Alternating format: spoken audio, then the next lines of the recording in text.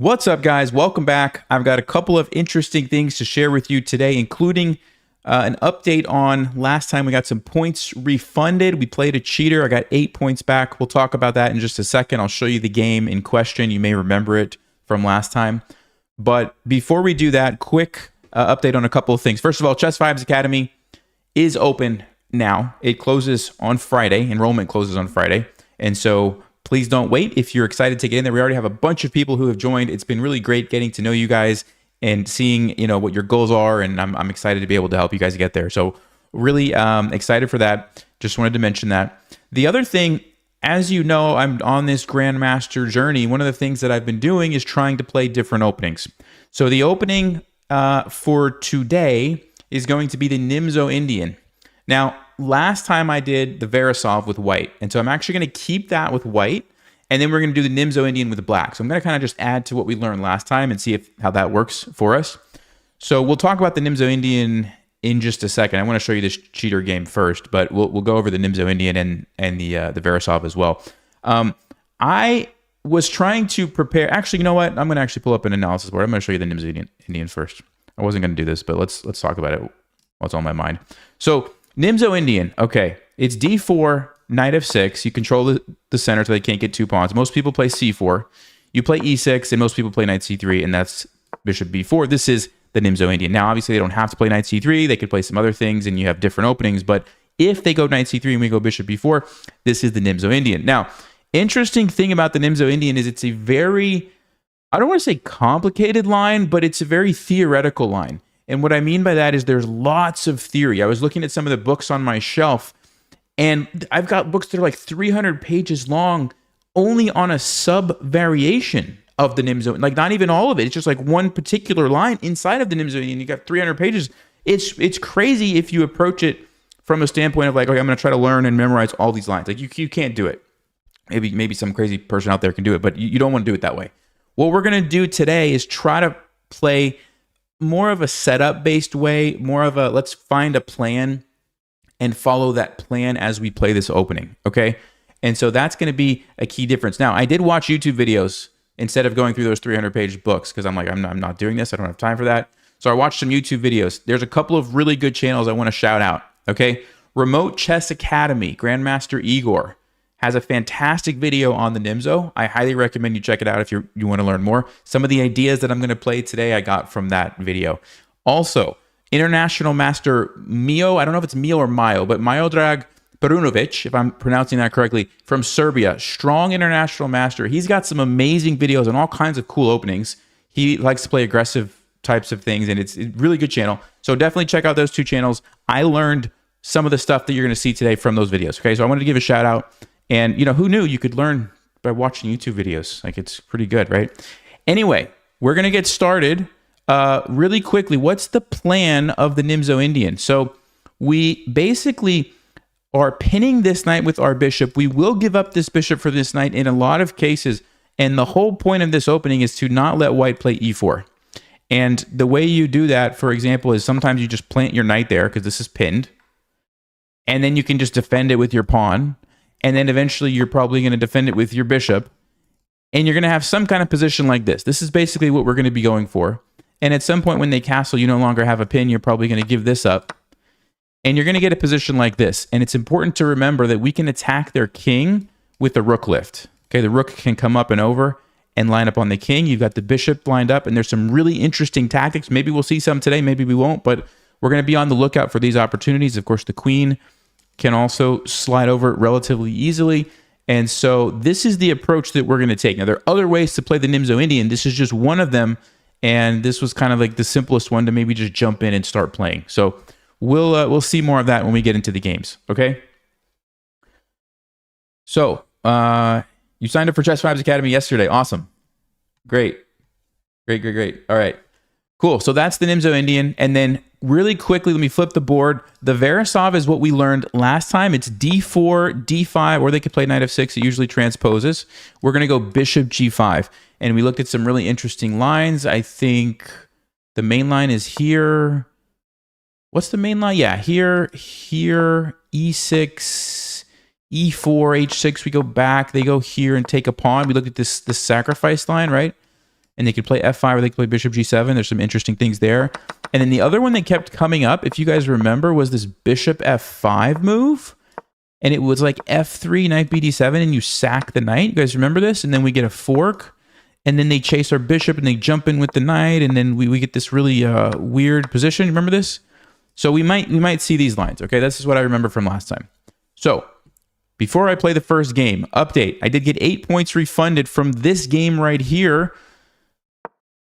And this was actually when I was still learning, so I didn't play the right move. I didn't play f3. I played knight f3 instead. I didn't play the main line.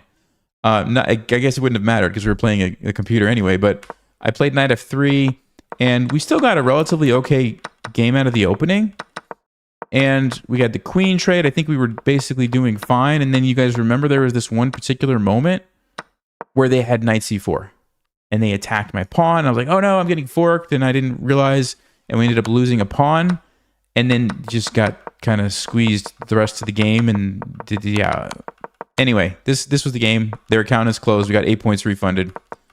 So this was a new account. It was like a 2026 account, and I was like kind of wondering if I should have abort the game before. Anyway, so okay, that was it.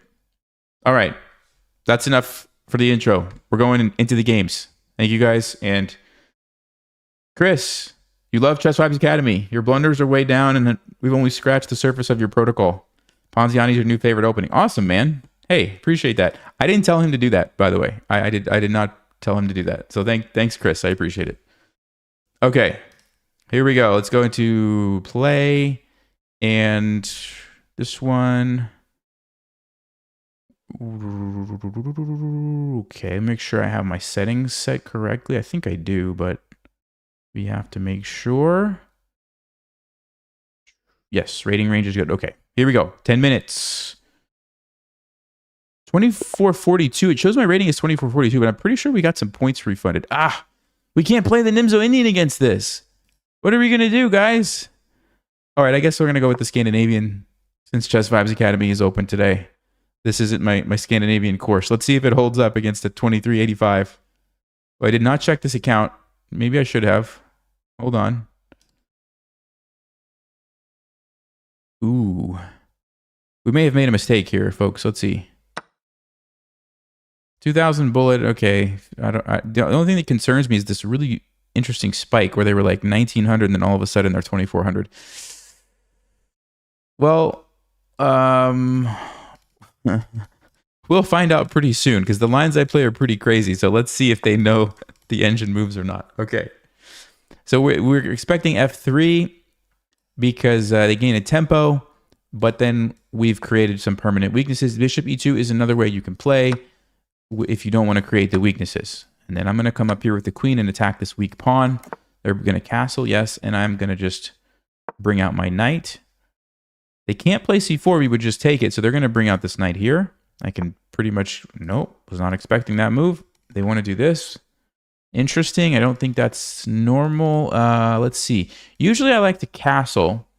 I'm not sure. Obviously, this is like they want to play c4. I move, and then they want to play d5. I think castling still makes sense. Let's do it. This is how I like to play. It's a very aggressive approach where we get to attack on this side, and they get to attack over here. Yep. So usually the queen's going to go to one of these two squares.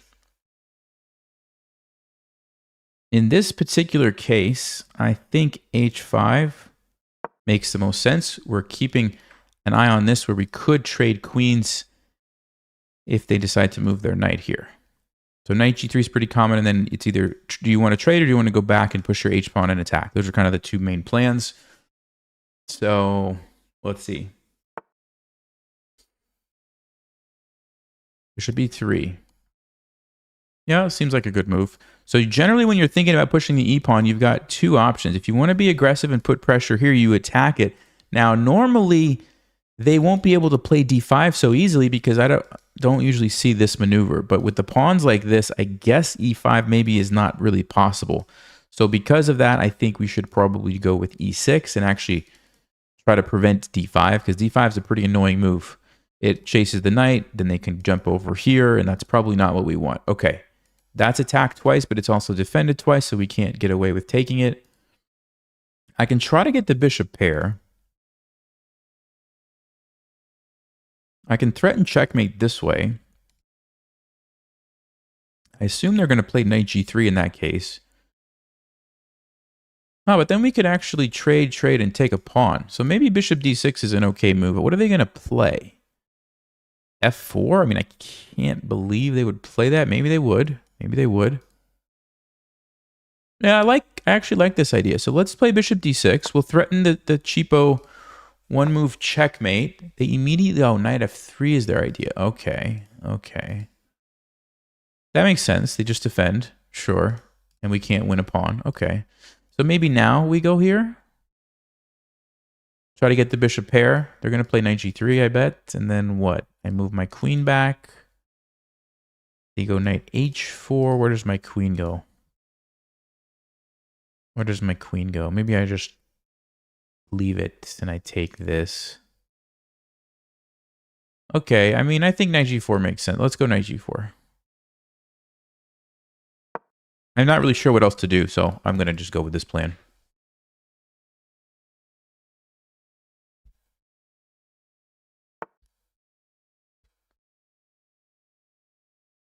h3, probably we have to take it. I don't see another option here. Why else did I go there? So let's go ahead. Actually, we don't get the bishop pair because I only have one bishop.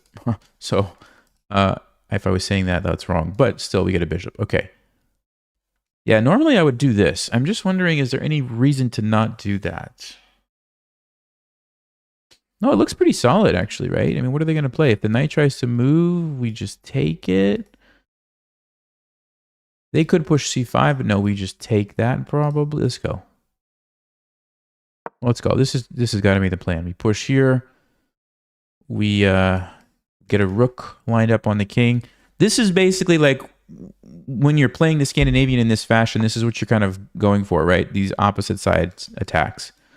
Yeah, so just g4 looks pretty solid. They do have queen h4, but I think we just take, and then still put a rook there and still have an okay position. Alternatively, I could put a rook there first, because I want to avoid queen h4 for the moment. What are they going to play? They could play knight g3, but I would just probably move. Yeah, let's do that.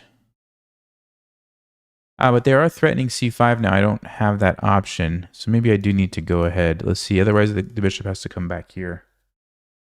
Then the knight comes in. Then we go here. That's not bad either, though. That's not bad. If they play c5. Okay, let's go rook g8. I like this move. Just waiting a second, because now this is a little bit more dangerous with the rook lined up on the king. Yeah, so knight g3, like I said, I think we can just retreat and then push all the pawns. If the knight jumps in, of course, we can just take it. This is a pretty easy plan.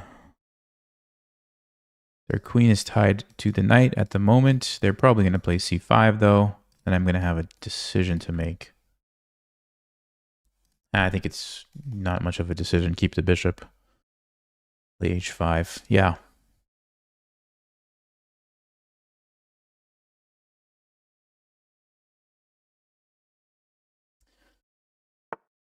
Yeah, there's c5. I think we just go back here. I'm going to do it quickly. We don't want to waste time on a decision like that. So b4, b5 looks pretty good for white, but this looks pretty good for me. Oh, they just want to trade queens. If I really want to stop it, I can play f5.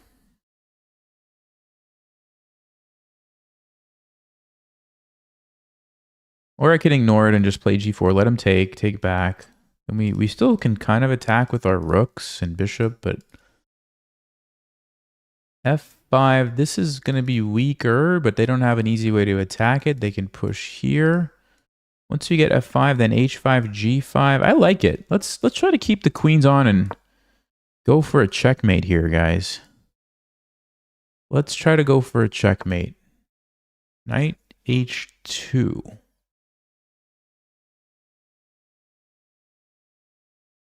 Okay. Still continue with the plan. They're doing the same thing. So h4, they move. I go here. They take me. I take them. They are going to trade queens in that situation. What if I just push right away? Yeah, what if I just push? Because then if they take, I can actually just take back this way and open up the H file.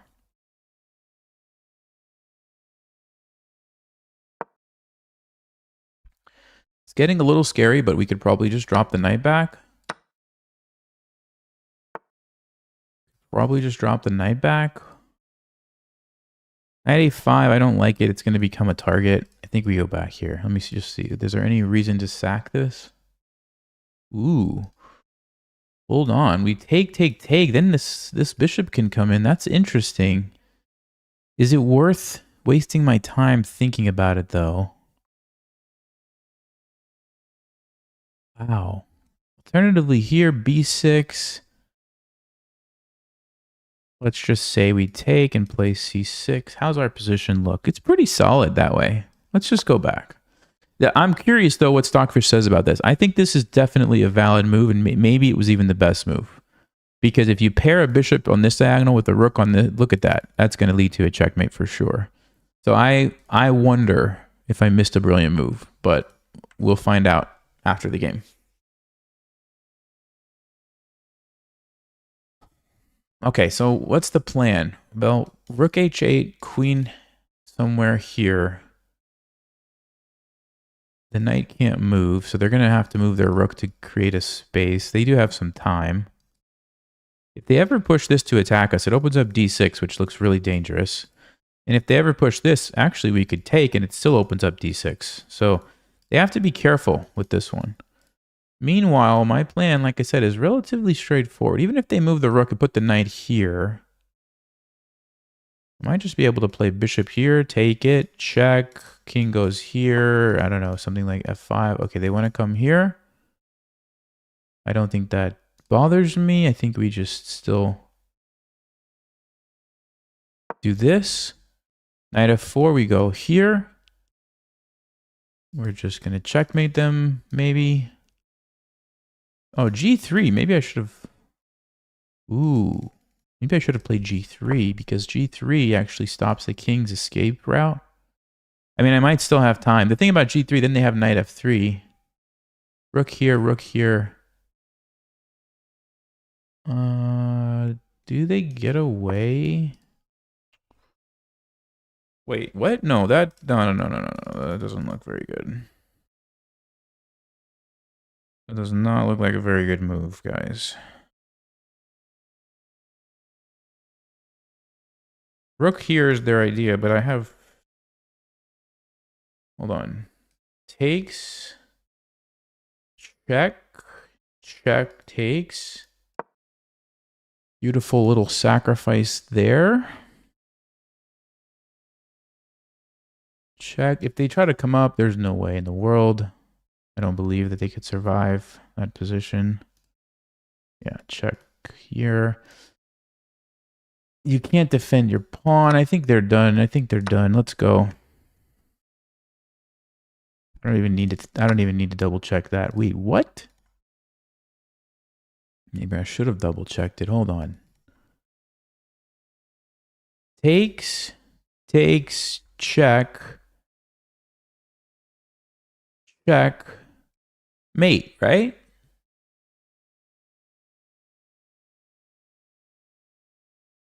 Check.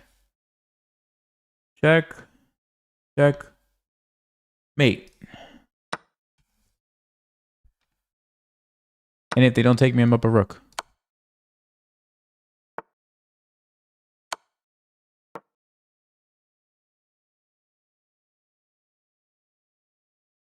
See? This is why you should join Chess Vibes Academy, because then you can take the Scandinavian course and learn how to do this.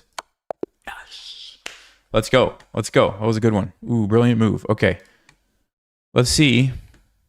I'm curious about that. I'm still curious about that knight takes d4 moment, though. Should we have done that or not?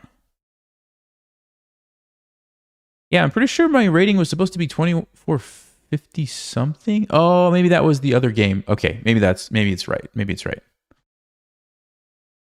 Because we lost a bunch of points. Yeah, I think I was looking at old rating. Okay, game review is having a hard time. There was too many brilliant moves. It just couldn't calculate it. 91, very good. Let's see. So this is pretty normal. Yeah, b3 was not a great move. Okay, I was wondering. Not as good. We castled. Queen h5. So Stockfish says you could actually just immediately go knight g4 and get the bishop if you want, before they have the option to play knight f3. So how do you stop checkmate? You have to play h3, and now I can take, and it's even better for me. And actually, Stockfish is like, just attack it right away. And then just throw e5 forward. Yeah, okay. So I was a little bit slow with my plan of knight g4. But g5 was good. Rook g8 is pretty good, yeah. Queen g6, bishop e7, f5, h5. Yeah, we played great. Let's see this moment right here. Oh, what? Queen h6. What a surprising computer move. Don't take back. Counterattack here. And if they do some random defending move, now you take back and you got this already positioned. Interesting. Okay, anyway. Oh, guy.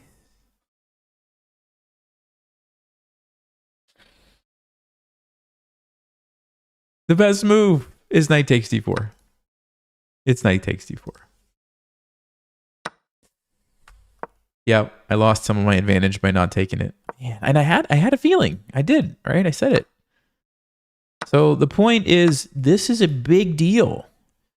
And your knight's not going to do much back there anyway, so you may as well get rid of some defenders and open up this potential diagonal on the king.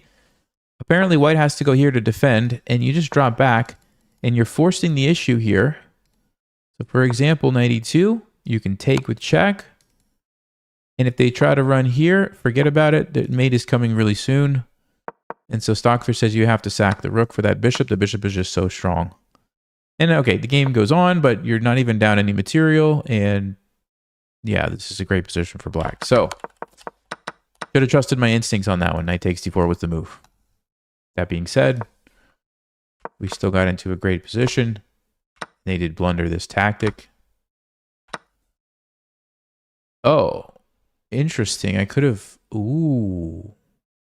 taken here first. If they go here, now you can take it with check and then take the rook. Or no, you just even go here and checkmate. That's even better. Wow, look at that. Okay. And if they go king f1, you take it, sacrificing the queen, because rook h1 check, rook takes g1 check, rook takes b1. You're getting the queen back, and you're getting this, and you're in a winning endgame. I don't know. Kind of liked the way I did it. Thought rook takes h2 was pretty good. This seemed like it was great. Yeah, that's just checkmate. All right.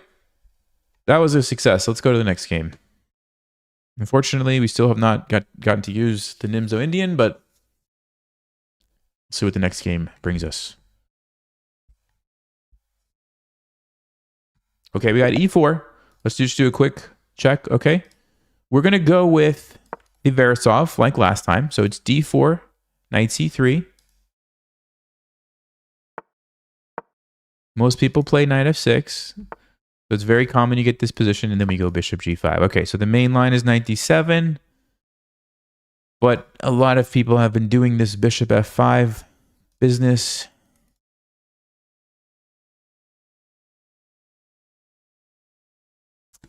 We've got him thinking. So already kind of a surprise opening. And they go with e6. Okay, so this could transpose into the main line. So let's just go ahead with knight f3, and then we'll probably play e4, especially if they play this move, because that is exactly the main line that we've looked at. If they play something else, I guess we'll have to think a little bit, unfortunately. Yeah, bishop e7. This is not quite the main line here. I think we need to take, because if we go here, I'm pretty sure they have a little tactical idea. I'm pretty sure we're supposed to take this one and then play e4. So yeah, this is not quite the line that I'm familiar with. Unfortunately, we can get the bishop back right away. Or we could just leave it and play bishop d3. Yeah, this is more like a French defense, isn't it? Which I'm not totally familiar with. Okay, but taking this bishop can't be bad, right? Let's go bishop d3. I'm just lining up here, and I would love to play like h4, knight g5, but I don't know if we're going to have time for it. Let's see how black's going to respond. Are they going to fianchetto? Are they going to just bring the knight and play c5? What is their plan going to be? Because we might need to play the c3 move too if they play like knight c6. Yes, okay. I don't think we want to let them get our bishop. The question is, can they play e5 though? So let's say I play c3, e5. What's going to happen? You got to be careful when the king is in the center, right? So maybe we just wait. Maybe we... Knight b4 is annoying, but I do have bishop e4, actually. Or we could play queen d2 to stop that. Of course, they can never take this pawn because we have a tactic, so maybe queen d2. Then if e5, we take... Still, though, my king. I kind of need to castle if I don't want e5 to be a problem for my king. Huh. Okay, I'm feeling like we should castle. I didn't want to castle this way, but I don't want to get into trouble with e5, and I can see some bad things happening with the king there. So we'll have to check the line after the game because I'm not familiar with this French defense burn variation. We'll have to see what the main line is. And if there are any tricky aggressive lines, I'm not sure. But for now, we'll just do this. If they play knight b4, I'll just move the bishop here. And then we'll attack it next move. And that actually looks pretty good. So I don't think they're going to go there. I expect to see e5, and I think we're going to get a trade.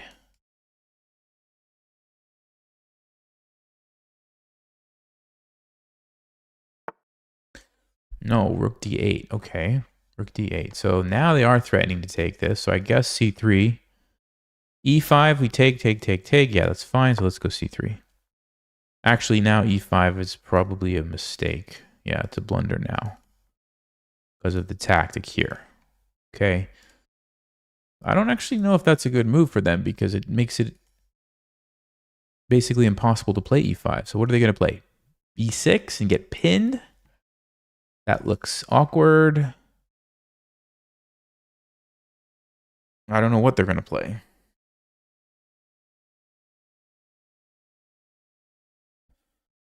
How do you join Chess Vibes Academy? Yeah, there's a link in the description. And you can click on that. Actually, I can grab it over here as well. Okay, there's the link. I'll just pin that too. So it's in the description or it's pinned. While we're waiting for black to figure out how to get out of this mess that they've gotten themselves into. I think they should have just, if they would have just played e5, I think they were fine because then the bishop's free to come out. They can always do this rook move later. But now, because of the tactic, they have to figure something else out.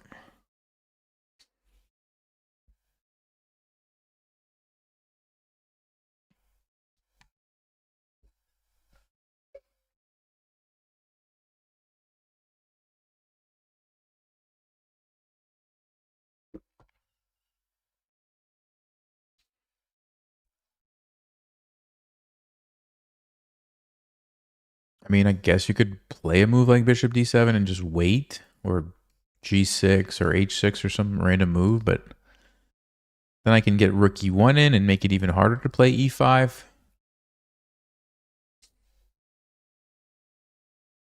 So yeah, our position seems fine. I don't think we have any opening problem. Yeah, they decide on a6, so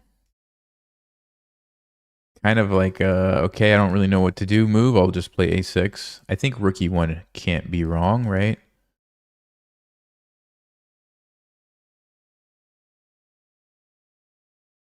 That's definitely improving one of my pieces, so let's just go ahead and do that.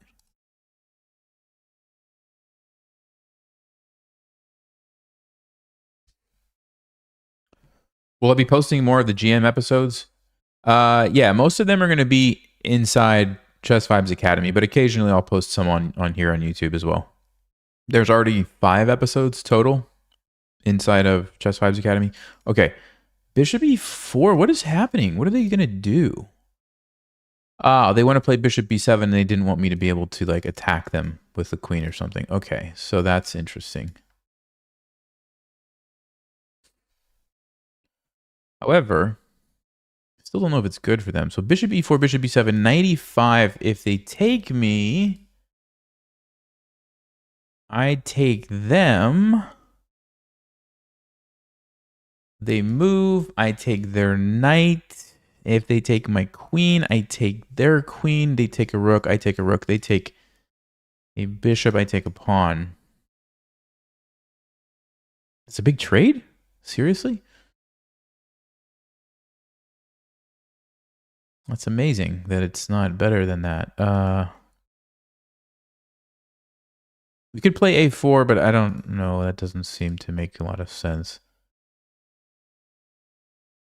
It's amazing that this is not better for me. Let's see. 95 takes. They move. I guess I could just take a pawn. If they move here, I take. They take a queen. How do we make that work, guys?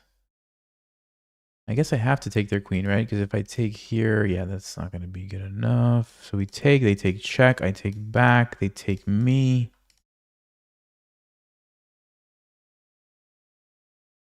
Somehow we don't win material. Wow. Okay. And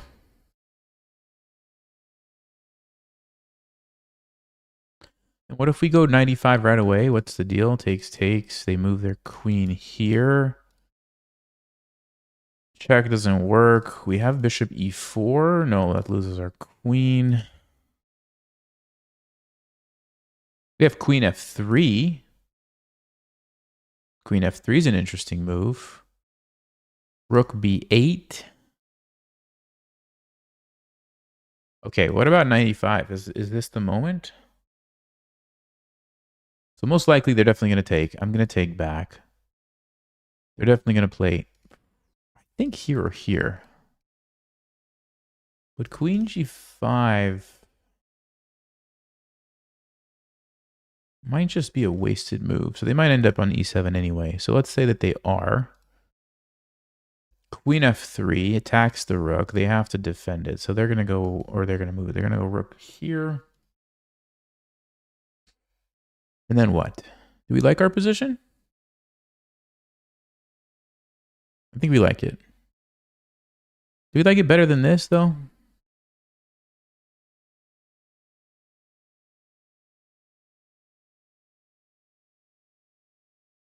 Yeah, I think so. Okay, let's go. I hope I'm not missing something obvious, but this seems a fairly good continuation.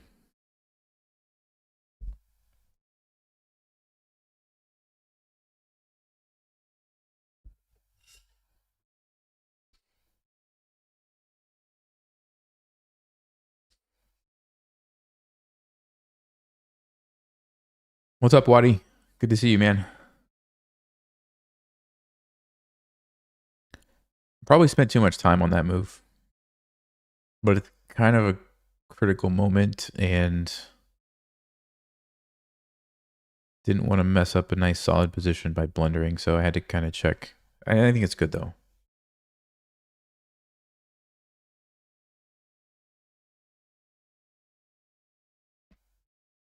Wonder what they're thinking about. Are they thinking about playing bishop b7 instead of taking?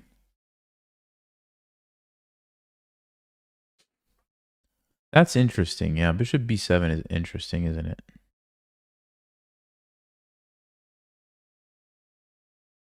What would I do against that?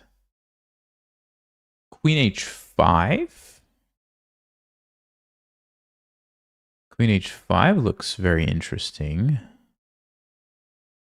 G6. Okay, they do take. All right. I'm going to guess they're going to play this move.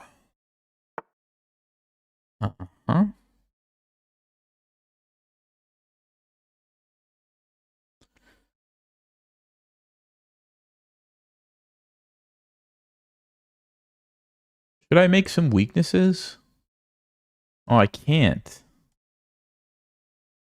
I can't make some weaknesses.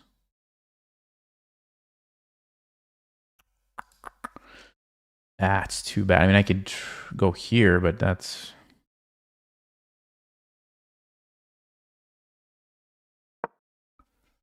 too bad. Queen h5 would have been nice, because then they would have had to really mess up their king side, but we can't do it. We can't do it. So they're going to play rook b8. Now, I guess we go here and stop the bishop from developing.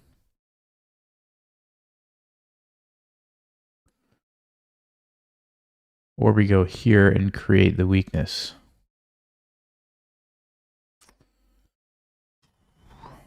Both are appealing. I think we should do this, though. I don't think we should let him play bishop b7 so easily. Okay. So yeah, we got this idea now. And remember, guys, it's not going to be a checkmate, but if we force them to start moving pawns in front of their king, it gets weaker usually. So that's the idea. Also, I would like to get a rook here maybe to fight for this file while they're kind of jammed up and can't develop the bishop and the rook easily.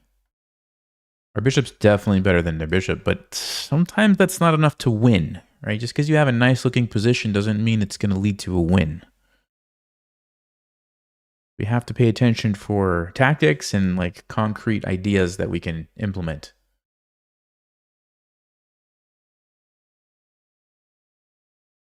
That's the thing. I don't really see much apart from rook d1. Like, what else can I do? I guess I could put my bishop here to stop the pawn. But, nah, I don't know if that's really helpful.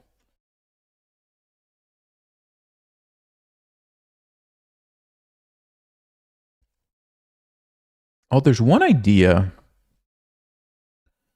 There's one interesting idea, actually. Check, check. King goes back. Rook here with the idea of coming over.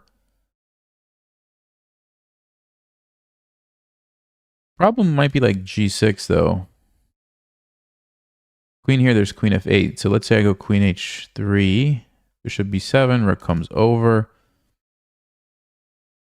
It would be checkmate. King g7 check is going to be mate. Yeah, that's actually really interesting. I wonder if we can do that.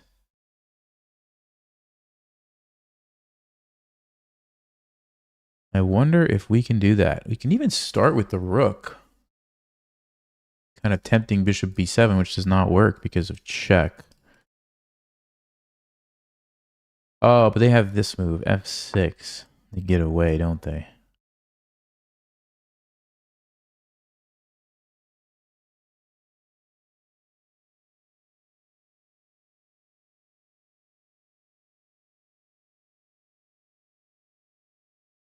Yeah, f6 is an issue.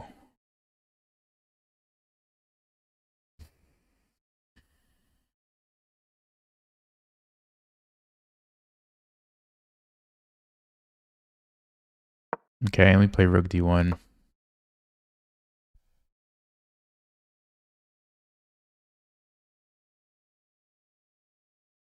Good news, I have a time advantage now. So that should be helpful going into this endgame. c4. Uh-huh.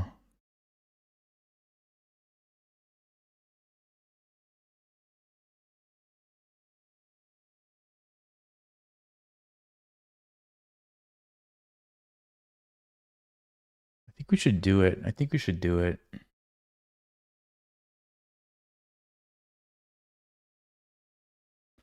Should I do it? Should I just take the file? File looks pretty good too. Let's take the file. We can always go here next if we want to.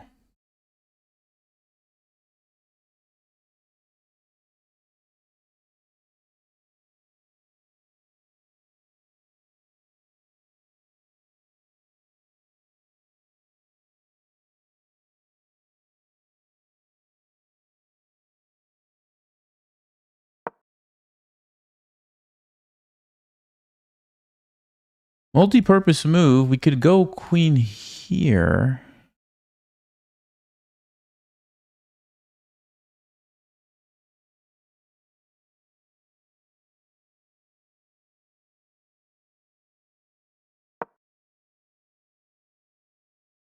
Bishop B7's a blunder. King G7. Rook here, we pin him.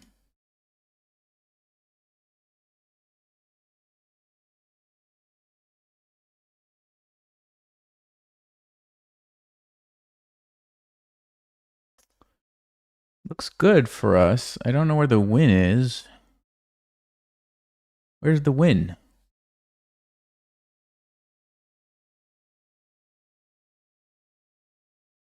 Where is the win?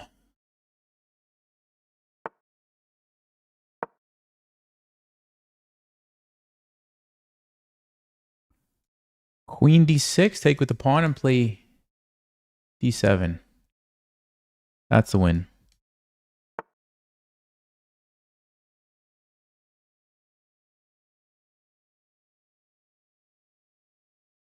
Oh, they want to play. Yeah. This is though there's threatening checkmate. That's the win. Because their rook is trapped. That's a win.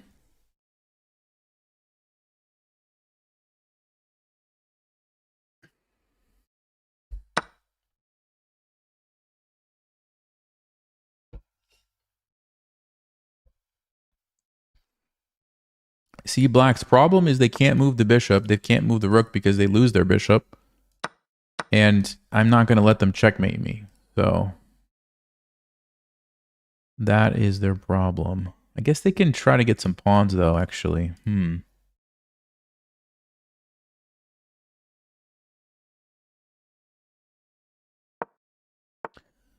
They can try to get some pawns. So let's be accurate here. B3 takes, yeah, B3 should do the trick. I just don't want to lose all my pawns, but this way we should be able to keep them. Let's go maybe here and take these guys.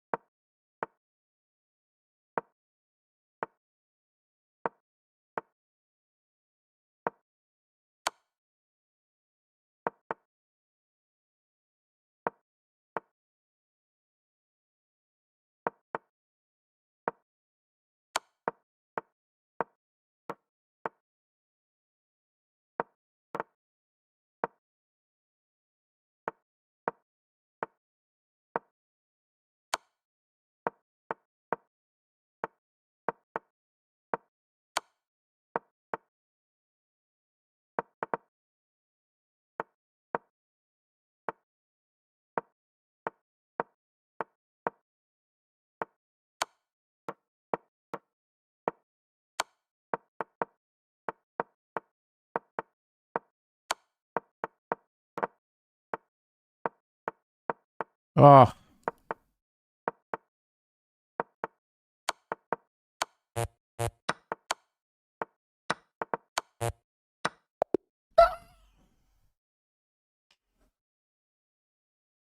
Oh my god. Yes, I could have taken his rook. It's so annoying. That's so annoying. Good news is when I'm playing for my GM games, that won't happen because you have increment. So annoying. Can't believe I let that happen. I am. Okay, game review not working still? Nope, it's working now.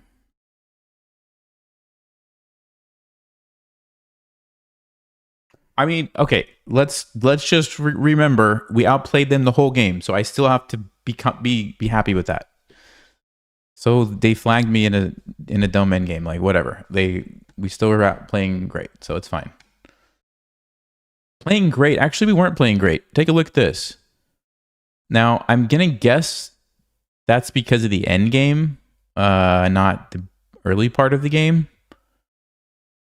because we were blundering in the time pressure. Let's take a look actually and see. So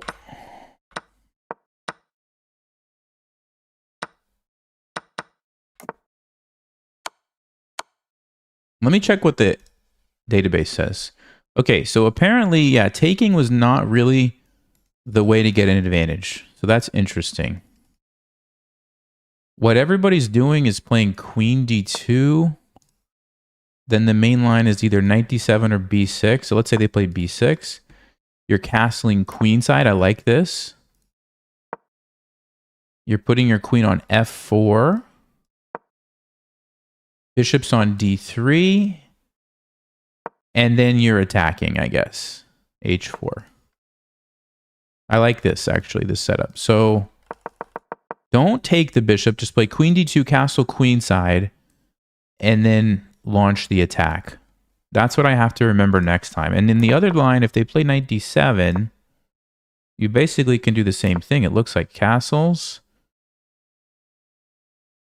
Everybody's playing b6. Yeah, so it's kind of just transposing here. Bishop d3, bishop b7. You can go queen f4, or you can even just go h4 right away. Yep. And then the queen comes to f4 or e2 or something.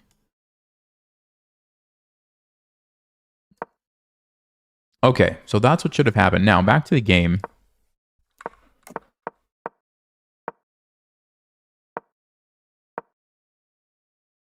Stockfish says queen c2. I guess it wants to just go ahead and make them make the pawn weakness now, if possible. Doesn't really like knight e5.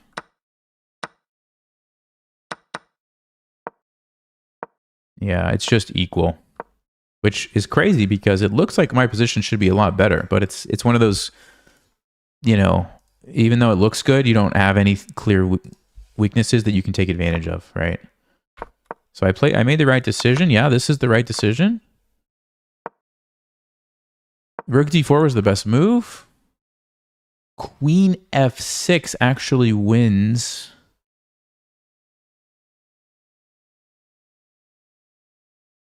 What's the point of queen f6? Well, if you don't take my queen and you try to move anywhere, you're going to get checkmated like this or have to give up your queen. So yeah, you actually, the only thing you can do is take it. But now I have a back rank checkmate and your bishop is trapped. If you try to go here, I just take it. Checkmate. So the only way to not get checkmated, you can't run with your king. It's still checkmate, which is funny. So you have to play h5, but then I go check and trap you, and your pieces are both stuck.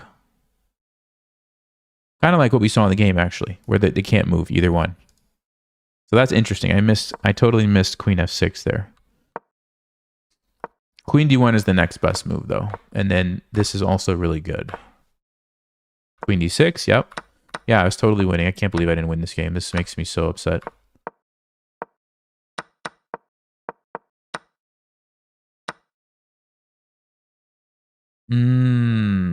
I should have just taken this.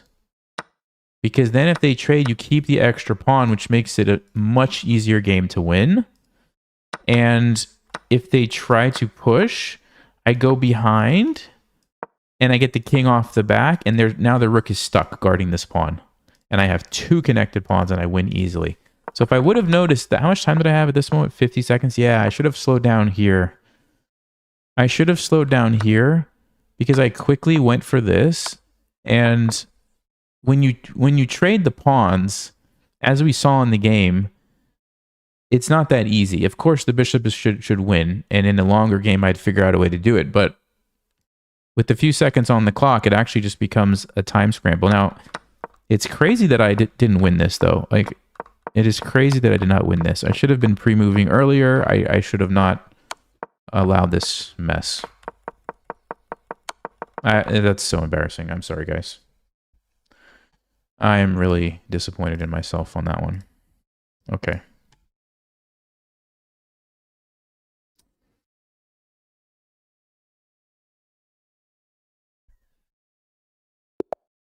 Let's make sure it's a legitimate account. It looks good. Okay, I guess we're doing Scandinavian.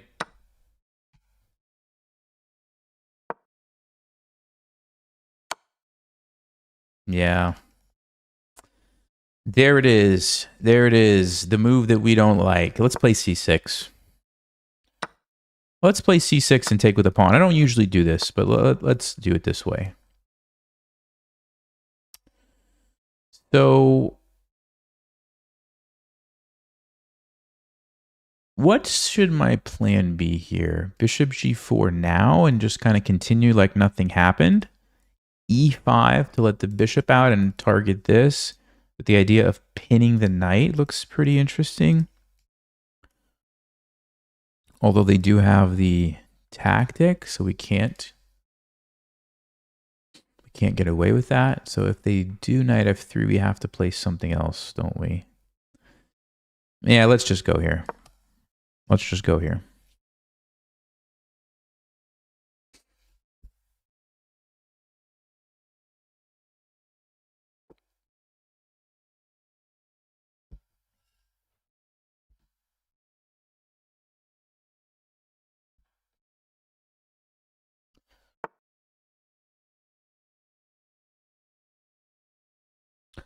Okay, got to watch out for the tactics. So I need to be careful here.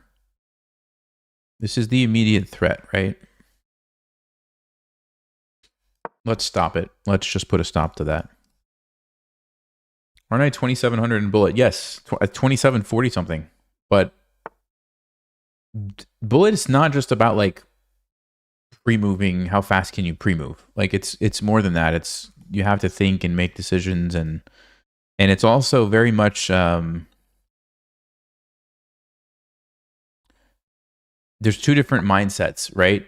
There's a mindset where you're playing a bullet game, and things once you kind of get into the bullet mindset, it's sort of easy to just go quickly. You can't play that way when you're playing a 10-minute rapid game because you're not going to think properly for the rest of the game. So it's not always easy to switch from one to the other mid-game, and that's what happened in the end of the other game, as we saw, right? Okay, we could sack, but I don't think we need to get crazy. Just go back.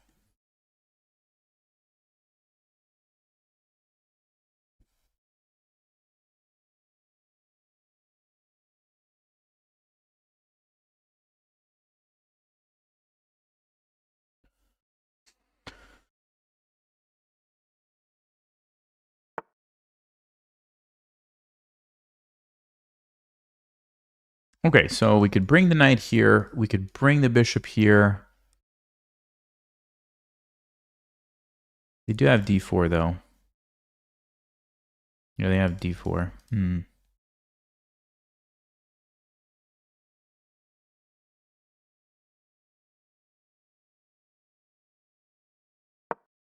going to go here, kind of in anticipation that they're going to push this and have a pin there.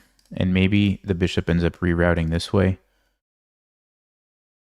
I do want a castle, but also develop the knight and the queen.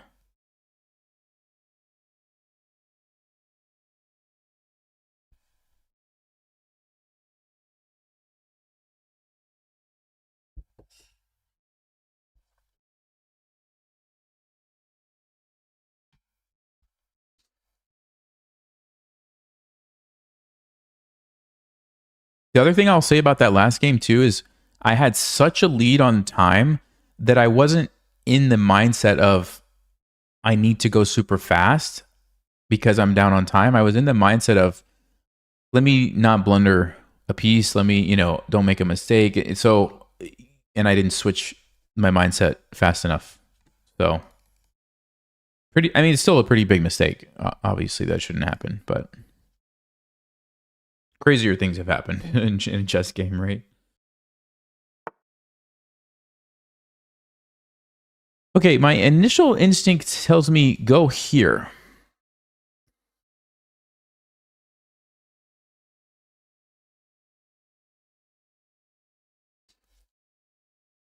If they take my bishop,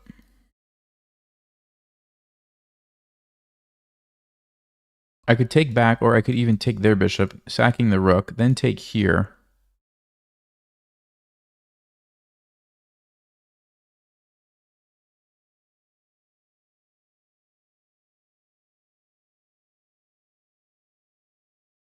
No, that's a crazy line. What else can we do? Knight e4 takes queen d4. How do they stop checkmate? That's a crazy line. If they take me, then we jump in, which looks pretty good.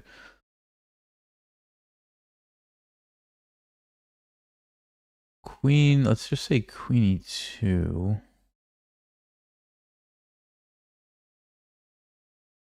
Nah, queen e2 is annoying. Okay, let's do this.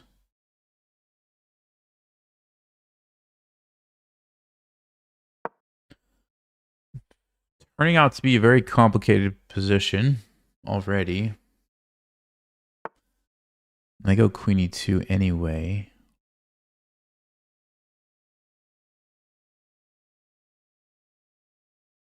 So what if I go here?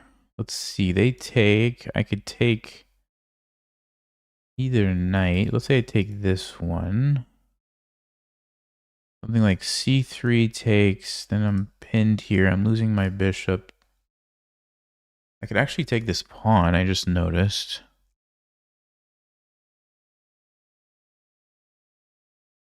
So d3 takes. Check, wins of the rook.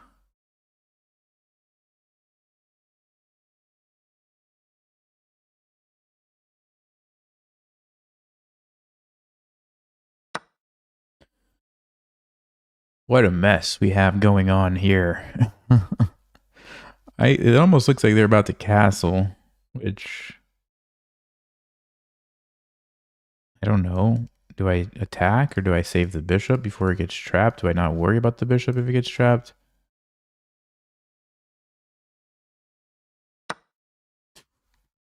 Okay. You want to go here? That's actually maybe a good move, because if I take it, I think I'm checkmated. And if I go here... Actually, maybe I can run here. No.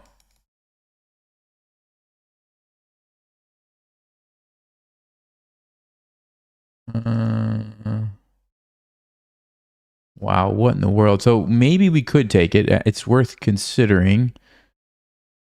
We don't have to take it. We can also just maybe castle. We can also go here and sack the rook, but that doesn't seem very good. Okay. Takes check with the queen. We run here. The only checks that they have, because my bishop is guarding, is queen here. We have two options. This one looks bad because queen g7. So let's say we go here. But they have this move. Forcing us to take. Then they take. We have to run. Yeah, there's no way I'm going to survive that, right? There's no way. What if I castle instead? If the queen takes, we can pin it. Although there is a double check, and I go back, but the queen is still pinned. Oh, that's actually a perpetual check, so I have to go here. Queen is pinned. Okay, so then that's fine. If they take with the bishop, we just take. So yeah, maybe just castling is the move. Yeah, we just castle. Whew.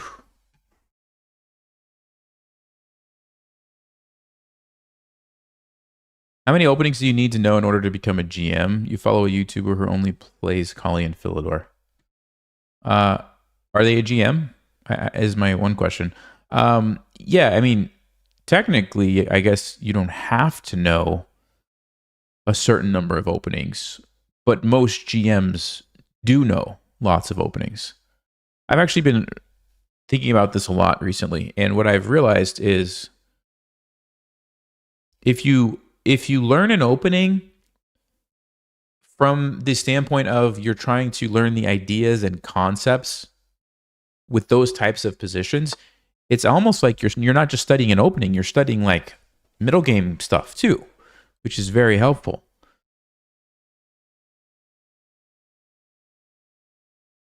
That was a good move, isn't it? Wow.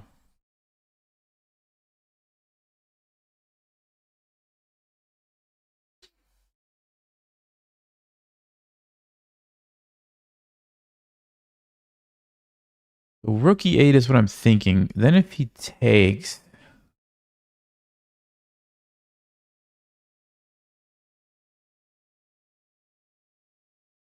King h8. No, we lose our queen. So we move our queen somewhere. Where do we move our queen? I don't know.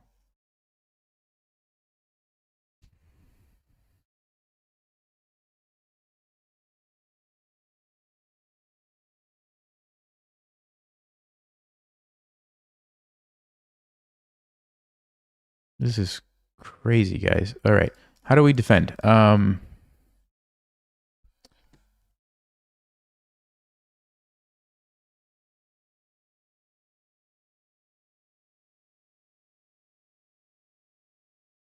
Why do I feel like rook e8 should be the move? Rook e8 to move the queen somewhere. He's going to have a discovered check, though. He's going to have a discovered check anywhere, which is really dangerous. But it's not that dangerous if you're getting pinned. If you go here, I just take it. So queen d6 could save me. You check me with the bishop and I go there. Then there's still knight f7 until we go here. And I think we have to take advantage of this. So this definitely should be the move. I think on knight takes e6, we're going to go with...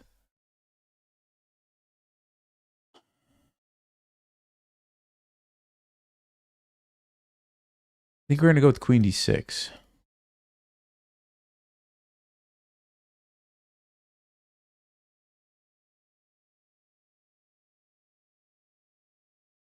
I don't see a good discovered check for them. I don't see it. It's dangerous, don't get me wrong, but this is defended. So at the end of the day, they're going to put themselves into a pin anywhere the knight moves. Right? Oh, I can't take it. Oh. Okay, that's what I missed. That's what I missed. Well, I don't think the game is over. I think we just lost a rook, which... It's just a rook. Who cares? It's just a rook. Check, we can block.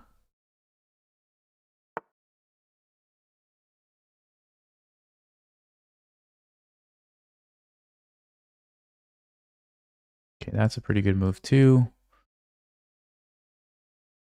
Man.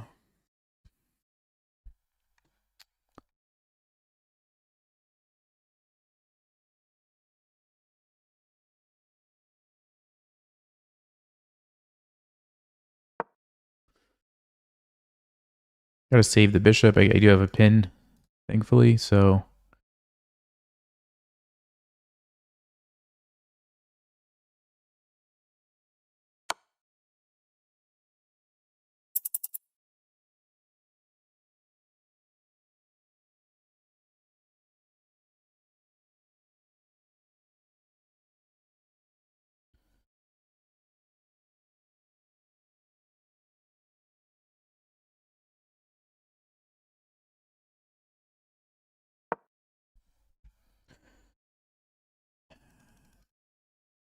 Can't really do anything. We're just getting outplayed on every move.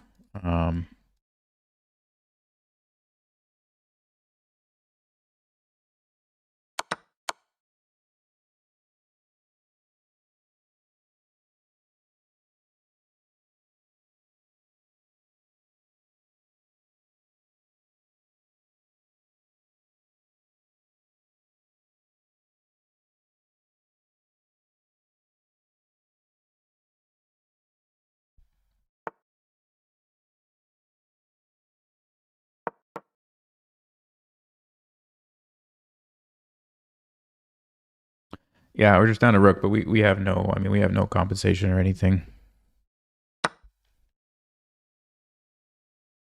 I've got nothing.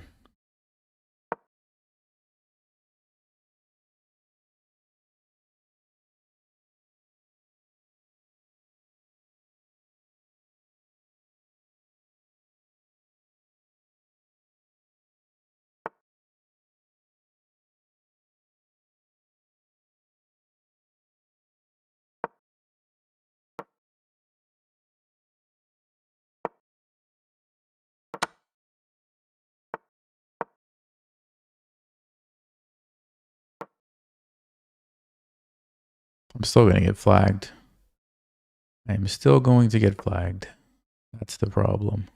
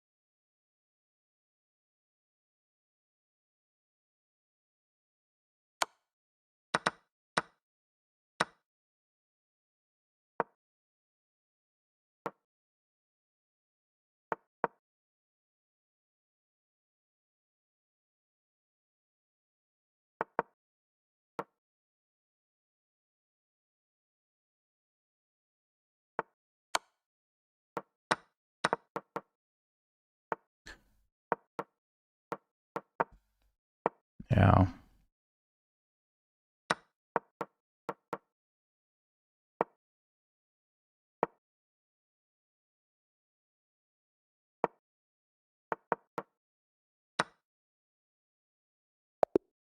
Too bad it's the wrong corner. We could have had a draw, actually. If it was the other corner, other color bishop, could have had a draw. They weren't very good. Like, they were just blundering all kinds of stuff at the end. It's too bad I didn't save some time. We could have actually had a chance. I don't know if they were getting lucky earlier or what was happening there, but they were not playing very well at the end game.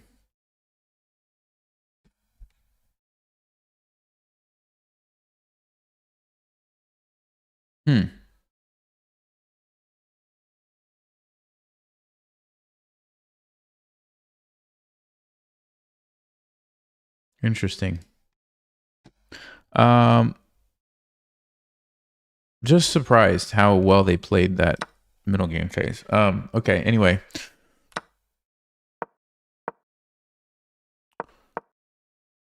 So h3, g4.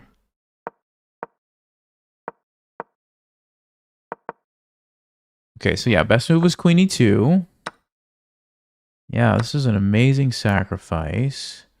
Best move was knight g5. Knight takes e6. I missed knight c7.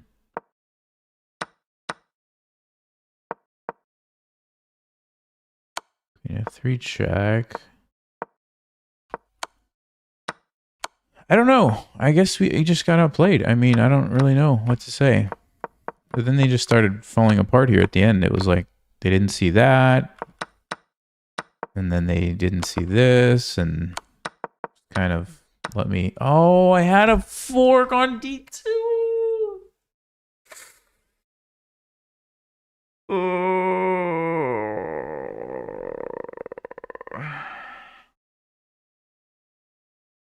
Yeah, that was the spike in the graph. That was the spike in the graph. I mean, I had 15 seconds, so I didn't know where they were gonna move their king, I guess. So, and I think I probably, yeah, I did. I pre-moved this, so I would have had to wait, and they could have avoided it if they moved somewhere else. But if I was paying attention, maybe I would have. Yeah, I don't know. I mean, I kind of feel like some of those moves were not too hard to find. Knight takes f7 was surprising, although that's reasonable. Knight g5 was a very good move. Knight c7, I mean, that's reasonable. I just missed it. I don't know. Maybe it's legitimate. This is the problem with bishop b5. There's just not a lot you can do against it. It's just such an annoying move. Like, I don't have a clear plan. That's the one downside to the Scandinavian, right? The bishop b5 check lines. If anybody ever comes up with a good solution to this, I think it's going to be great. But right now, there's just not a lot of... I guess bishop d7 is what the engine says you're supposed to play, but it takes out the sting of a lot of the ideas that we're trying to accomplish, right? So that's a problem.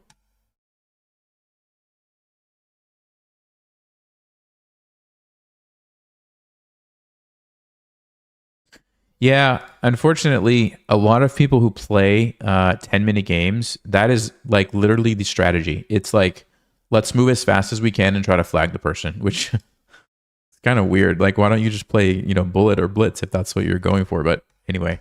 All right, we have a WFM. Let's see how the Verasov holds up here. Knight c3. Are we going to see d5? Yes. Bishop g5. Okay, here we go. Here we go.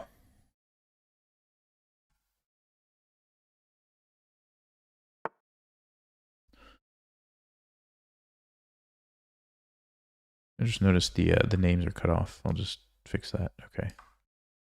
c6. Interesting move. So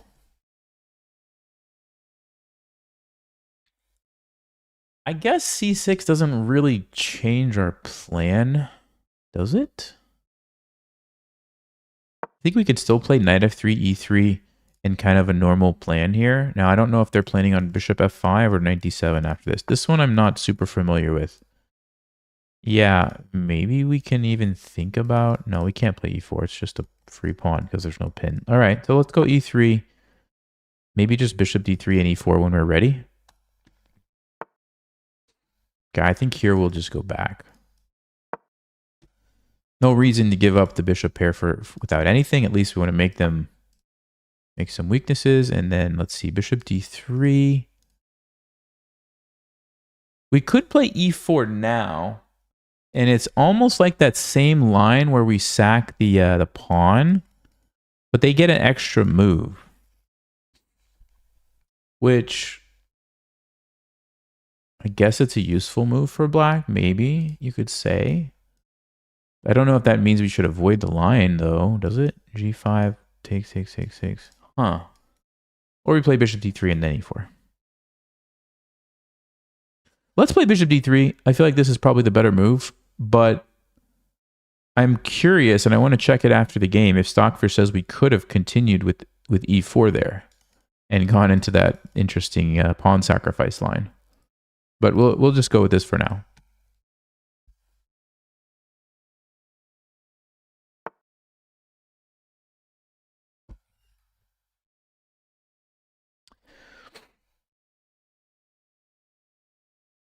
So I want to play e4. I just don't know if they can get away with this move.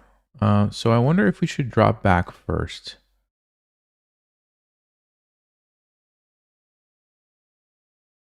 Yeah, let's drop back so there's no tactics, and then we can play e4 next. Also, we have nice control over this diagonal now, which looks pretty good. A castle, yeah, so probably e4. I guess I have to watch out, actually. Is there some f5, f4 tactic? Yeah, there could be. There could be, so maybe we hold off on that for a moment.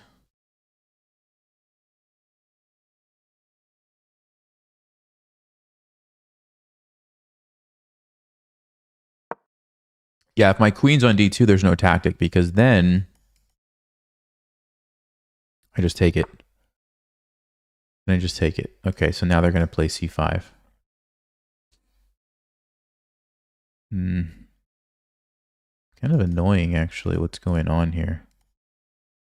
All right, I'm going to just take and probably castle. I don't think we need to panic here. And we'll take back with the queen. I don't love giving up that bishop, but I don't want my king to get stuck in the center. And I don't know these lines, so I'm just going to have to review the lines after the game and learn from it. Okay, we have to watch out for this. And obviously bishop b7. I think we can play e4. Maybe I should go rook d1 first. Which rook?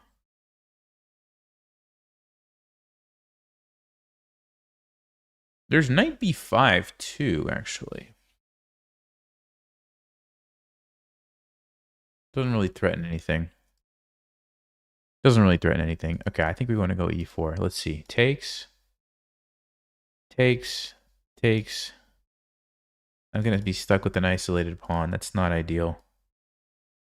It's not ideal.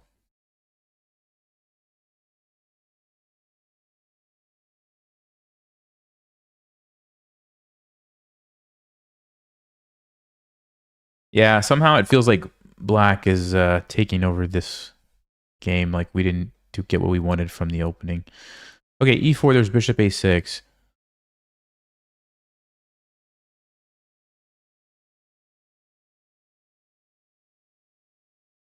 Now we can trade and do that. If they play bishop a6 now, what's the move? Just move the queen somewhere.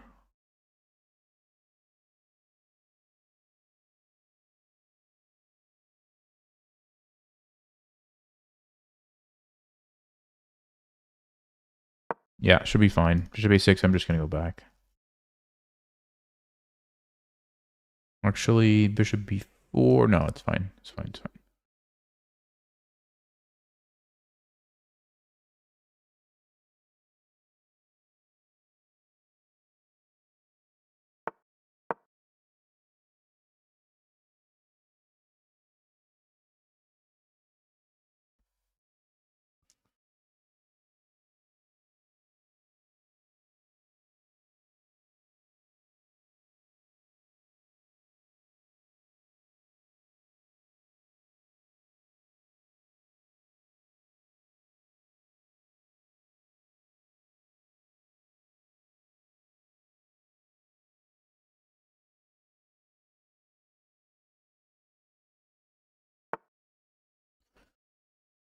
Okay, I think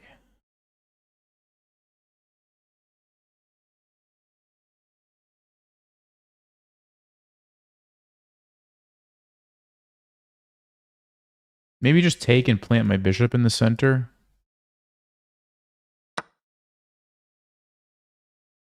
They take with the knight. Yeah, I think we just go here.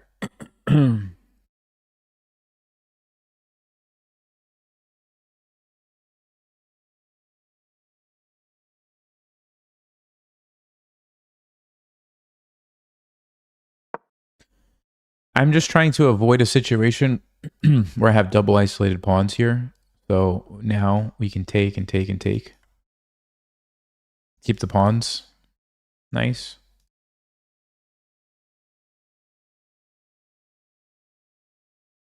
Although f6 is interesting. No, they don't go for it. Okay, that's also interesting.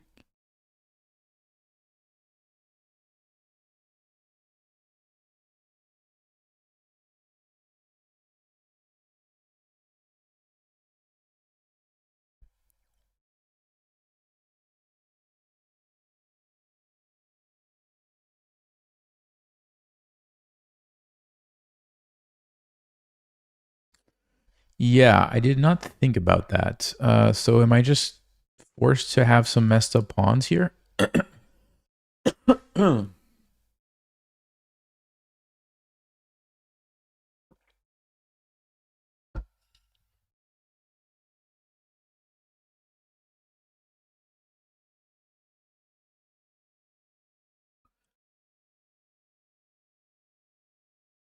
Maybe so.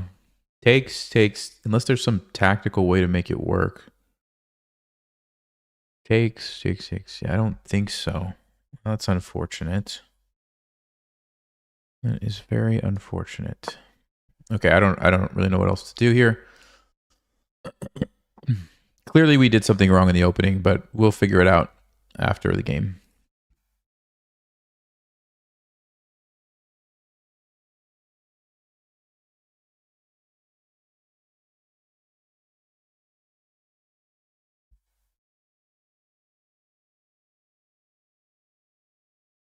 The problem is I think they just take it. That's another move, I guess.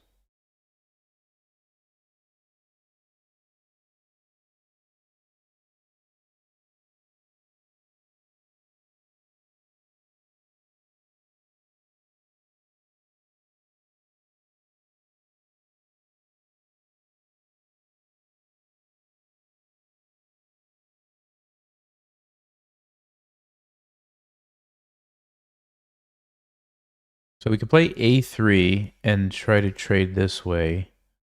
If they take, we take, they take, we take, they take. Yeah, we're getting the messed up pawns one way or another.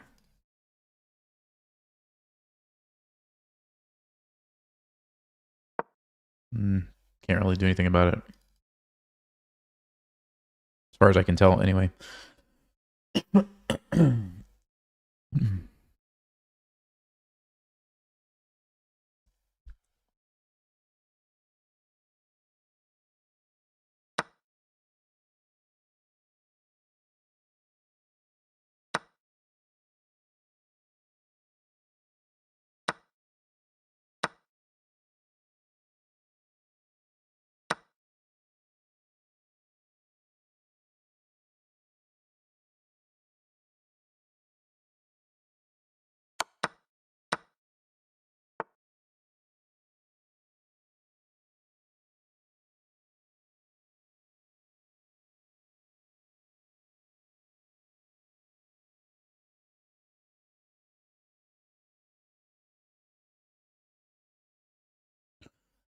So do I go here immediately, or do I try to play, for example, a4, rook c8, rook b1 takes.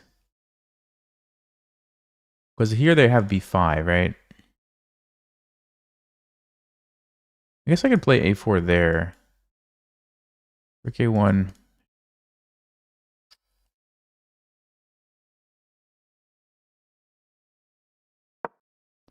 Okay, I am going to stop this pawn. I'm going to stop this pawn with the idea of going here. So rook c8, I'm expecting. Here takes. There is a back rank problem, so I'm going to have to waste a little bit of time with something like this. But I guess I'm thinking maybe we can get the rook behind and have some counterplay.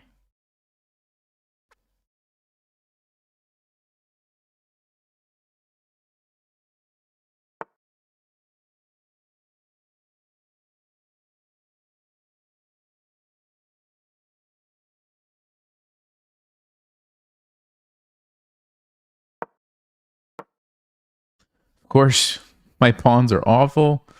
But it is a rook ending, so I don't know. Maybe we can hold on here. We might be able to hold on to this. Okay, that's not what I expected. So we can't get back rank mated. So first things first, let's play h4. Now if they take, we take. We are going to get our rook behind, which is nice. They can get the pawn to a4, though.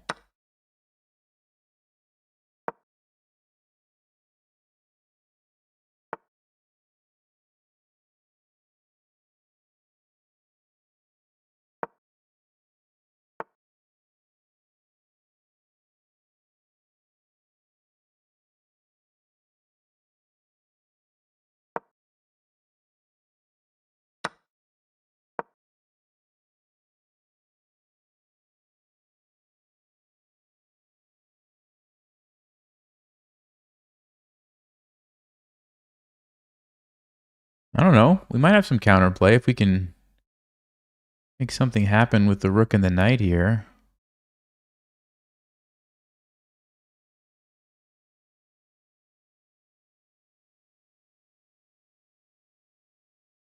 Yeah, actually some very interesting ideas here.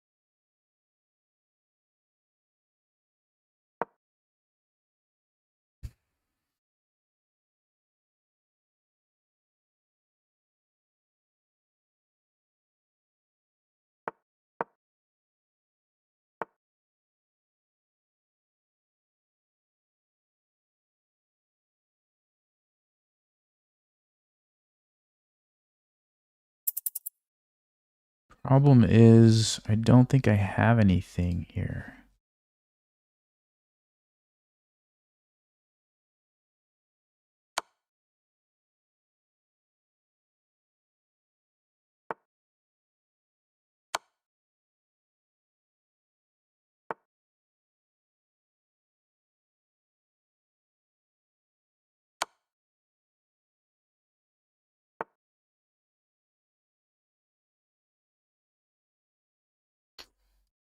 Just gonna run this way, right?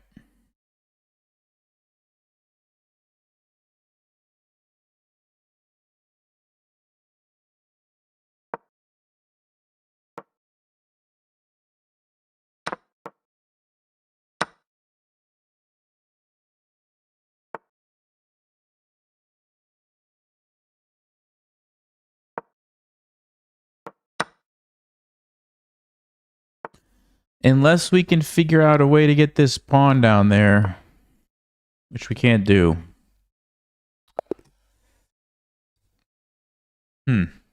Let's see.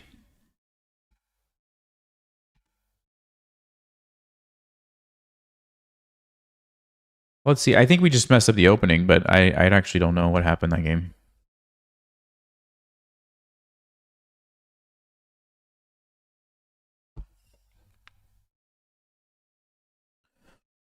If the game review ever comes through.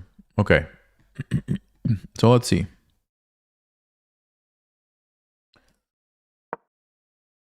So this c6 move, it is... Okay, it's played in 10% of the games, so it's not very common. It is a good line, though, apparently. Black does well with it. So let's see. What is the best thing for us to do? Knight f3 is actually already a mistake, which is interesting. So the best line for white, apparently, is e3. And then if they go with knight b d7, now you play knight f3. What's the reason for that?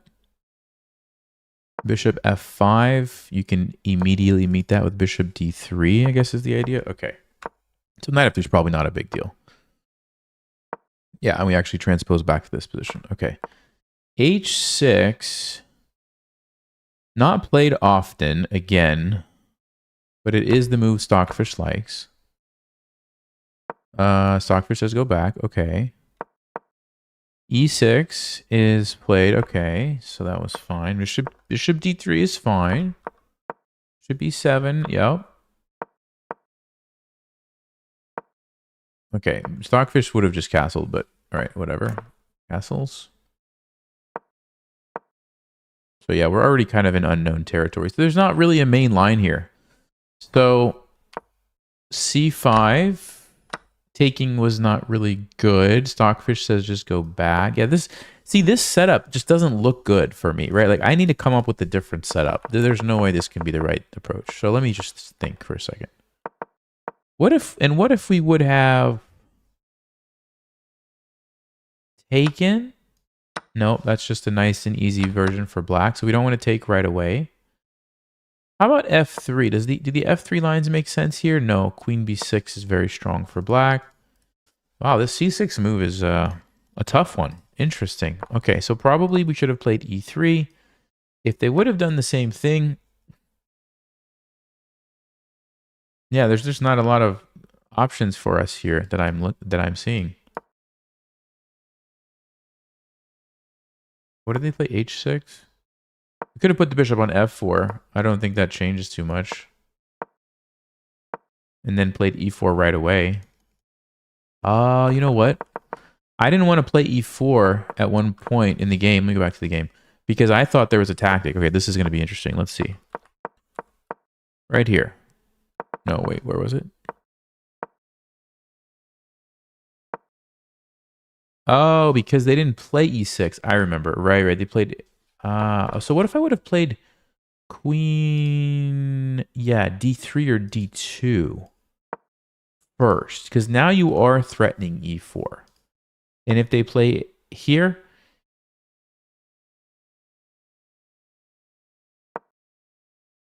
Now e4 you can just do right away. That's what I should have done. Okay, so next time I'm going to do that. I'm going to play queen d3 first if there's no pin here. That's what I'm going to do, because then I can immediately play e4, because I felt weird wasting time, right, with the e3, e4. And if you could do it all in one move, I think that makes a lot of sense. Okay. So we'll try that next time. All right. Very good. We learned something. That's the important part.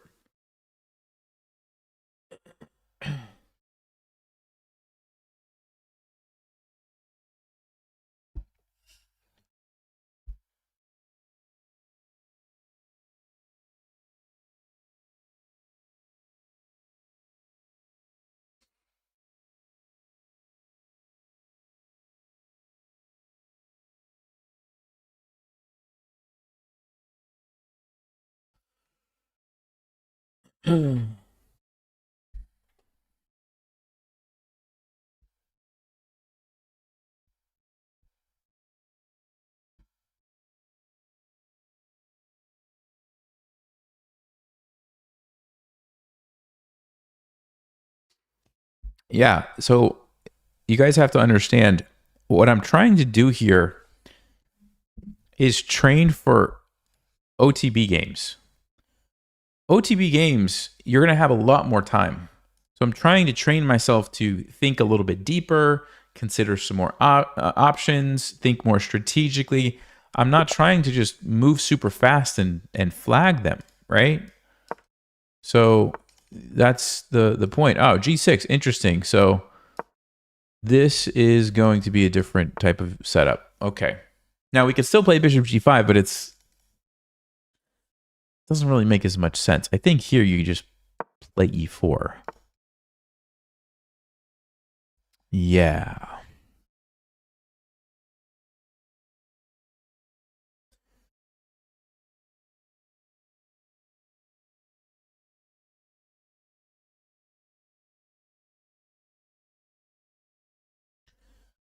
Okay, this setup, I am going to do something.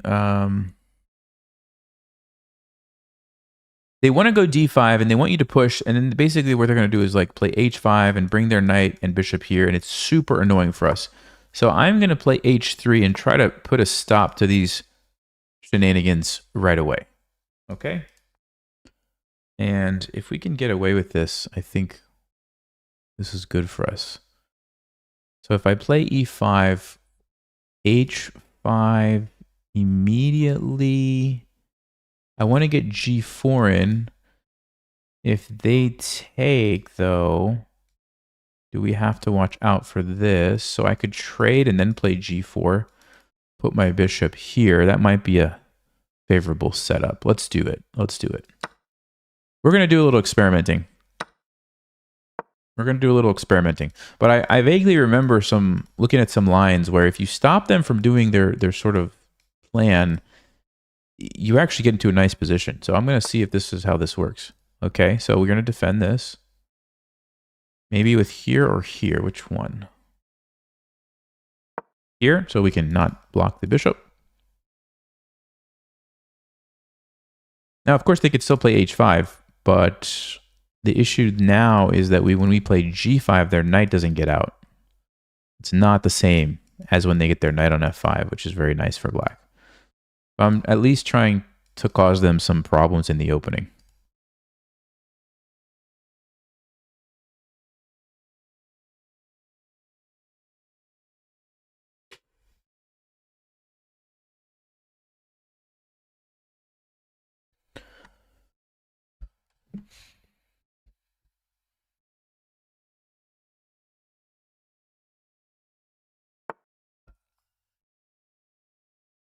Yeah, so they're going to do it anyway, but it's a little bit awkward for them now, I think. This knight has to reroute, a different way, which is... Okay. So bishop g2, e6, this is what they want to do, right? So how do we cause them problems? Well, I'm wondering if we can play bishop f4, because now on e6 we have knight b5. Very nasty move. In fact, I think that's exactly what I'm going to do. So bishop f4 with the idea of this. They could play a6, of course.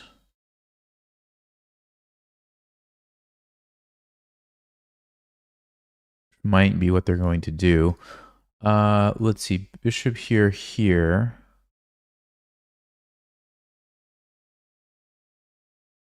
We can get the bishop. Oh, but we need to defend our pawn somehow. So...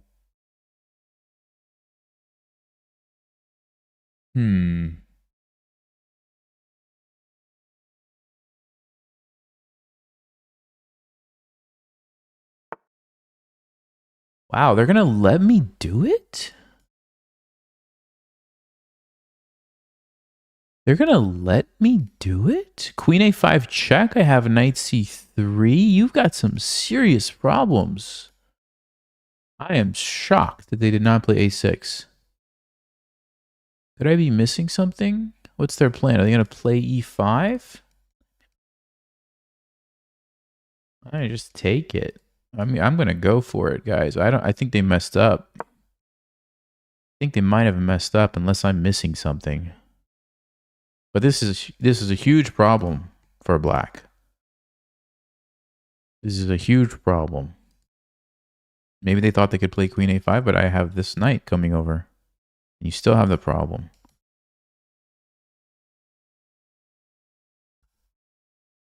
I think they should have played a6.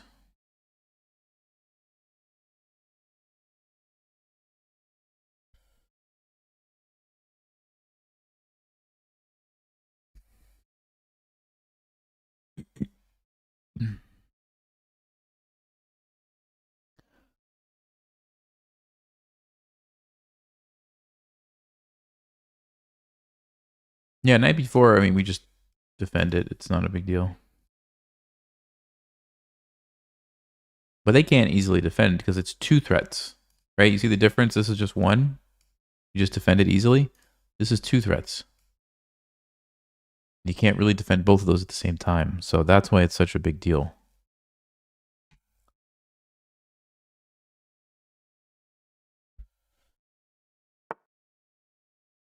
Okay.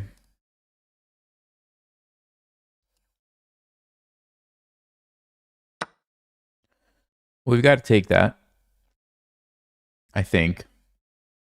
And again, I'm threatening this one now. I also have a really beautiful tactic. Do you guys see it? If it was my move, and let's just, okay, yeah, maybe we do it now. Maybe we do it now. Let's see.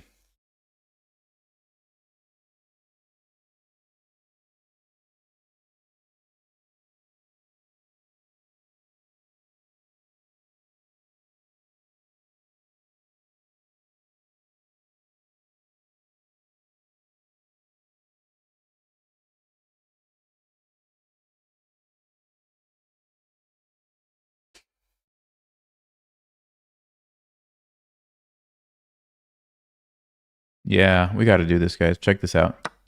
Get ready. You ready for this? Are you ready for a beautiful tactic? Oh, I just noticed something. I can't do it. I was about to sack my queen and I would have lost the game. No, I can do it. It covers. It covers. If they take, I have knight c7, we take. I was worried about check, but I actually just take it.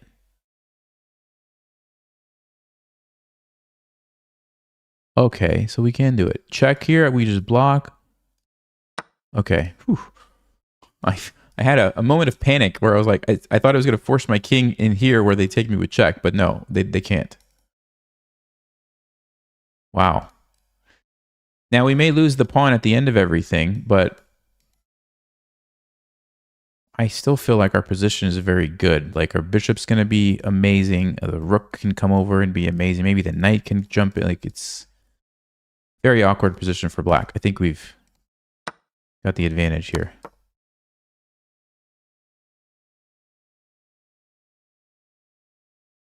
There is the knight f3 check, but did not see that move. Did not see that move at all. That's a problem.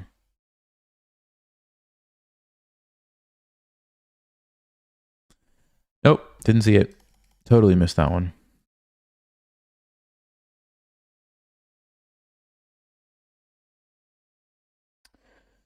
Well, we have knight c7, but check, check, and I think it's time to resign. Here I thought I was being fancy. Yeah, this is a huge blunder. No, this is game over, right? Let's see, do we have anything we can try in this position? Anything we can try?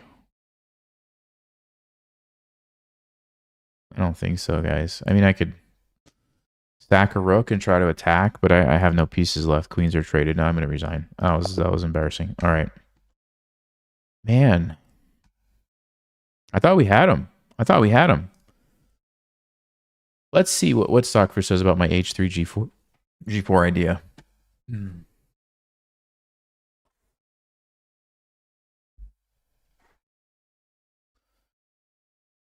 No, that opening g6, c6, g6, bishop g7, c6, d5, it's very annoying to play against. I looked at it once, and I remember something with h3, but it was a while ago when I looked at it. Oh, did I not click the button? Sorry, guys. Sorry about that. Okay. All right. Let's see.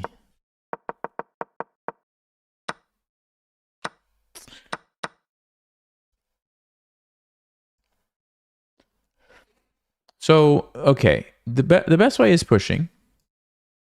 And my experience has been that most people will play something like h5 here, and then they bring their knight and their bishop, and it's hard to deal with. Now, Stockfish says... Wait, sorry. Hold on. Sorry. Did I skip ahead? Was h3 actually a good move? Hold on. Yeah, h3 has a really great win rate. Yeah, so h3 is a good idea here. And then on d5, pushing. Okay, so I sort of got my lines mixed up. So h3 is good, but then you want to push. And if they do this now, and let's just say knight h6, you go here, you castle. I don't know. So this is not the line I remembered. I don't know what I thought. I'm sorry, guys. I'll have to look it up and try again later. I have no idea. Anyway, I played g4. Yeah, Stockfish is like, what are you doing, Nelson? Get your pieces out.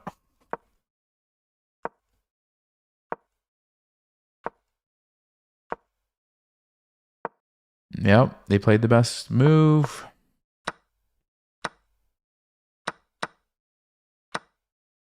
Yeah, it's just a blunder. Because of the follow-up fork, which I totally overlooked. If I play a normal move like this, okay, the game goes on, and it's actually not awful for me. I just completely missed that. In my mind, I was thinking they were going to go, like, check. And maybe we were going to see something like this. Even this is not great for me, but at least here I thought I had some nice things going.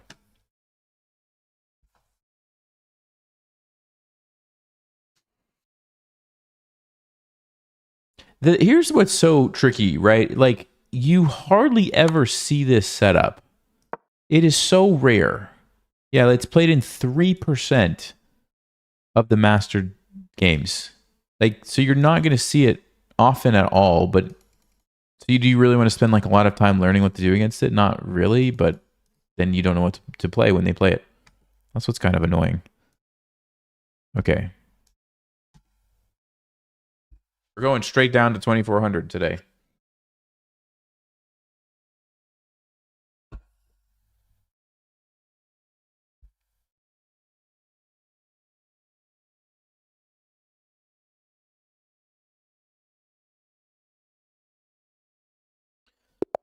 All right, here we go.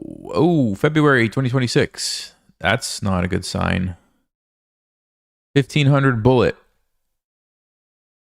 1700 blitz. No, I'm sorry. I don't think that's a good idea.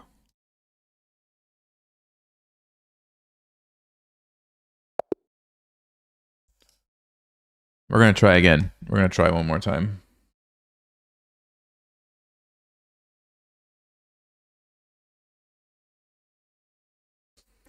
Let's do the check. Seems more normal. Been around for a while. Very good. Blitz and bullet. Everything is kind of equal. All right, great. You know what? There's one opening.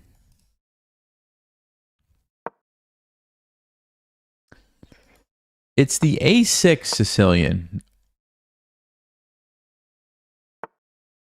that I've been meaning to try. And okay, they're smart enough to not play D4 right away. I think we can go here. I think we can bring our knight around.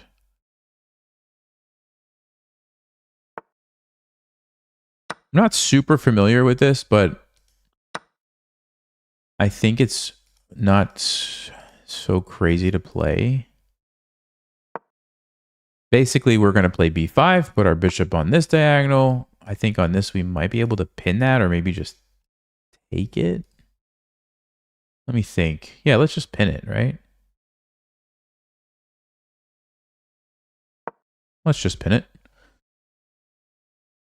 If they play bishop d2, okay, I'm imagining queen a5. Let's think about this. That should be okay. If we take here, I don't like bringing another pawn to the center. I don't think I want to take that.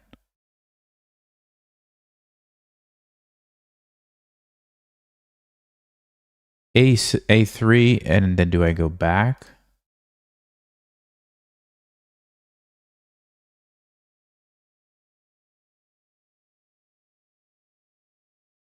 Alternatively, we take with the knight, and then we just bring the bishop back. I just want to keep the dark squares controlled.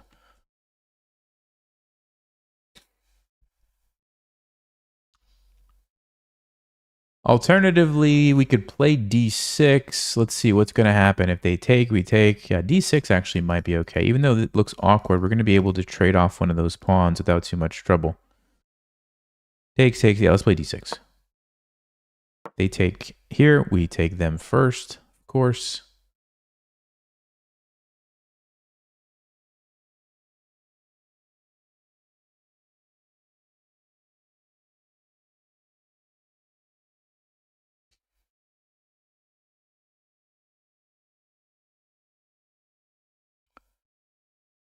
$15-10. Yeah, I've thought about $15-10. I've thought about $15-10, but it's harder to get games, but also like lots of cheaters in $15-10. It's even worse. It's even worse. A3, huh?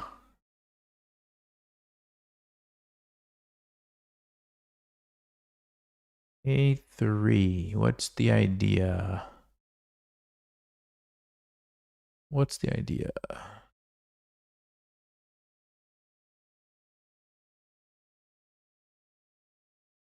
I'm not super familiar, and I don't want to spend all my time trying to figure out opening stuff that this person probably already knows. So I think what we need to do is just make a decision here and go with it. Let's just trade it. Let's just trade some stuff and try to get into an okay position here.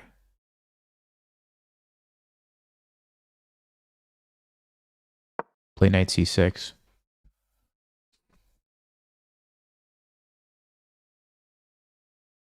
This a6 line is actually really, really good at the lower levels because most people don't understand why d4 is bad.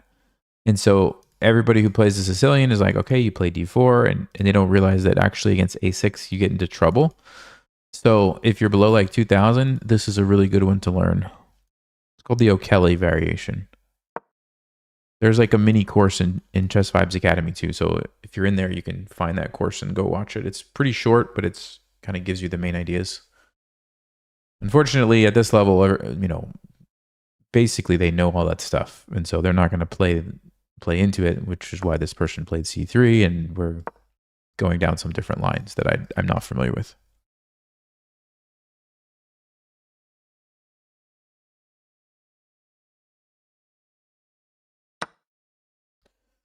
Okay, so we take a bit of an awkward position. They have the bishops. We have an isolated pawn, but I'm hoping we can at some point trade that off without too much trouble. In fact,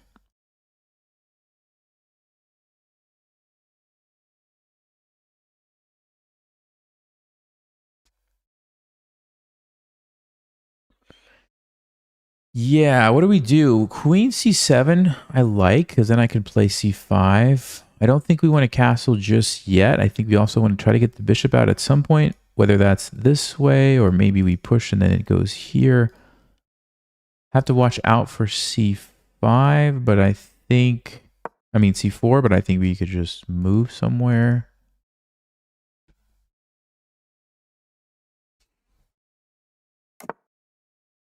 Okay.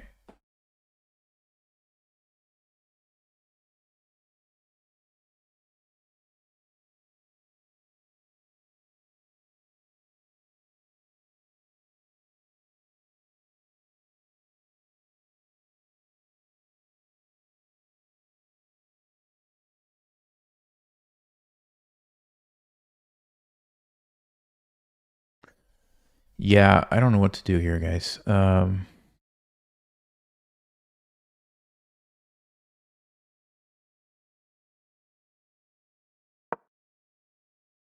going to go here with the idea that after we play c5, it might be a good diagonal for the bishop.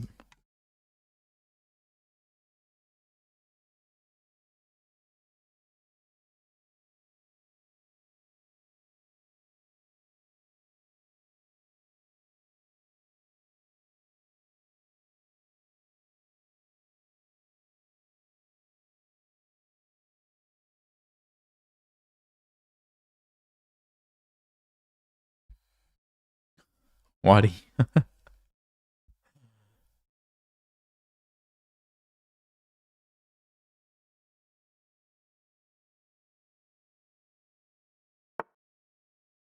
Okay, so there's c4. We kind of thought they were going to do something like that. So let's see which one do we want to go with?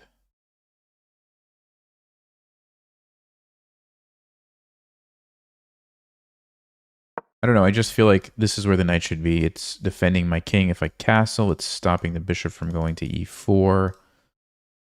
And I didn't really know what I was going to be threatening there. They get bishop e4 in, like my knight kind of feels like a liability. So this way, we can probably castle now, play c5, rook d8, and have a nice game.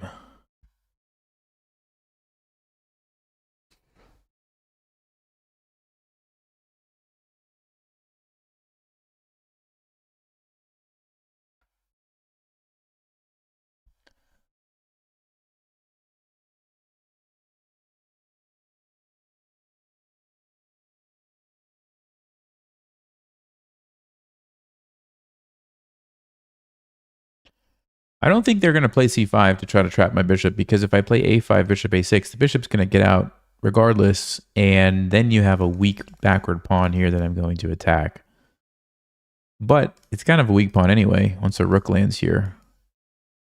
So I'm not exactly sure. I think we're doing okay now.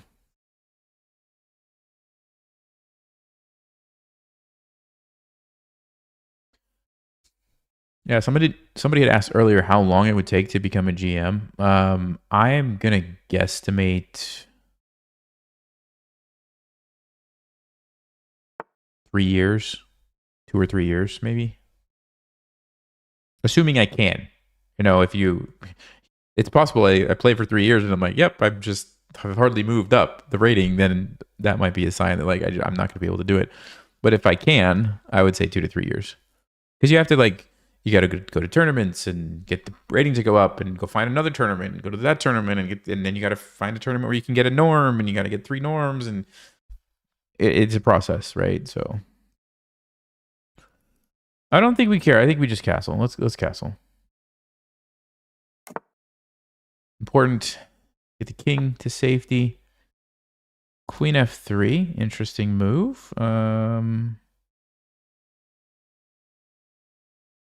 Bishop f4. That's a good move. That's a good move. Yeah.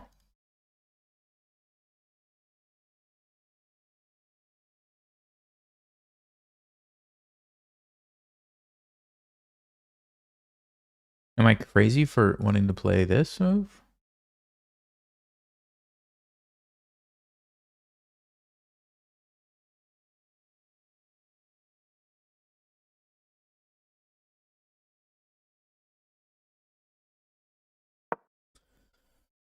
No, I don't think so. I mean, now we're threatening c5 since the queen is sitting there. Bishop f4, I'm just going to move. I'm still threatening c5.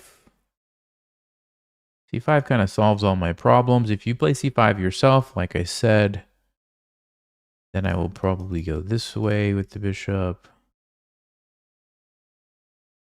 Bishop g5 is another thing they could try, but doesn't really stop c5. Rook d8.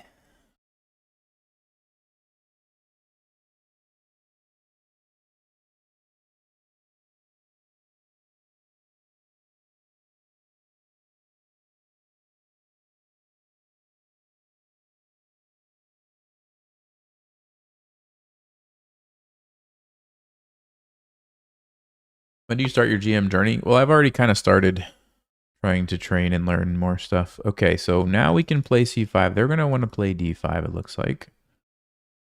We take. They're going to take here. Looks pretty bad for me. It actually looks pretty bad for me. So c5, d5, what do we play instead?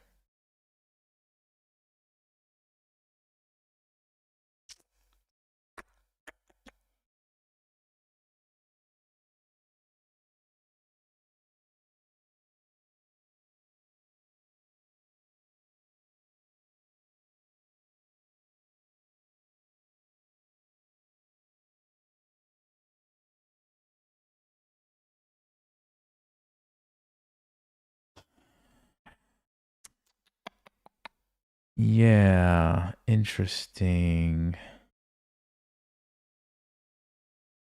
This is a problem, huh?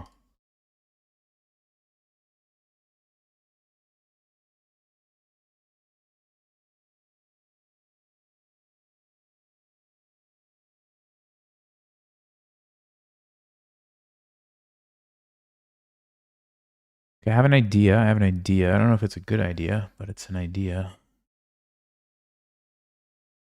Tricky one, though. I gotta move. Okay, let's see. We go there. They take. I take.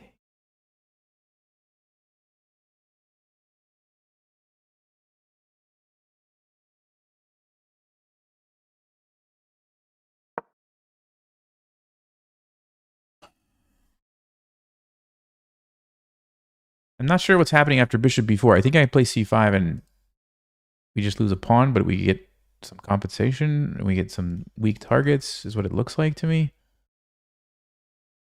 So bishop b4, c5. They take, I take, they take.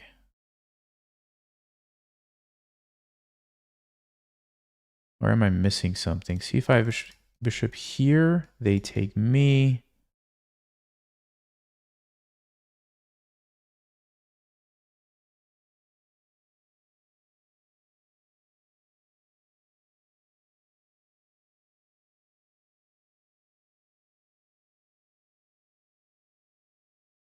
That line actually looks fine. The line I'm worried about is bishop b4. Okay, they didn't play it. This is another one.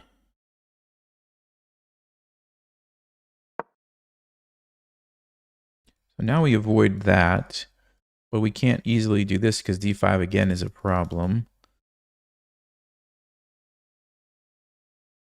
Now I might be threatening to take this because there's no longer the fork.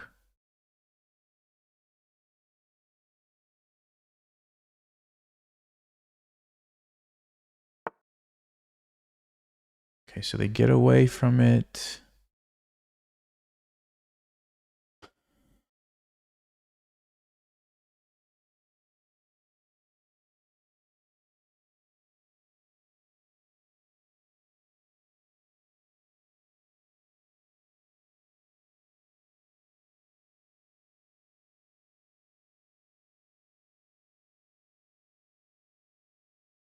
What is going on, guys?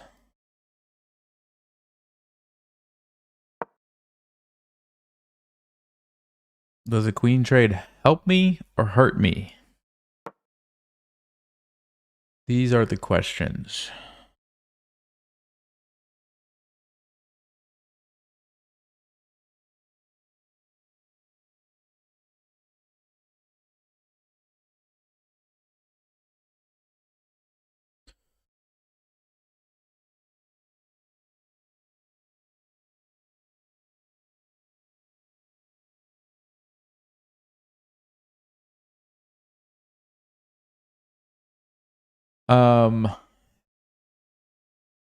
Yeah, as far as chess mood narrating the game, no. So actually, I've thought about that some and decided that I'm not going to be recording them live and live streaming and doing all that stuff because that was very distracting for me last time.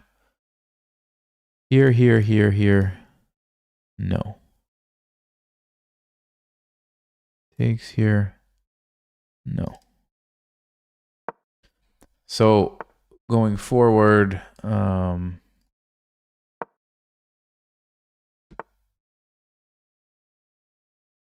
just going to recap them after the tournament is over. Yeah, I'm in a bit of a mess here, huh?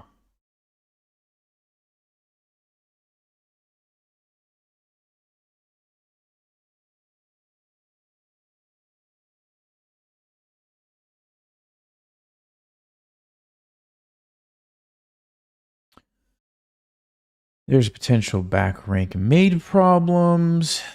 What do we do? What do we do? What do we do?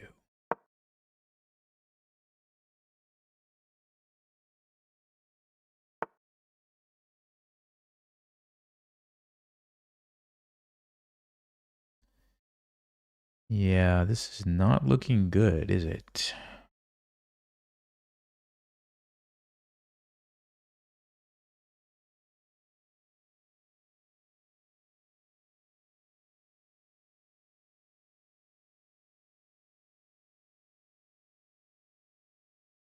I don't know. I don't know what to do. Can't do anything, actually. I can't do anything, guys.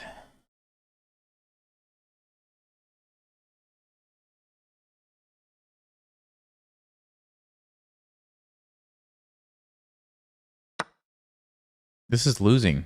This is just totally losing. Bishop f8. Yeah. Okay, I think I need to take a break. A short break. I am obviously not playing well. I'm going to just like step outside for a minute or two, get some fresh air. Refill my water. And then we'll try again.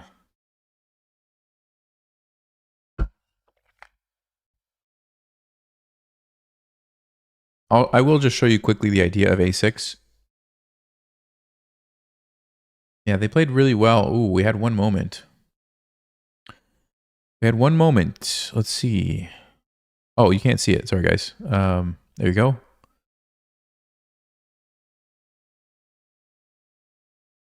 Okay, the moment. Oh, right at the end? Are you serious? What did I miss at the end?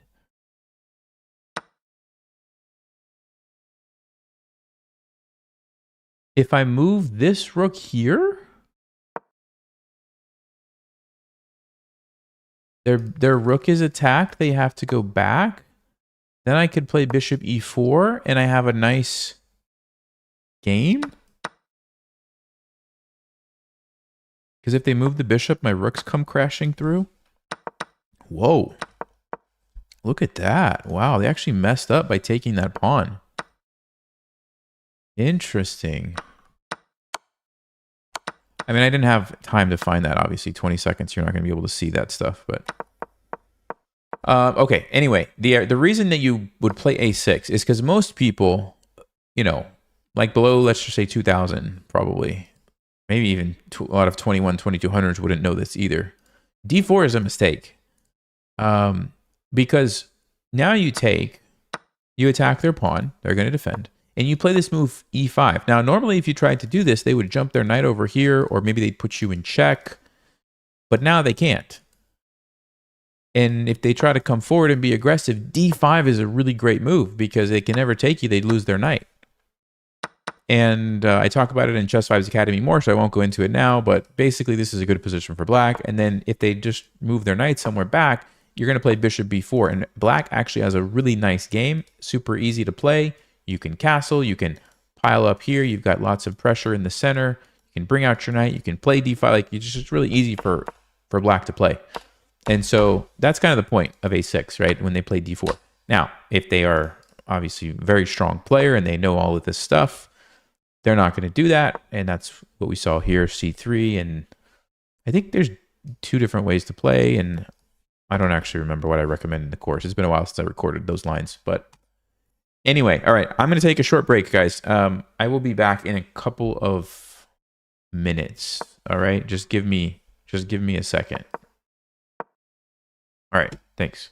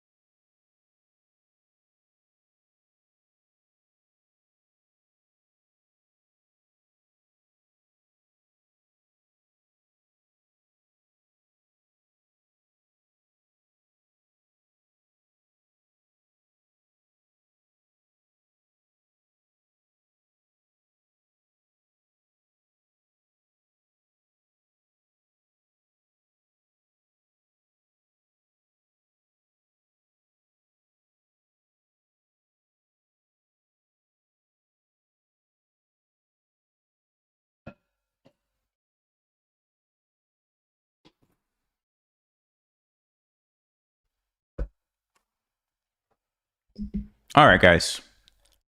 Thanks for your patience. I'm back. Here we go.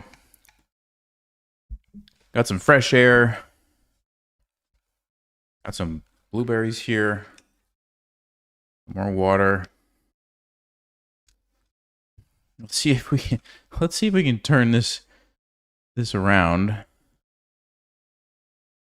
Ooh, 1, 2, 3, 4, 5. It's a 5-game losing streak. It's a 5-game losing streak. We do a quick check. Okay, it looks reasonable enough to me. Let's play d4.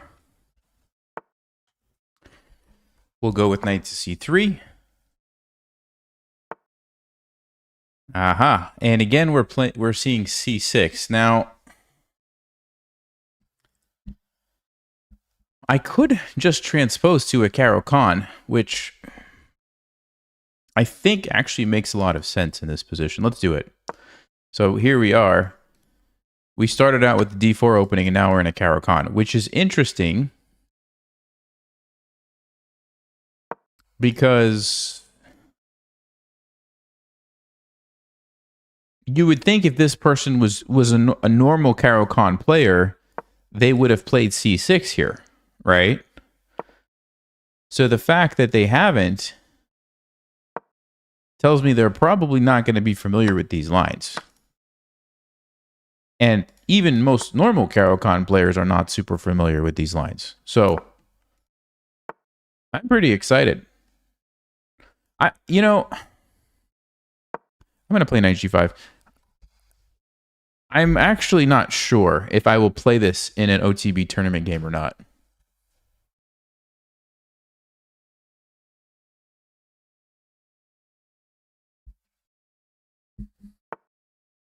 This line, but I'll definitely play it here today. It's risky to play in an OTB game. I'm going to eat some blueberries as soon as this guy slows down for 2 seconds and thinks. It should be now. Now should be the moment. Nope, he's not slowing down. Okay. This is normally the moment in the game, if I'm playing as black, where I'm going to slow down. When there's a knight in front of my king, and there's an open file, and the guy just sacked a piece, that's usually when I'm going to slow down, but apparently not.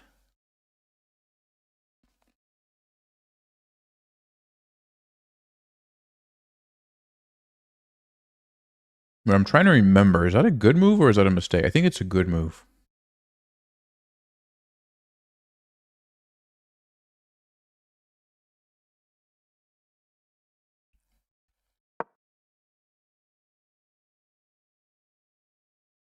I think we can do this.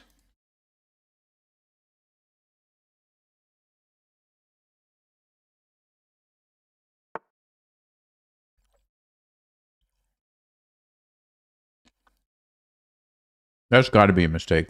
That's got to be a mistake.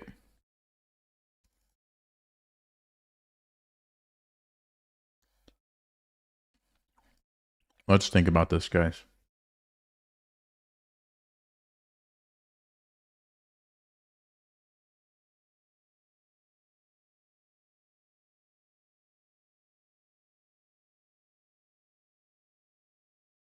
So if we sack it, how do we take advantage of that position? We could play queen d4, but they're going to have rook f8.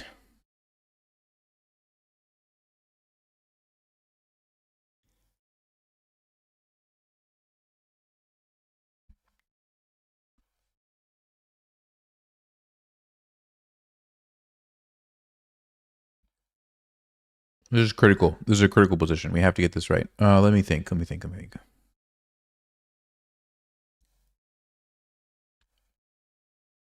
I really thought knight takes g7 was the move, but there's sometimes you can also sack the rook here, but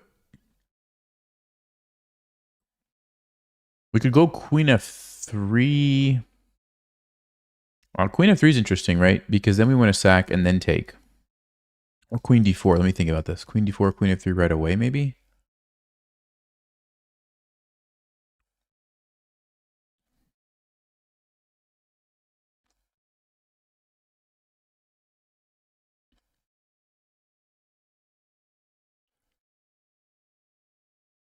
Because right at this moment, you can't play rook f8. I just take it.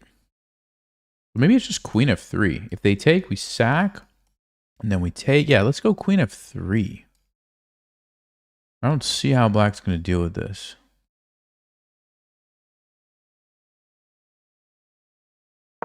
Okay. Final answer. Queen f3.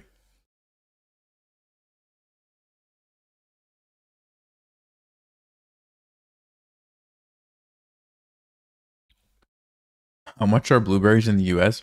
They're expensive. They're really expensive. I don't know exactly, but I know they're not cheap.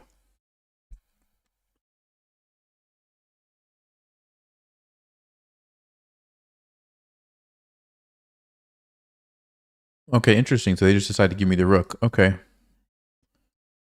Probably take it. Let me just see, though.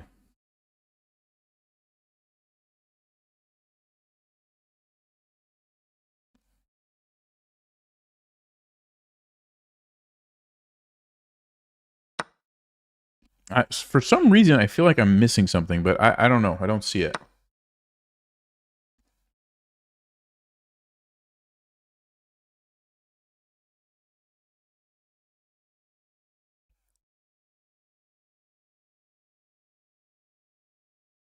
Let's see. Rook e1. 94 takes looks okay. I think we bring another piece. Bring another piece into the party. So at this point, we're not down too much material. We have a rook and a pawn for a knight and a bishop. So this is an interesting dynamic. Normally the knight and the bishop is better, but in this case, the opponent's king is weak. So that's good news for us. Okay, they're stopping the... Actually, not really. It's still a pin. So if we sack this, they take with the queen. That's not good enough. How about knight e4?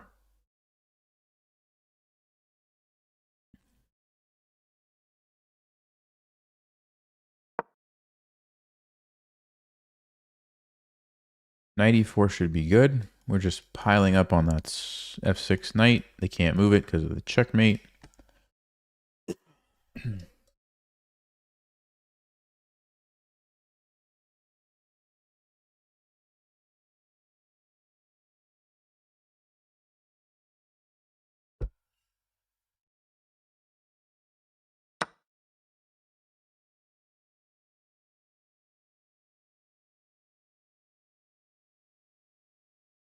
Okay, so let's calculate. We have some options here. Option 1, we take with the knight. Option 2, we take with the bishop.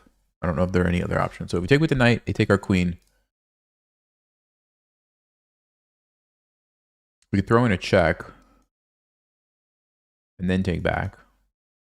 And that would be an okay position. If they take immediately, that looks okay for us as well. So I think knight takes is good. If we take with the bishop, check, they move, we take. That's also good. There's a random check. Let's see. We have bishop e3 though.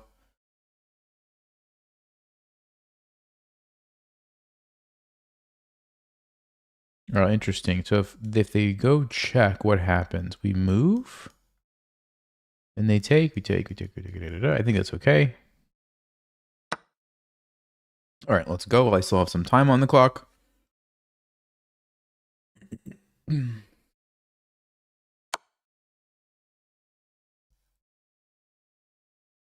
Uh-huh.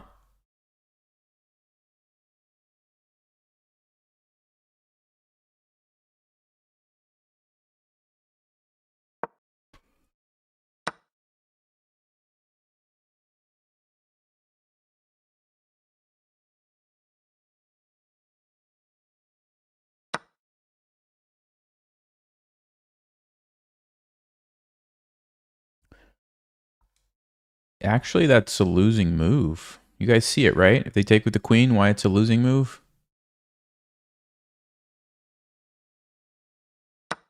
Ooh.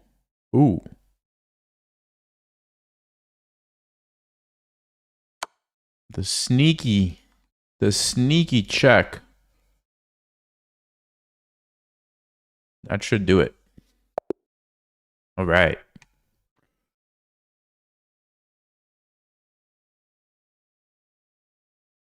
I don't know if it's going to work in OTB Grandmaster games, but it works pretty great in 10-minute rapid games right now.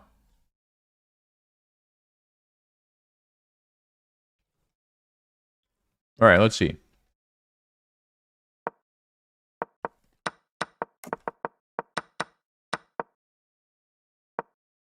I have no idea why it puts a question mark on it. It is literally like one of the best engine moves. It's so weird. Anyway, Queen D7 is fine.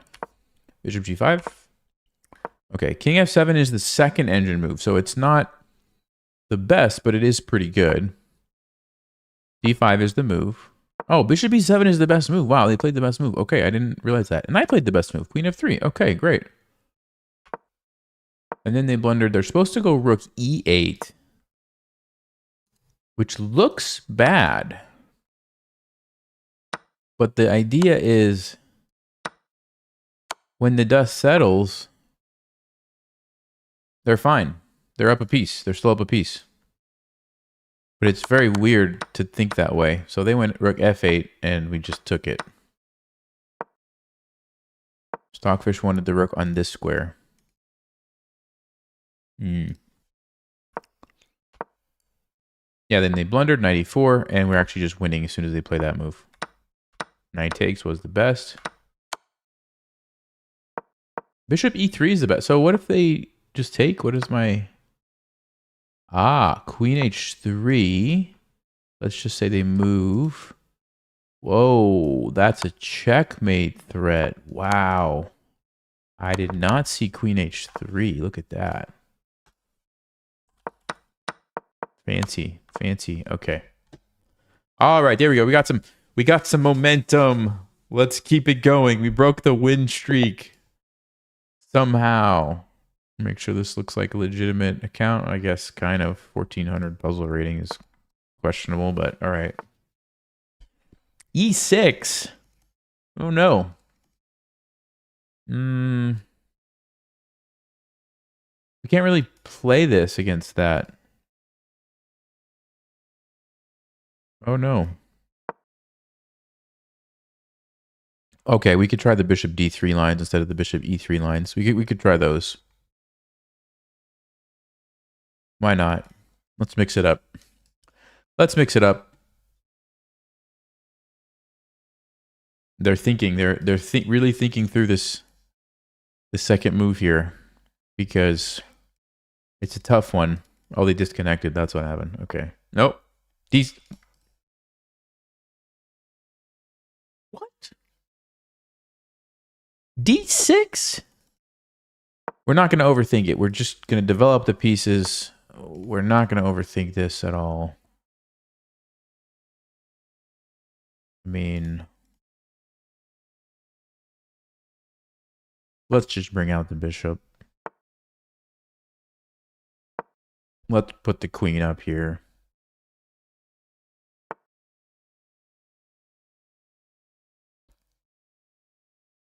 Is that a good move? Is that actually a good move? Something tells me this should not be a good move for black.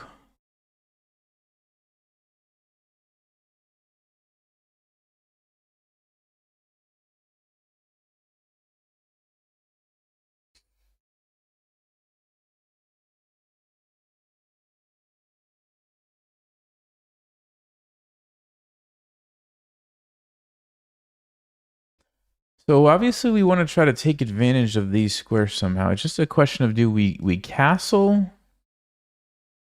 Do we take? Do we check? Or something else? I don't think checking is the move. I mean, it's not awful after we castle, but they have so many pieces defending there.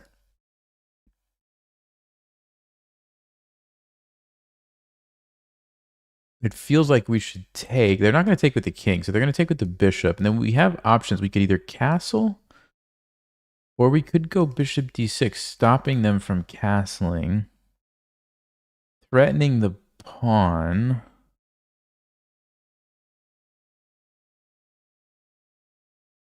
Yeah, I like that. Let's do that. Hope I'm not missing something. It almost feels like knight b5 just needs to be played, but I don't know.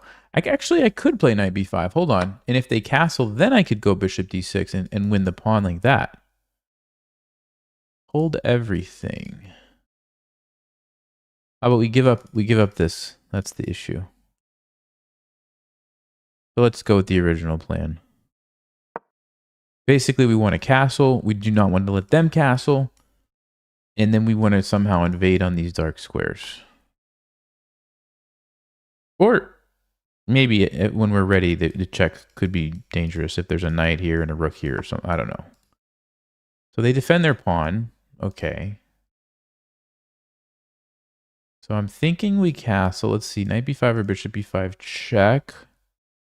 Bishop d7.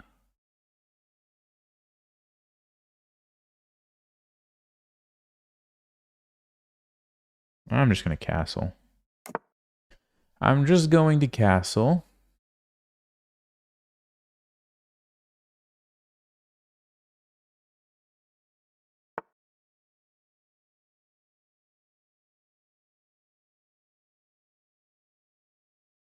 Okay, so if we take that and go check, it's a little annoying, but they just move and bring out the bishop and their position is fine.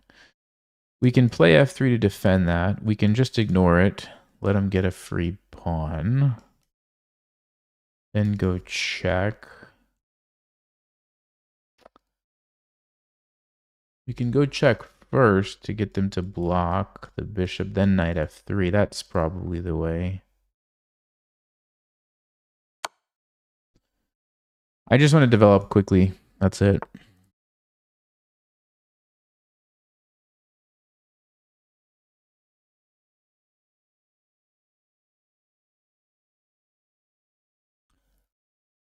Okay, option 1 is we trade. Option 2, we take here. They're going to be forced to take us. We take them. They take me. I go check. They move. I go here. I don't know. Other option is we just play knight f3. They take me. They could get a free pawn.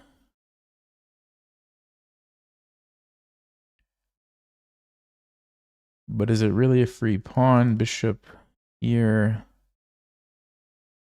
Or maybe even just this one. No, there's no way. Let's let them do it if they want. If they really want a free pawn, they can have a free pawn.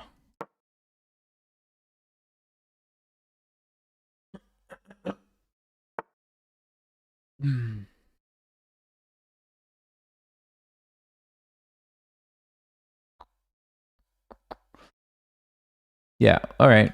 Let's take it and bring the rook. I mean, this has to be good for us because they can't castle, right? You would think, anyway. Or maybe it's not winning. I don't know, but it just looks nice and pleasant.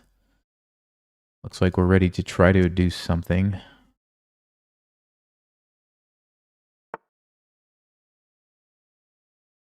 Rook c8, so they want to just go there and trade.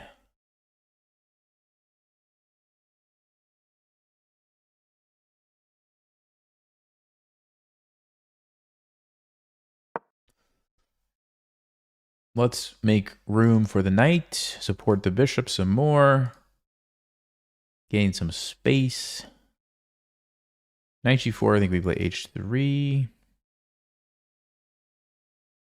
e4, that's great. They're going to go here.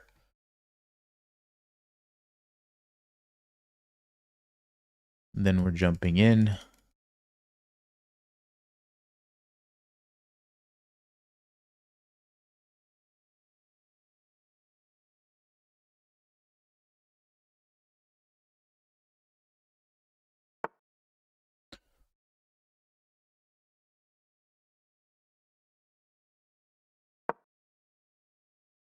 They can't take it. We just go here and trap the knight. So they're going to go back.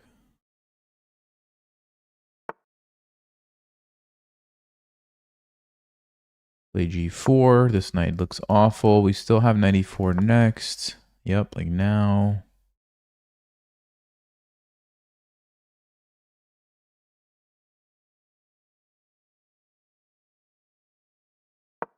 They can castle, but then we take and play rook d7, I think. So it's not really great for black either.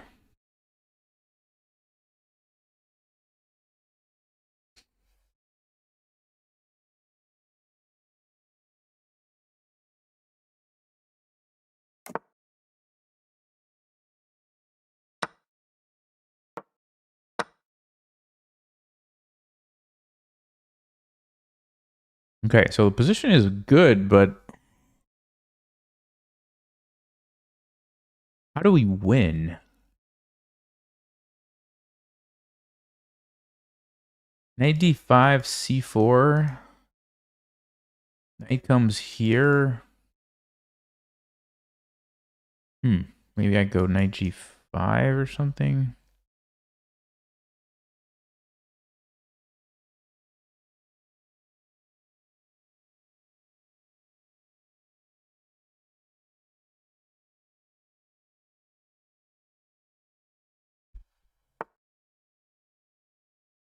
Okay, so do we do it right away or do we just wait a move? I think we do it right away.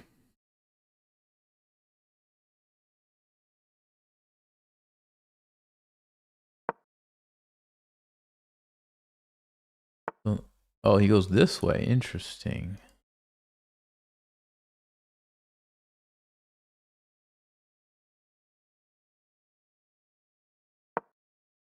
Don't want to give him time to set up anything here. So let's get that knight out of there. Now we can probably just double up. Let's see. We could also, yeah, let's double up.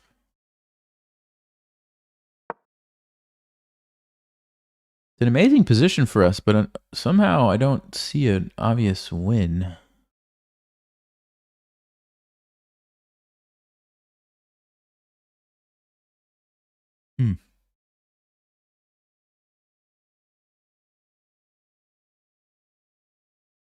Wow, it's fascinating. Let's see. We could go here.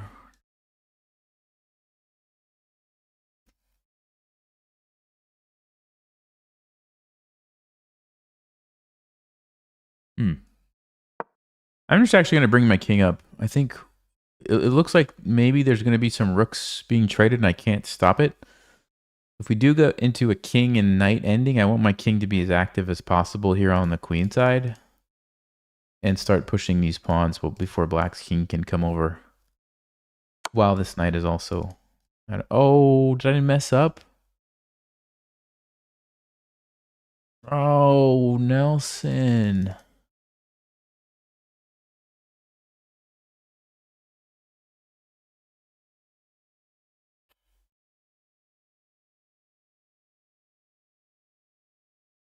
Wow. Walked into that one. Walked into that one.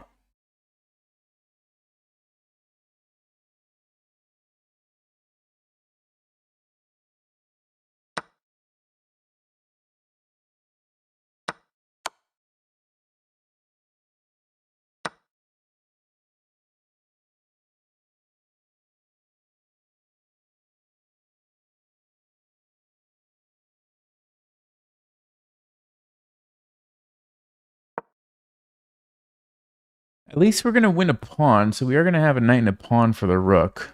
And this knight's really bad, so I guess it's not over yet, but I did not see that.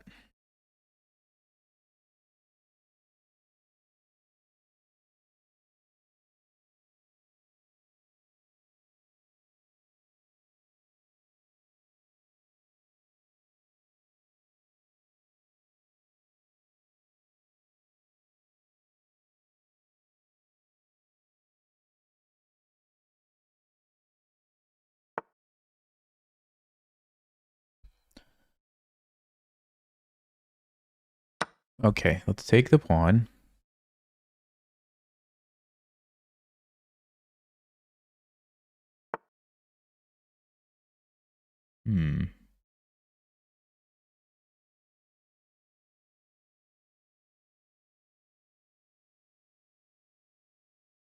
About this move.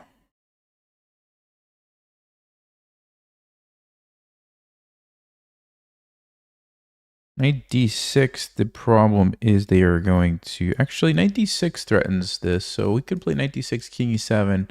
Oh, then there's a check. Actually, maybe knight d6.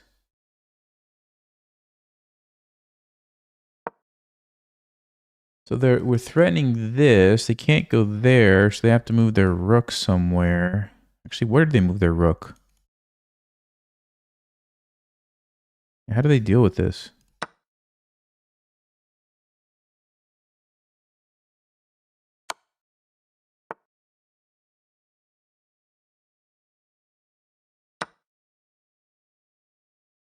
No, are you... No.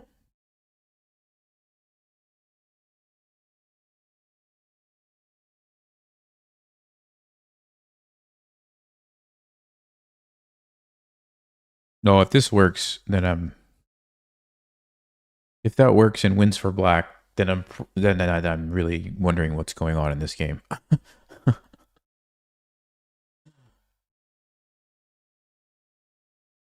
Did I check this account? I did, right? Yeah. Maybe it's fine because I think we can just go here and stop it. I think we're fine, but I don't know what's going on. Okay, they do take it. All right. Okay, so obviously we take back. Actually, I say obviously. Is it obvious? I could go here. What's the point? Well, leave the knight stuck. That's really interesting, actually. Because if we take, the knight's coming in, forking me. I'm going to have to play f4. We still have to deal with the h pawn. Actually, I'm going to do this. Well, I have a minute. Okay, I got to move. We got to move here, guys. 3, 6, 3, 4, 5. My king is very active. That's nice. We're going to put the king here. I need to go. B4, probably.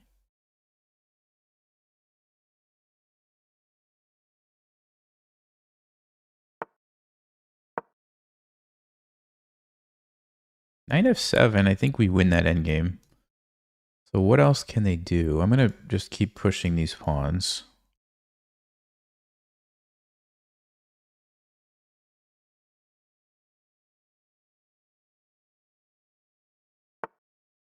They can go there.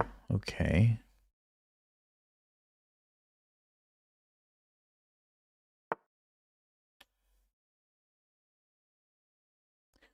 Okay.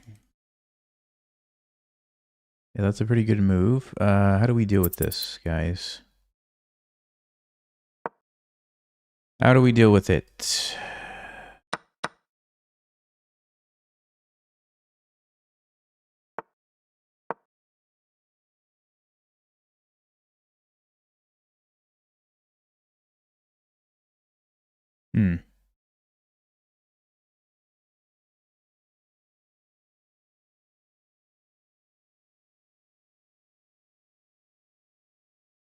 It's very hard to calculate with 55 seconds.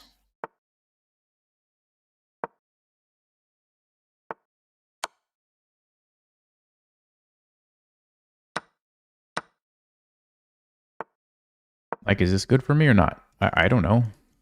Do you guys know? Does anybody know?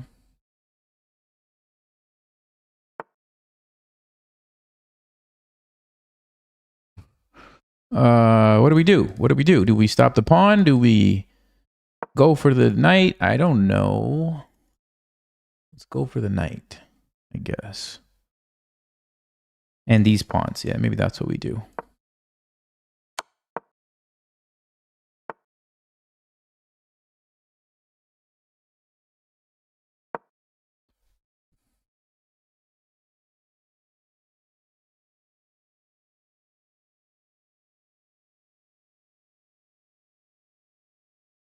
So if I get enough pawns and sack my knight, I'll win.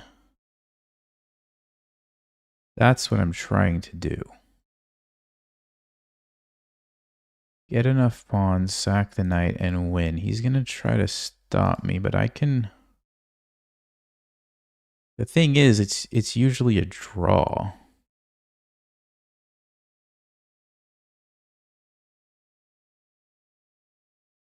It's usually a draw because they just keep attacking your knight, you just keep moving it away, and nobody can really make progress. What it looks like is about to happen. Unless I can come up with something clever, but...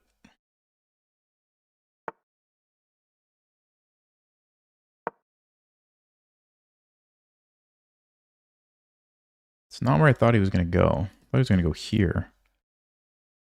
Or here.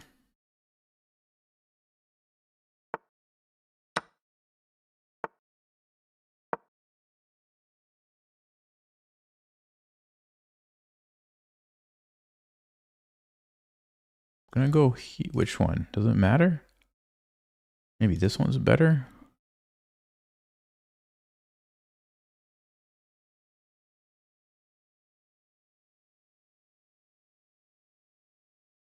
Is this still a draw? Maybe I should go here so I can come this way and trade if I need to. Well, now they're going to flag if they don't pick up the pace.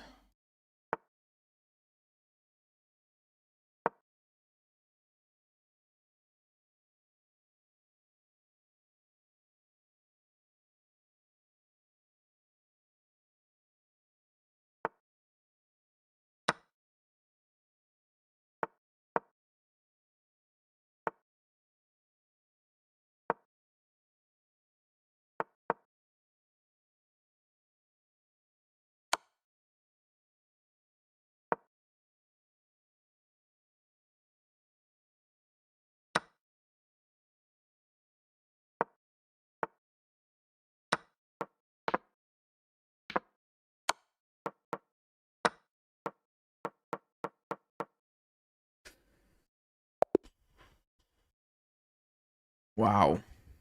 Wow, wow, wow. What was that game?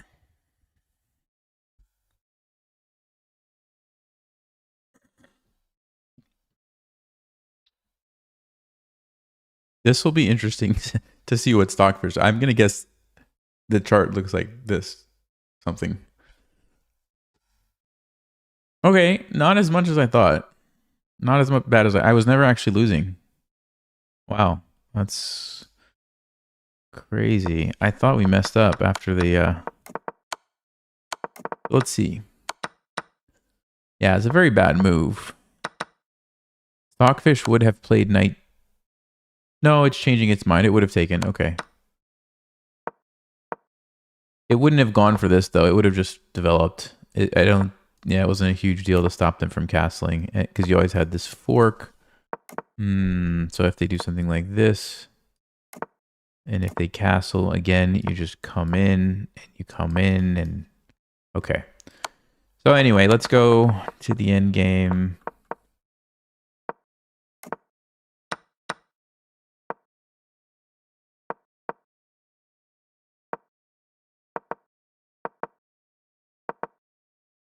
Yep.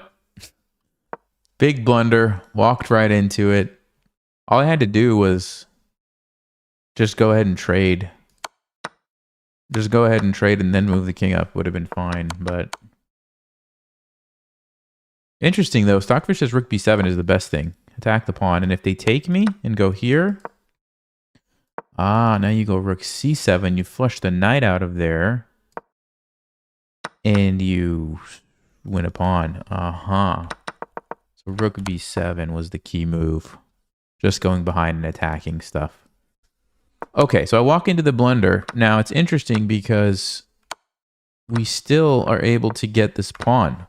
And a knight and a pawn can put up a good fight against a rook, as we saw, right? And then they just blundered into this. Yeah, this move is the best move, but it's not winning because I can go check. Check. Lure the king over. Check. I can get away from the king. And then I guess we can bring the knight and stop the pawn. Wow, that's fascinating. Okay. So we're still in the game. And then the time pressure was kicking in. But I'm winning. Yeah, I'm so winning. Stockfish wanted knight f5. And if they push the pawn, knight d4 check. Ah, forcing the trade. So they have to take. We take with check. We go check. We take their knight, so they have to go back here. So many knight checks. I can't keep up with all the knight checks. Just check like 15 times and then you take a pawn, and then you check them 15 more times and you take another pawn. Okay, Stockfish, come on. That's not very helpful.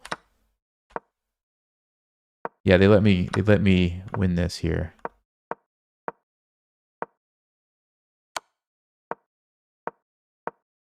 Oh, see, I felt like it was a draw, and it was a draw when I played that move. So the way to win is to go knight d7. Okay, so this is the thing, guys. I knew that if they pushed, I wanted to fork them.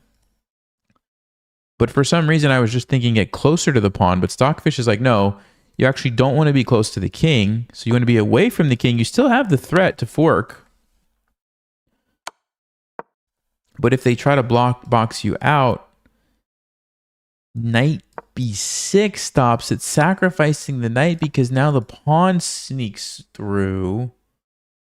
But as soon as I go here, it's a draw. If they would have just, that's what I thought they were going to do, just attack my knight. And basically every time I move, you just keep attacking my knight. And what am I going to do? You just keep attacking it. I can't like leave because then you're going to push your pawn probably. Although, no, that's knight b6 again. Wow, so they have to do it in just the right moment. Now they can... No, there's still knight b6, so now they can go king d... Well, okay, it's complicated. It's complicated. Anyway, it's complicated. Everybody messed it up. And, yeah, eventually I just had too many pawns in one. Okay. Sheesh.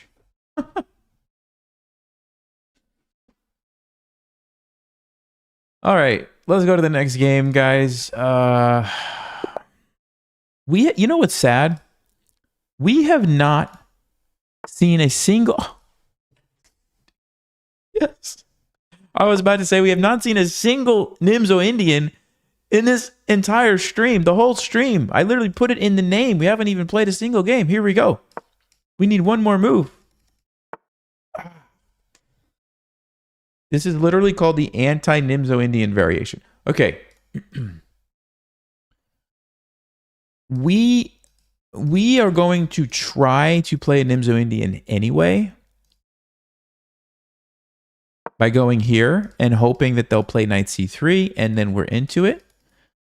But if they never move the knight to c3, we're not really going to see a Nimzo Indian. It's going to be something else. But I'm trying my best to steer it that direction. Okay. So let's see. Come on, buddy. Knight c3 is the move. Let's go. No. Yeah, see, this is not technically the Nimzo Indian. Now, I'm still going to go here. And it's basically the same thing. I mean, yes, normally you would trade for the knight here. We traded here, but it's okay. About as close as I'm going to get. So that's fine. So let's play f5. Stick with the, or should I play f5 or should I play b6 first? Well, we'll play f5. And we're going to do the same kind of deal, like I mentioned. This is going to be our plan. Bishop's going to go here. Ah, interesting. See, they're going to... Yeah, this is already kind of a strange game. Well, let's do it, I guess. So we've got very interesting dynamic with the bishops now. Okay. I could go ahead and get rid of that bishop so they don't have the bishop pair advantage. I think I will do that. Well, then it's just castle. Let's make sure they don't take... Ah, okay. So we'll trade here. So, I mean, we both mess up our light squares, but I think white's is worse because it's around their king. Mine's not around my king. So, I like that. Option 1, we take... And then bring out the knight. Option 2, we just bring out the knight right away. I'm going to go with that one. Just because it's weak right here, and it won't be weak once their knight gets on e4. And if they try to... Well, if they try to move their knight to defend here, then we could take this. d5 we will have to calculate. Yes, but I'm thinking the knight's going to have somewhere to go. I think we should pause for a moment here and let's think this through.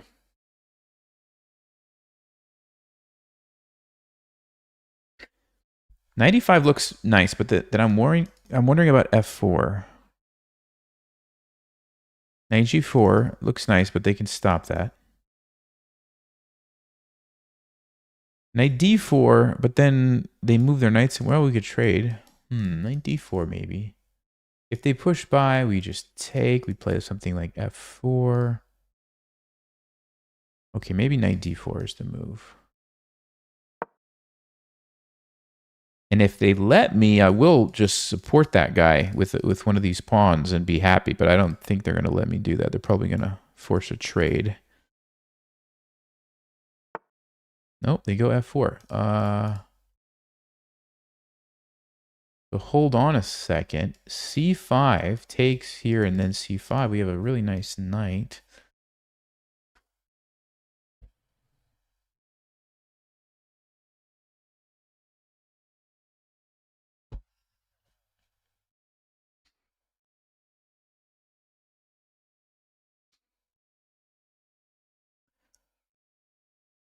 I mean, it just feels like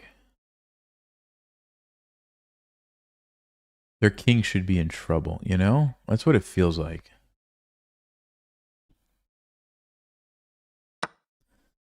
Let's try to open up some of these files. It feels like my king can be real safe if I tuck it on h8 if I need to, and their king is not going to have shelter from these directions.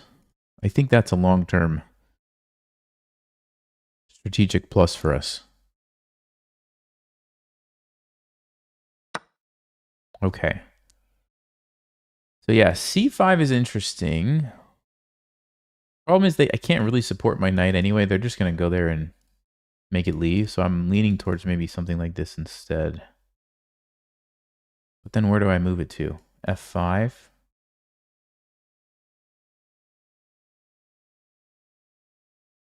Yeah, let's do that. Okay, so there's the thread. Of course, they're not going to fall for that, but it's there at the moment. And then I'm thinking maybe we go queen e7.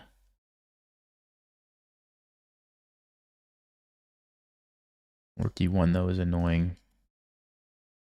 d6 gives up a huge outpost for that knight. We can't do that.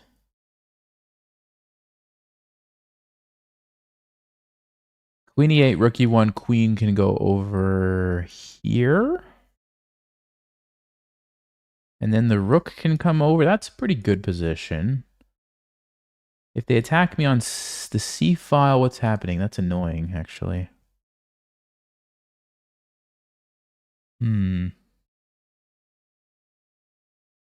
Not so simple, guys.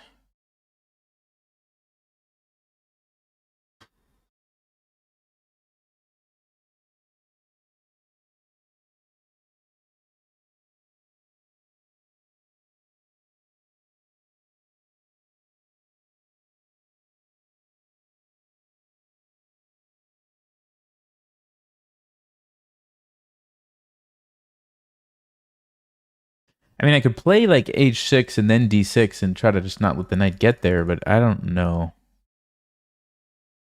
It feels very risky. Okay, what do we do? Actually, queen e7, then they couldn't go rook c1 because then we could play d6, and this is not an option because of the check. So maybe queen e7 is a good move. Rook e1, we can play this. Potentially sack the queen for 2 rooks.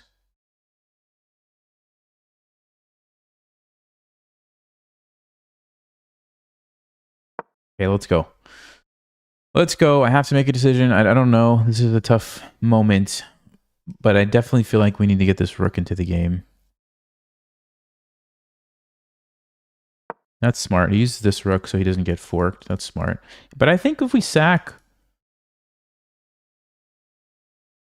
2 rooks should be able to do quite well, I think. Okay, so here's the moment.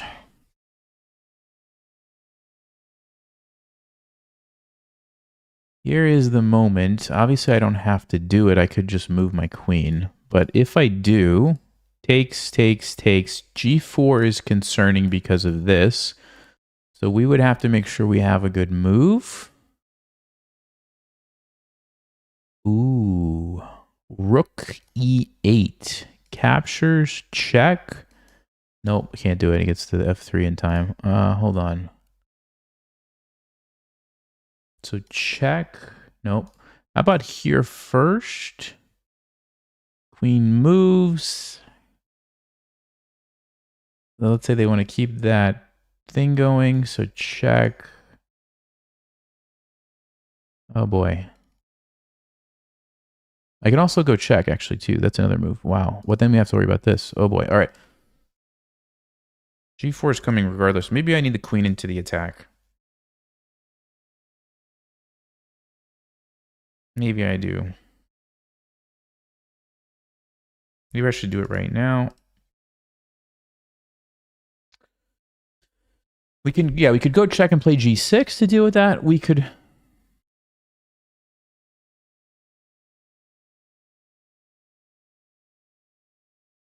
just play a simple Queen F6. Actually. Maybe I'm overcomplicating it.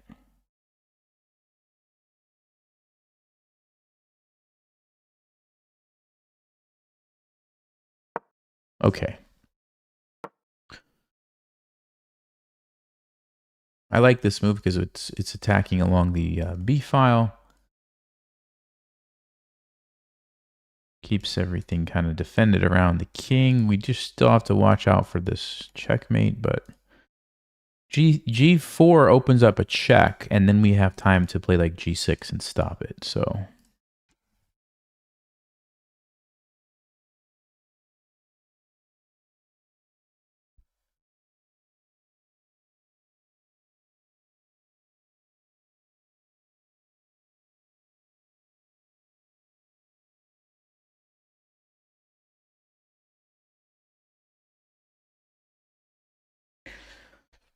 big time deficit, obviously, but this person hasn't thought all game. They haven't had a big think all game, so I can't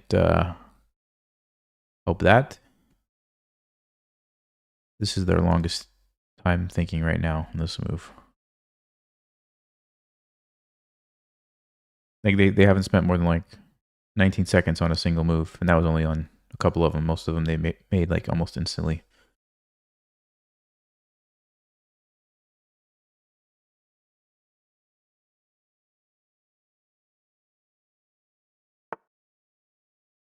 Queen D2. Okay, I think we should get rid of the knight. The knight is a bit annoying.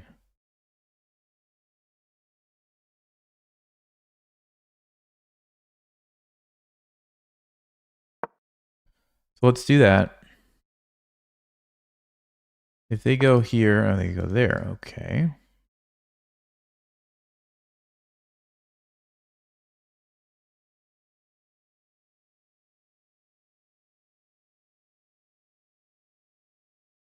Mm-hmm.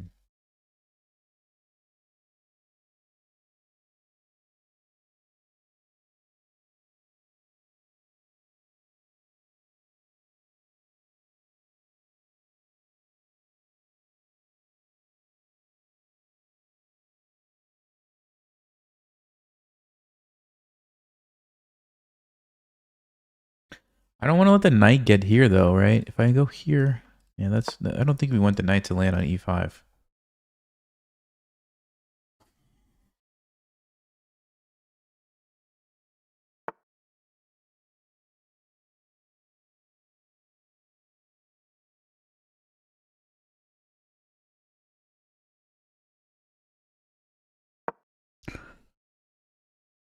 So I'm going to go here if they let me. If they take, I just take back.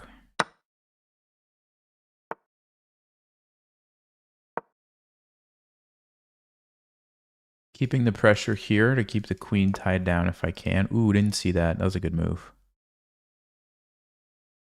Did not see that.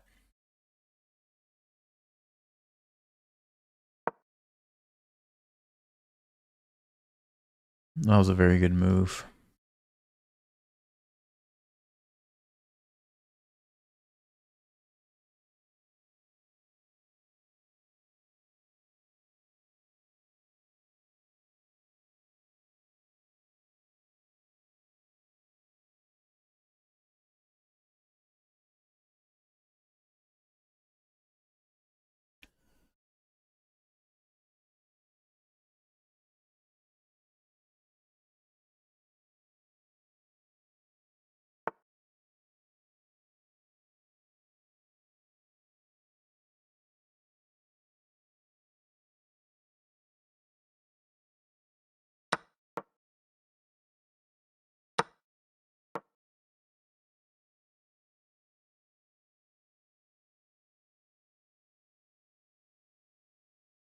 Queenie.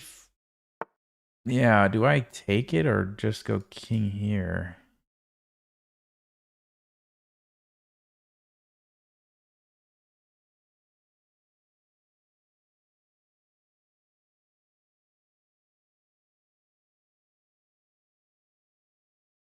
Or something else? I gotta move. This is not a great position.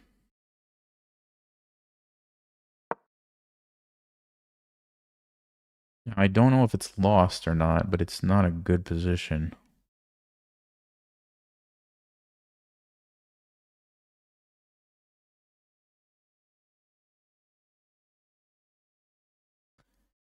I'm going to put the pawn there, so everything will be defended. Yeah, and it's just a question of can they bust through here or not?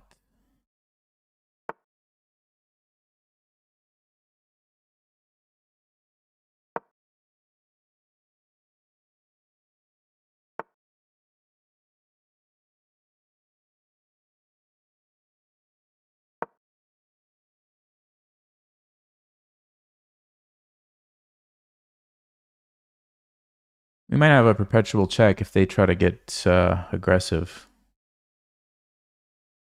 So maybe it's a draw. I don't know. H4, I think I'm going to go for it.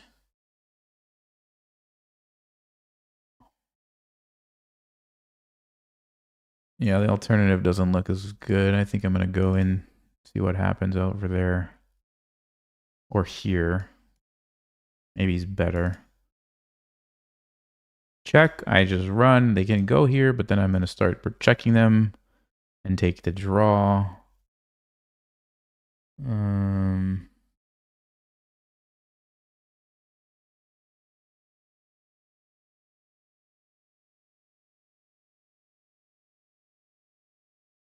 course, they can't push because I just take it.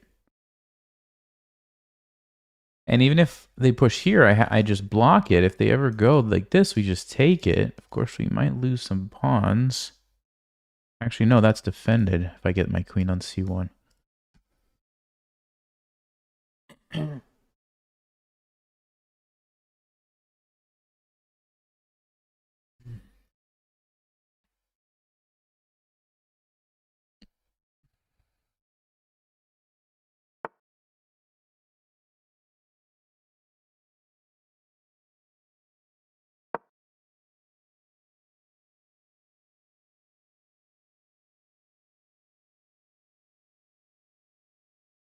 Well, now you would expect it to be very hard for them to stop all my checks, right? I have all kinds of check threats.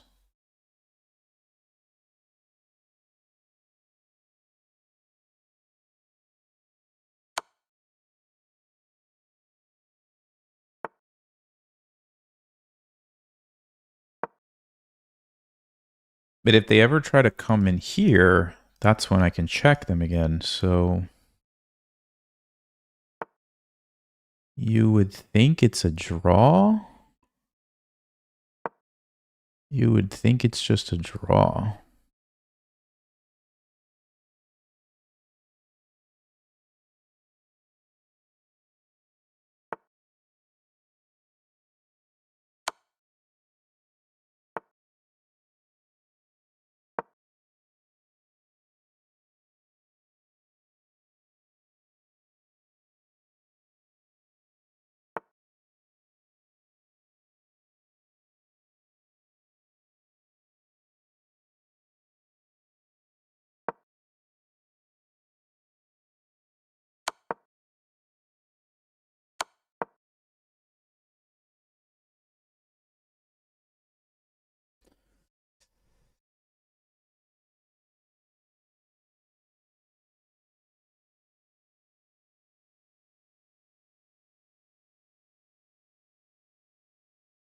think it's still a draw if I can make my moves fast enough.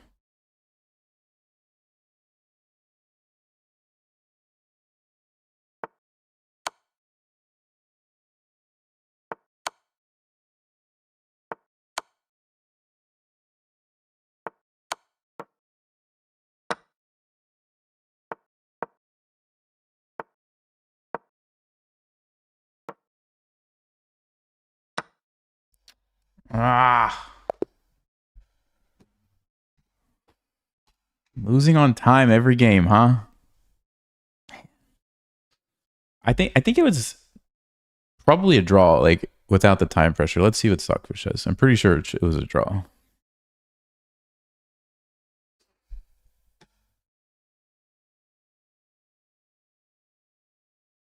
Yeah. You see that part there. It was definitely a draw until I blundered at the end. Ah.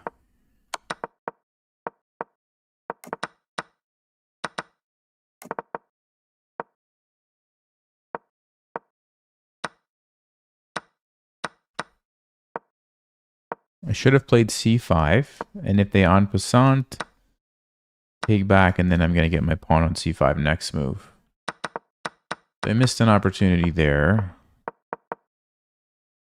Ooh. They had d6. They didn't see d6.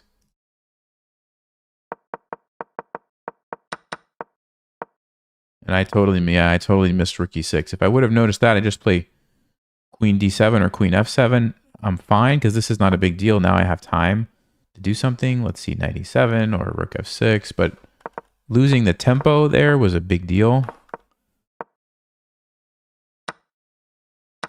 Although, yeah, it's still not awful. They were a slight advantage. Yeah, it is a draw. As soon as I get my queen active, which is what I thought, it's definitely a draw.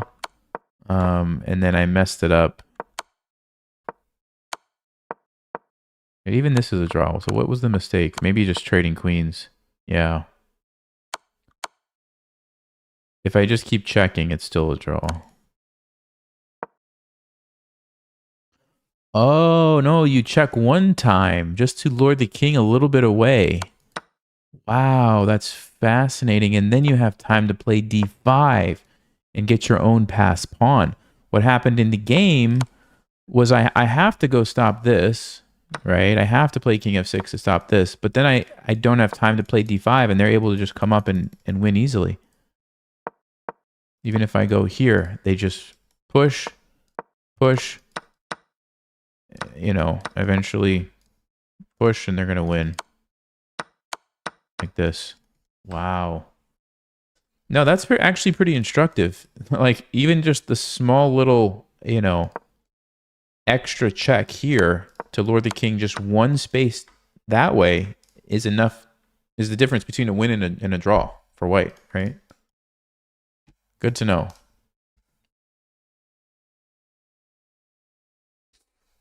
All right. Let's go. Let's just make sure. Okay. Guess that's fine. E4. All right. Let's see. Hopefully we don't see it again. Hopefully we don't see it again. Okay, good. Good, good, good.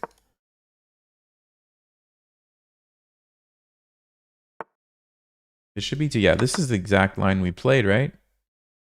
Jump out with the queen, attacking on g2. Little attack.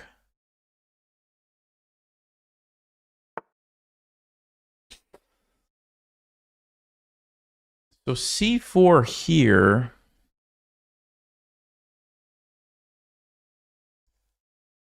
Is interesting. I'm just thinking what's the best option. I mean, of course we could try this one, but there's queen f5. There's queen e4. Trying to trade. Yeah, queen e4 is interesting because if they try to stop the trade with bishop e3, we could play knight b4, which is actually an annoying move. And of course, they probably don't want to just trade the queens in that position. Okay, let's do that.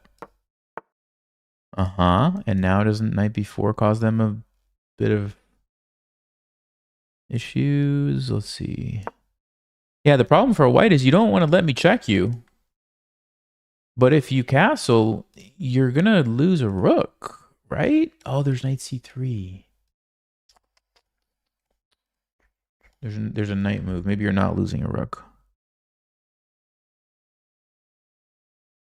You have to leave. They have time to save their rook. Okay, maybe it's not so bad for them.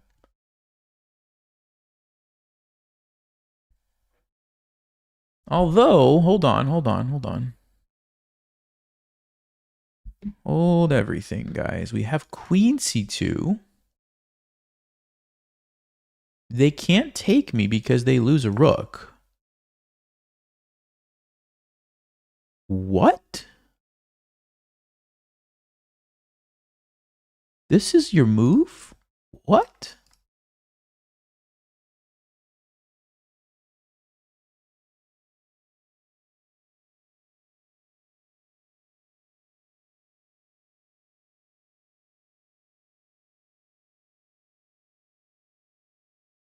No way, dude. No way. Hold on. Check. They move. If they move here, we could just move our queen. If they move here, they're attacking my knight, but I have a check. I throw in a check, and then I save my queen. Their king is stuck in the center. That can't be good for them, right? This one, I think they can get away with it, because king d2. King d2.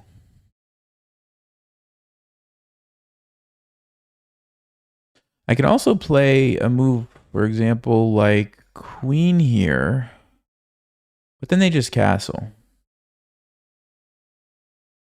Then they just castle, and it's not good for me. Okay, let's go.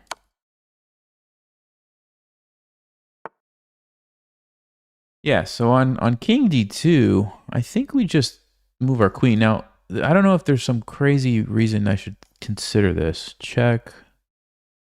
No way. Okay, so we just move our queen, right?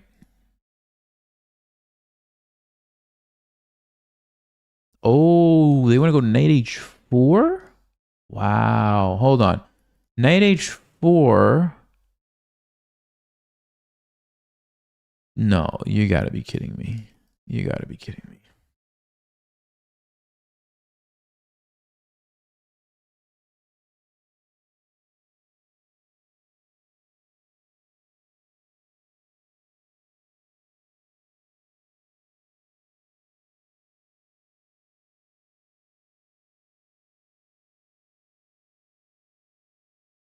Okay, this is wild. I have an idea, but I don't know if it's a good idea. What they want to do, it looks like, is play knight h4, and my queen is somehow almost trapped, and then once I move it, they're going to take my knight. I need a solution to that problem.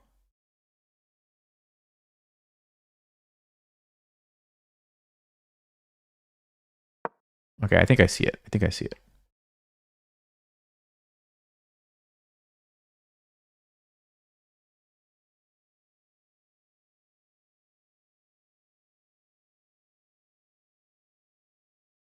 I mean, I say I think I see it, but do I actually see it? I thought I could take here. They get a queen, I get a queen, but then they get a rook. Initially, I was thinking I get a queen, they get a queen, they get a knight, I get a knight. But no, they get a rook, and what do I get? I don't get anything. I mean, I'm going to get a knight. That's something. So they go for this, which is a similar idea, but it allows me to move here.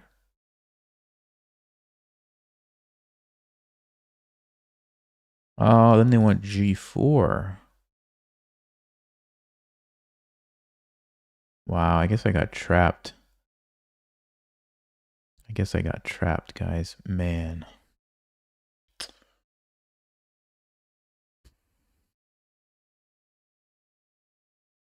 Thought I was being clever, but no, I wasn't. I was just getting myself tricked. Now it doesn't work, right? We take. They take. What am I going to do? Nothing. And I can throw in a random check, but It's not going to save me. I can... Let's see. We take that, but that's queen for rook.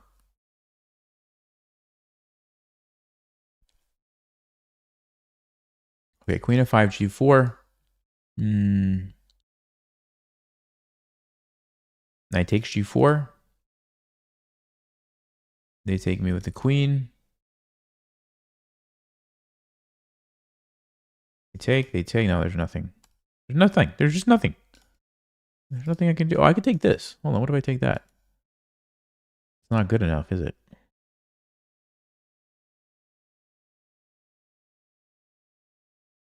I can't believe this happened. I can't believe this happened. All right, we got to make a decision. But there's no good decisions in a bad position. That's the problem. Here, they take me. I mean, I could just pretend like nothing happened and the game goes on, but that looks awful. Or I could take here and pretend like nothing happened, but that also looks pretty bad.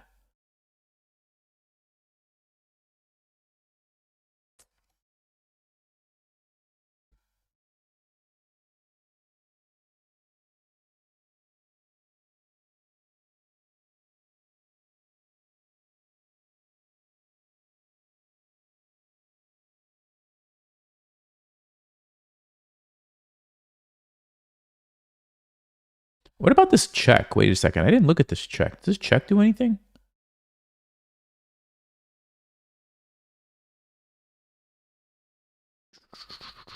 That might. Hold on. So check. If we have a move like check, they take a queen, I take a queen. They're still getting my rook.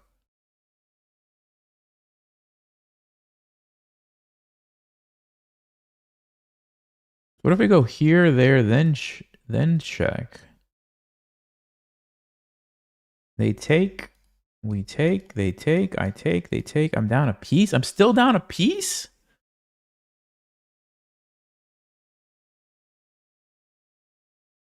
Dude, how am I still down a piece? How did this game start? How did I get into such a bad position?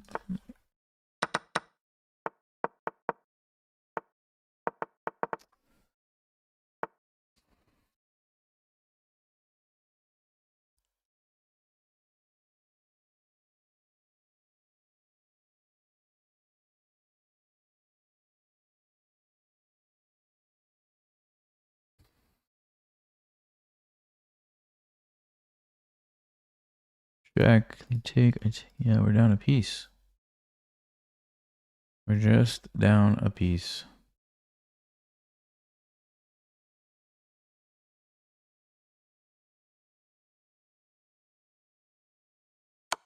I don't know, maybe they'll blunder, take it or something.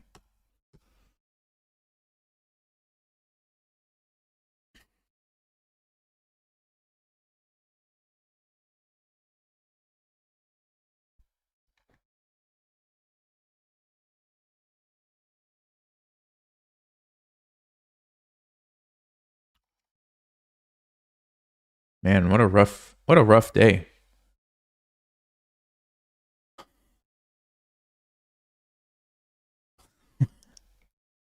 We need some ginger root for this position. Yeah, we need something. We need some turmeric and ginger root and whatever else you've got too.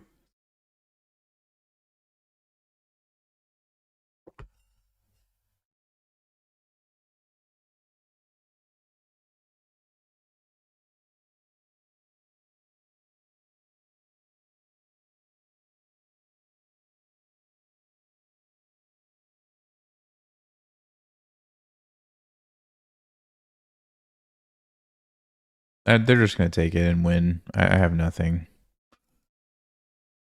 I have nothing here, guys.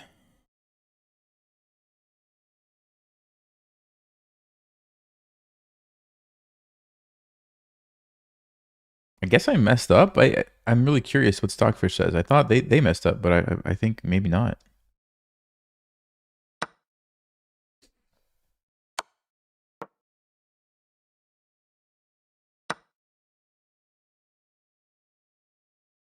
Oh, they took that way. Hmm. I wasn't quite expecting that, but I guess that's fine.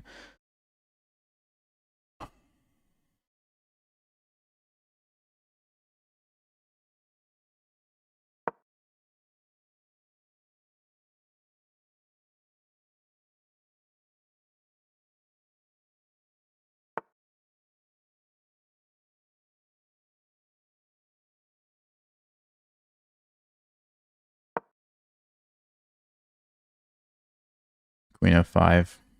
Yeah.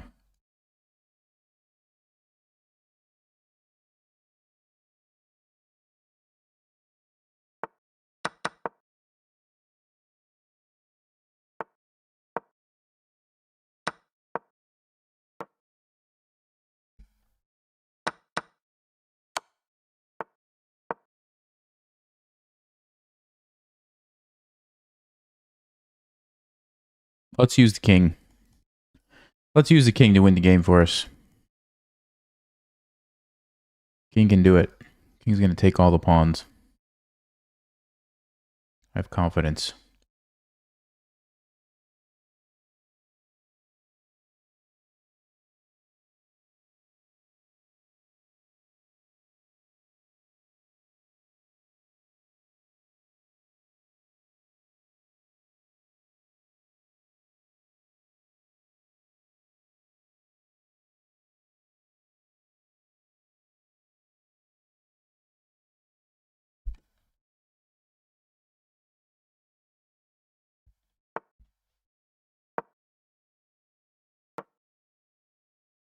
I don't want to lose control of the file. Not that it really matters at this point, but...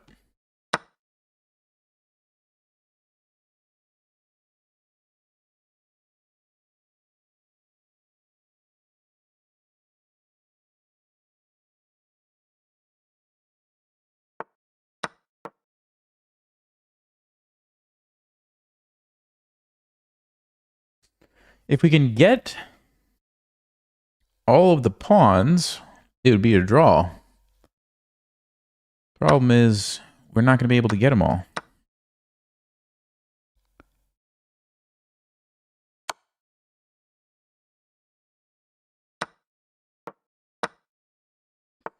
We're not going to be able to get them all.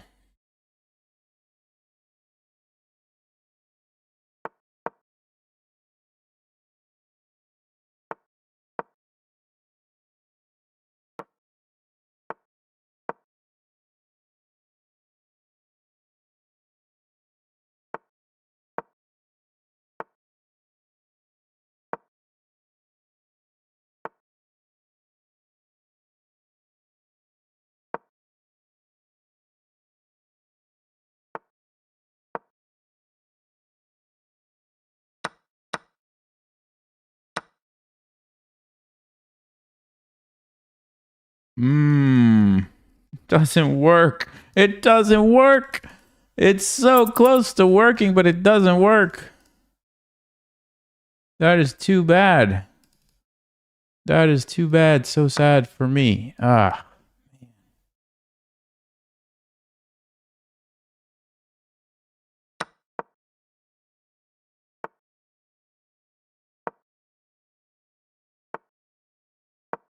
It's interesting because it's almost a drawn ending. If we could somehow force a trade of pawns, but we can't. We can't force it.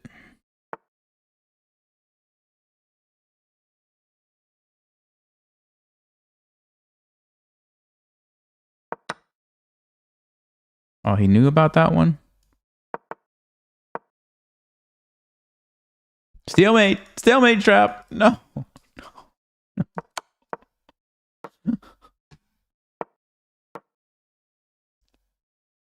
Ah.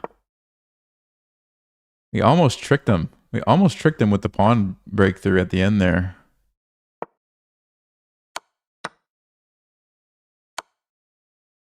Let's see if they know how to checkmate. Looks like it. Oh boy. Okay.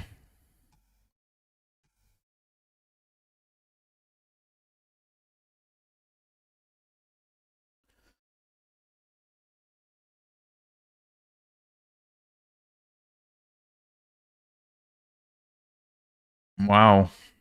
Okay. I guess I just made that one mistake early and that was it. So let's see. Queen e4 is fine. Yeah, this whole idea was just wrong. This whole idea was just wrong. Because they could have also just castled and then played knight c3, and it's the same problem for me. So if I don't go crazy and I just play some normal moves like e6 and pin this or whatever, I'm fine.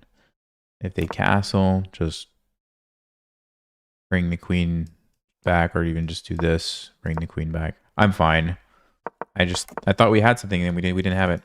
I missed that my queen was getting trapped by this knight. That's what I missed. And there's just nothing to do. Nothing. You could try knight takes g4, but it's still just going to be this losing position. At least there I get something, but it's still not good for me. And then at the end, they almost messed up. Honestly. We were really close to this pawn breakthrough working. You know, if, for example, they couldn't push g4 here. Oh no, they still play king f2. Never mind. What am I even saying? I thought their king was close enough too. So we were never actually close. In my mind, I was thinking we were close, but we weren't. Now, interesting thing. I don't know if you guys knew this, but imagine that I run my king to the corner and they push and do this. This is a draw. Why is it saying it's mate? Well, this is a draw. Oh, okay. Okay. It's a draw if they take. If they're smart, they're not going to take. Right. But as soon as they take, it's a draw. And it's because the bishop is not controlling the queening square. They have no way to get your king off of this square. So if you've never seen this before, you're going to not believe me for a while. But trust me, it's true. They can go check. You always go in the corner, and now you're going to stalemate. So they have to give you a place to go. If they ever push, you go back. They always have to protect their pawn, but then they have to give you a place to go, and there's no way to force you out, right? Unless they do this, and that's a stalemate. So we were really close, kind of, to a draw. But I still played a bad game by going for that knight b4 c2 idea.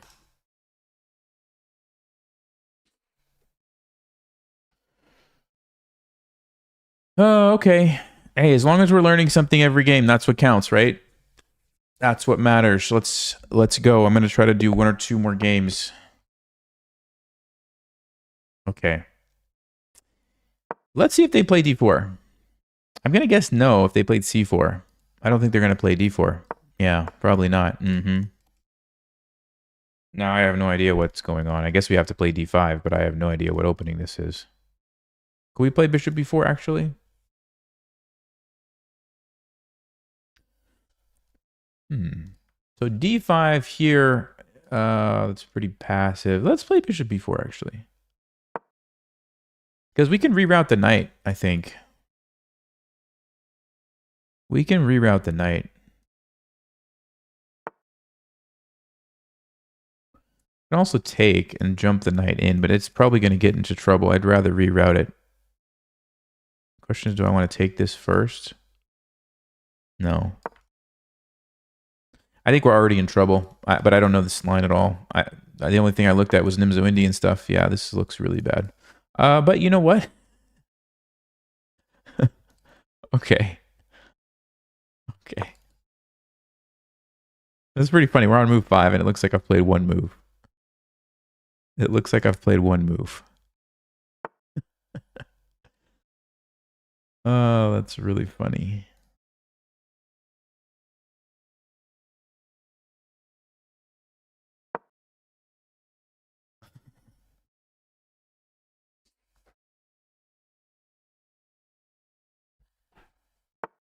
The interesting thing about our position is we don't have like a major weakness. So it's probably not as bad as you might think it is, to be completely honest.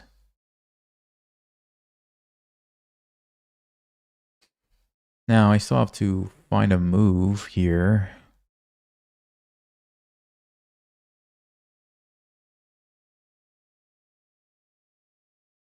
I'm honestly thinking f5. Let him take, then the knight comes out, and I think our position is not awful. And then if the queen moves somewhere, like check, we can just block.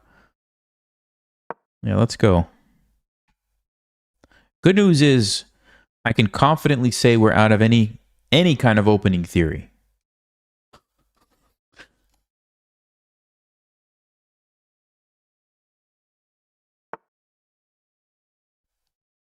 Okay.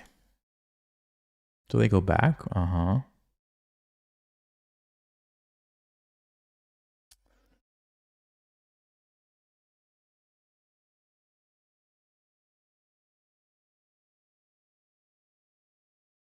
Maybe just knight c6 is what I'm thinking. 97 g6. We have to watch out for bishop g5, though. We could play g6, bishop g7. There's a weakness here, though. I don't like that.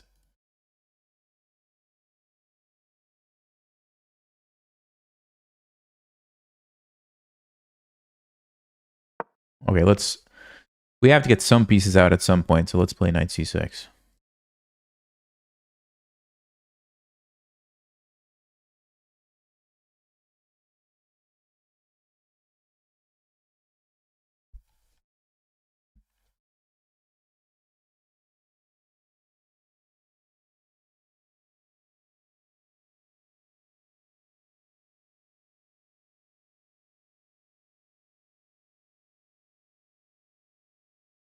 We've got him thinking.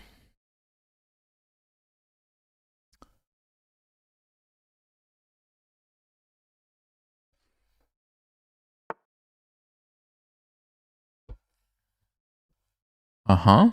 Goes with the calm, normal-looking move like that. Okay.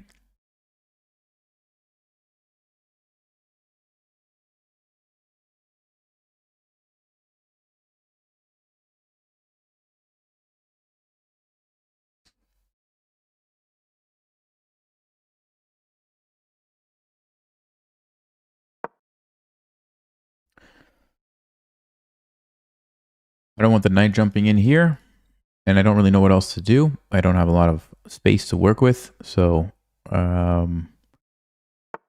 yeah, I'm just gonna kind of...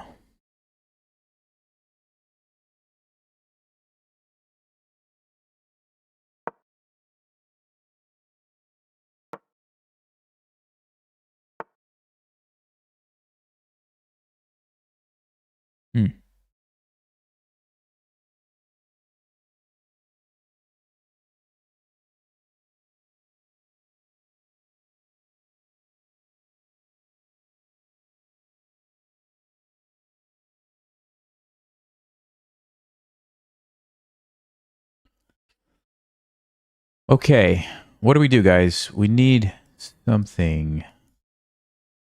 If I take, that's going to open up a rook in my face.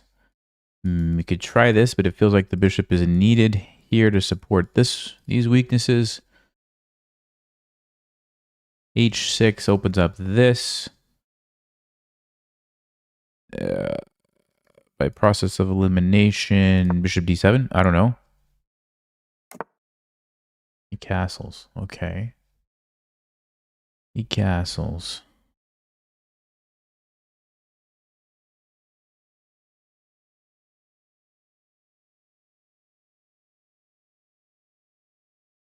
I could probably play h6, take with the queen. Queen g6, I'm going to have that move. So, okay, let's go. Let's go.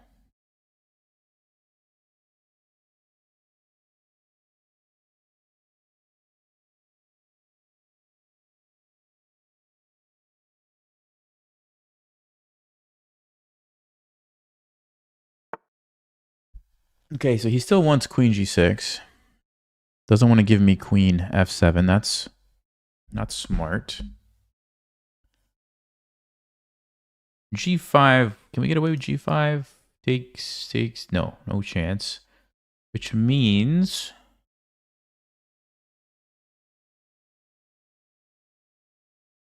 probably need to play King F8, but then I'm going to lose a pawn here. So let me think about this. I don't think we can save that pawn. I do not think we can save it.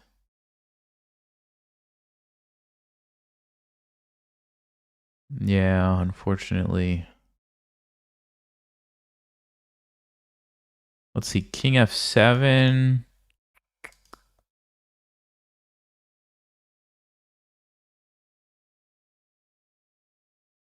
Okay, let's go here. At least I get to bring out some pieces now. My knight can go to F6 after this trade. Assuming they take. Assuming they take.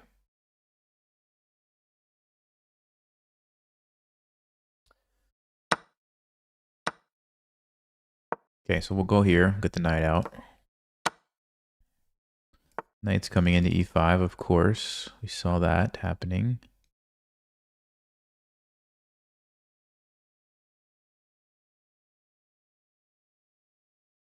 Let's just go back. Basically, we're just hoping they make a big blunder at some point. They get overconfident, make a big blunder. We can capitalize on it. This is also the problem with thinking you can just pick one opening and play it all the time, right? You can't. I mean, you just can't, right? That's what we tried to do, and we got into trouble right away. You have to have at least a couple of options in different situations.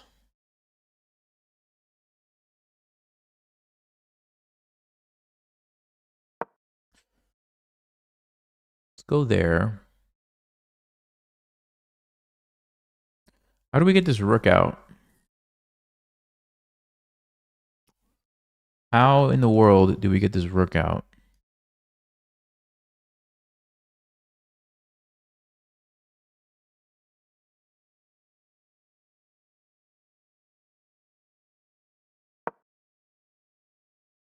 I don't know.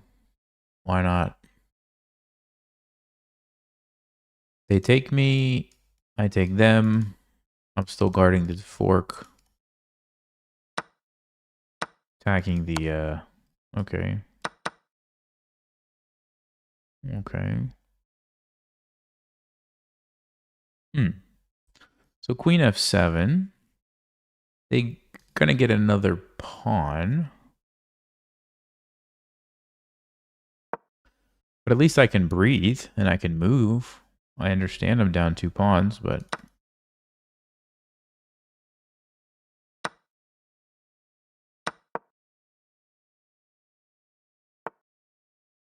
Okay.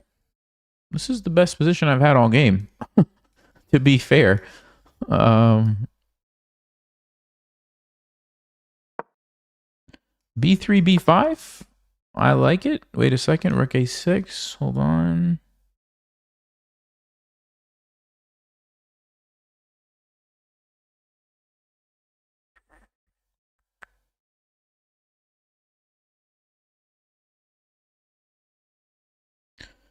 Yeah, maybe we can't get away with that. If I sack, we can't win the knight. That's the issue. Takes. Takes.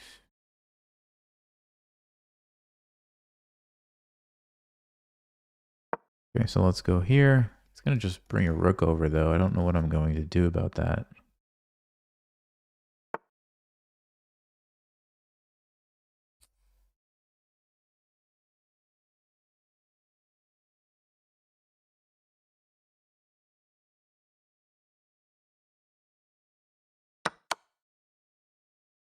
Mm-hmm.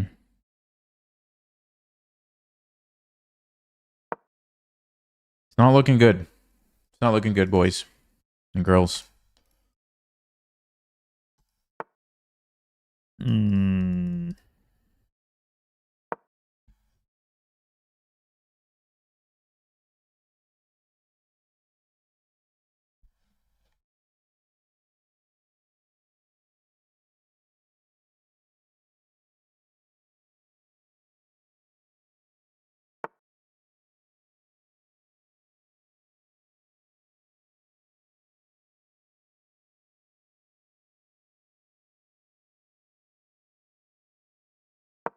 Okay, let's hope that he doesn't see it. Let's hope that they don't see it. I don't recommend playing hope chess, but desperate times call for desperate measures. Maybe G4 is played and we win? Nope. All right. It was worth a shot. It was worth a shot, guys. Let's see. Let me see. I'm going to play Rook D7. Ooh. That's a killer, isn't it? Nope, Knight D5, also a killer. Let's go back. Let's take this. Let's go here. I'm still hoping for a massive blunder to win the game. That is what I'm counting on. Ooh, close. Close to a massive blunder.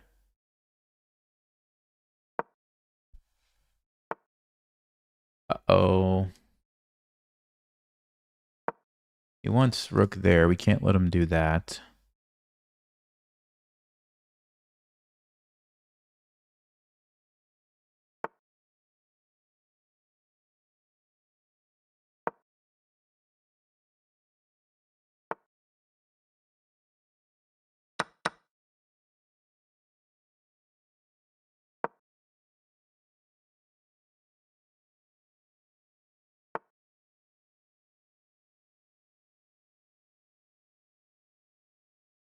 Can't go there.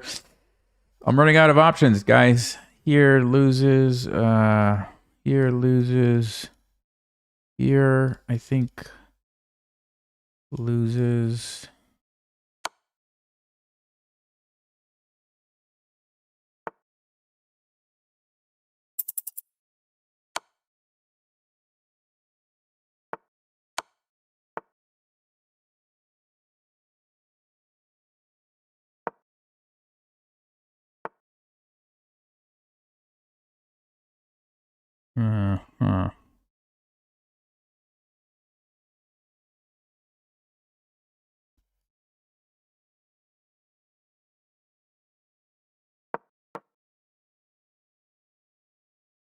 Considering the start of this game, I feel like I put up a good fight, to be completely honest with you guys.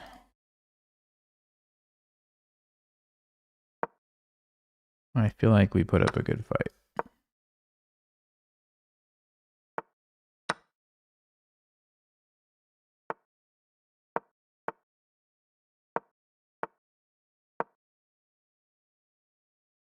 Still fighting.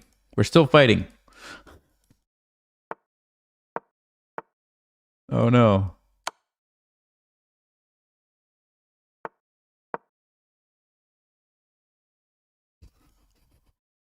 We're still fighting.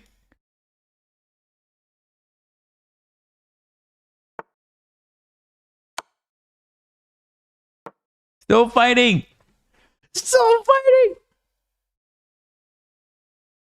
What is happening?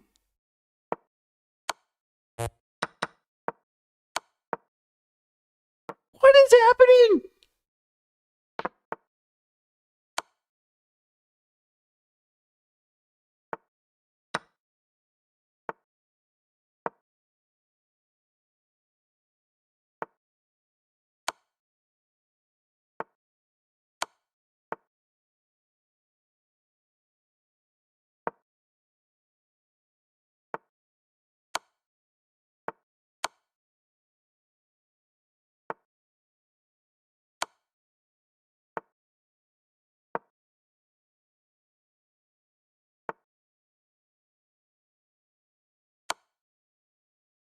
Okay, I'm taking at least a draw. I'm taking at least a draw. After the way this game started, I am quite happy with a draw. And I'm the only one playing for a win. There, take your draw.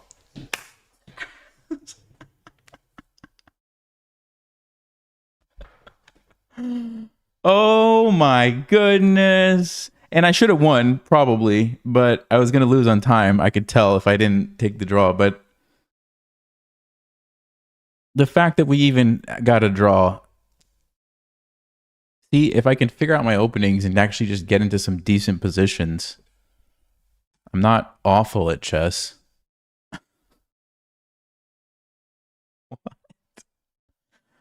I should have won. I should have won, actually.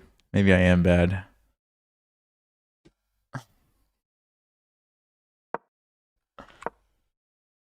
Okay. So this was a very bad decision. Bishop f8 is on the Stockfish list of moves. It is. It's the second move. It wanted king f8, but it's the second move. f5 was bad. I should have not played f5.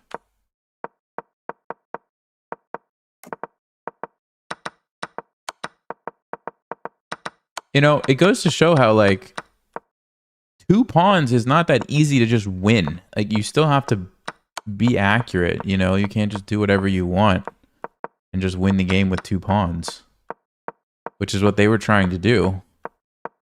And then I don't know. I don't know what happened. We just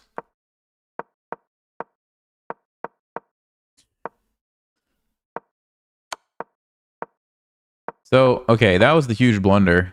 If they just play, let's see, Stockfish says you can play knight f4, so just stop the pawn. That's one way to win. If they try to push, yeah, you're not going to win this race. And now we actually win. So you can't do that, which they realized, but they didn't see what to do. All they had to do is stop the pawn. Like, that's it. And then, oh, but then I do take this. Yeah. I guess the idea is they're going to have this a pawn, though. Yeah, a4, and you push this down. As long as they stop my h pawn, I don't really have much. But as soon as they let me take with check... No, back to the game. Yeah, as soon as they let me take with check, I'm winning. It's too bad I couldn't figure out how to win this easier. It's not that easy, though. Like, even though Stockfish says +9, it's not... When you have 20 seconds and you're trying not to get forked and you're trying to figure out, okay, how do I actually take the pawn? It's not that easy, right? And so let's see, what was the winning move?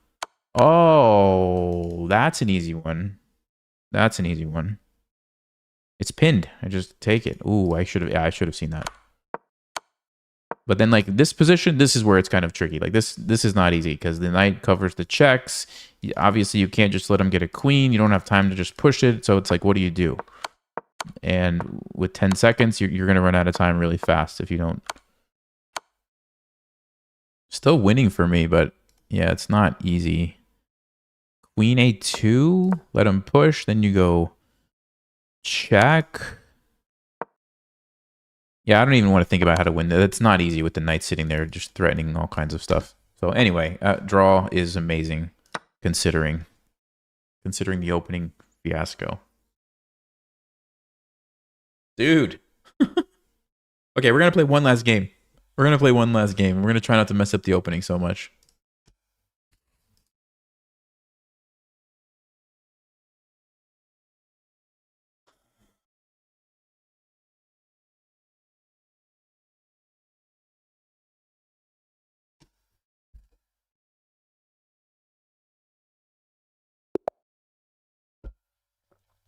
Breaking the sound barrier.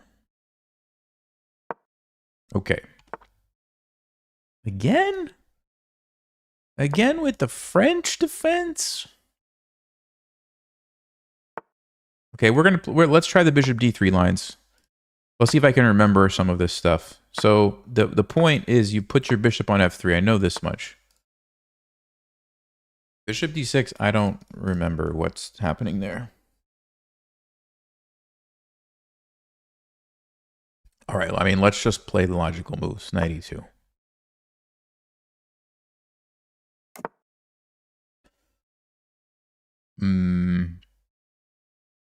Bishop f4. Just logical move. We can make a trade here. That's fine. I'm just going to try to develop every piece, every move, and castle on the queen side and attack the king side. Like, that's it. No reason to overcomplicate this game.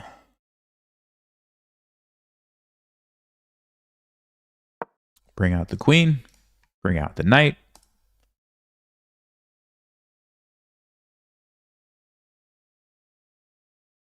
Bathroom Gambit. I'll be right back.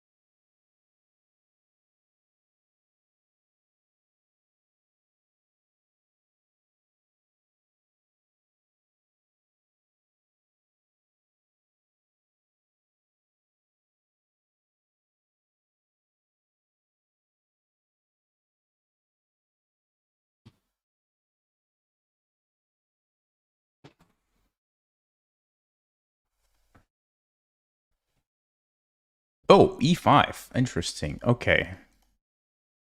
e5, if we take and they trade queens, obviously we're going to be winning, so they're going to take here.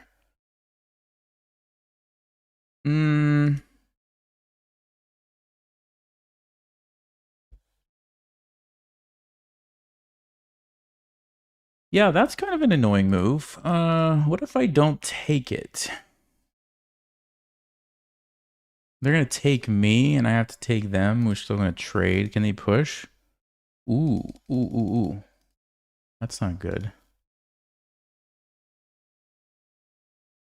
think I already messed this up, actually. That's why I have to review your lines. Okay, let's see what we can do. This is not an option, right? That's just loses a piece. But this is bad.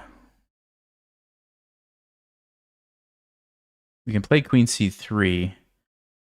We're down a pawn, but that's not an awful position. Okay, let's do it. Let's do it.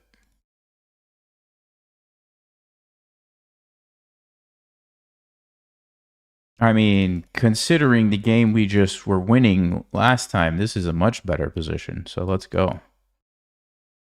Let's go. He's going to take this. Okay. Yeah, it's a gambit. It's a gambit. It's the bathroom gambit. What do you expect?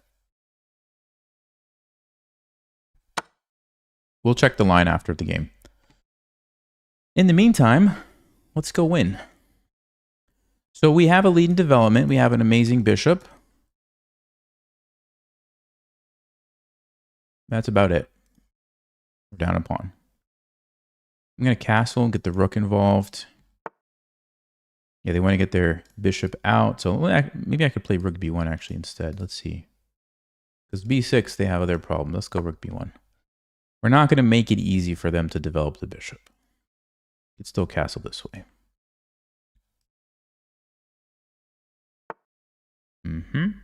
Let's castle, get the other rook involved. We do have knight e5. I'm probably going to have to trade the bishop off. I think that's okay. We can just go here. c5.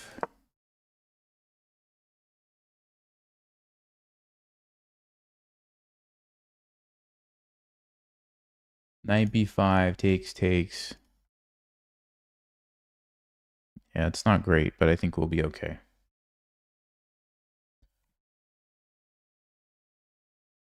I don't know why. I don't know why I have a good feeling about this game.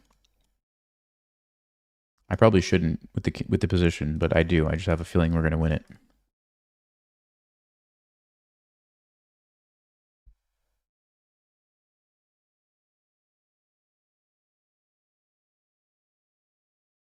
Guys, don't forget, Chess Vibes Academy is open until Friday. Then we're closing enrollment for several months. So if you want to get in, now is the time. I pinned a comment. There's a link in the description. You can check it out. Yep, I thought he was going to go there.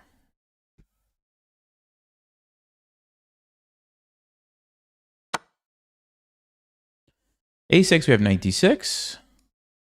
I'm going to be bringing this rook over. We have some active pieces, which I like. Pawns are obviously really bad, but we have not lost yet. We're coming back on time. Psychologically, that's going to be affecting the opponent as well.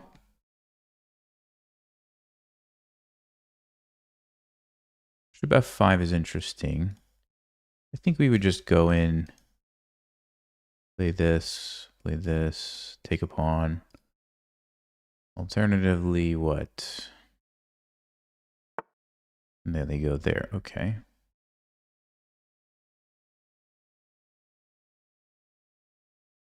So we have a4, we have rook e1. Let me go rook e1. We need all the pieces involved. So I'm giving myself options.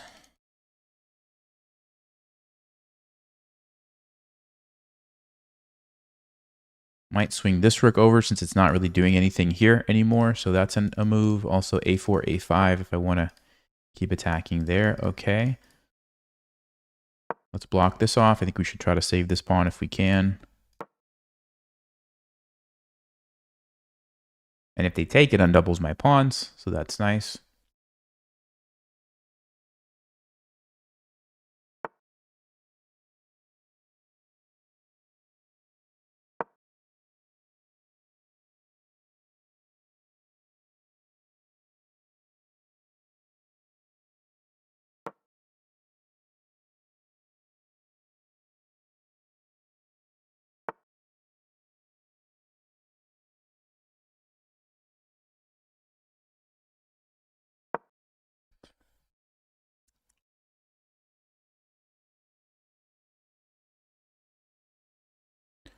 That's a good square for the knight. Yeah, it's a very good square for the knight.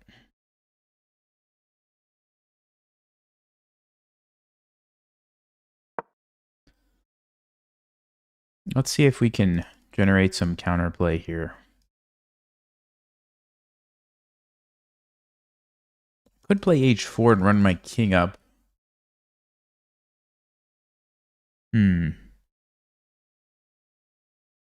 This knight's very strong.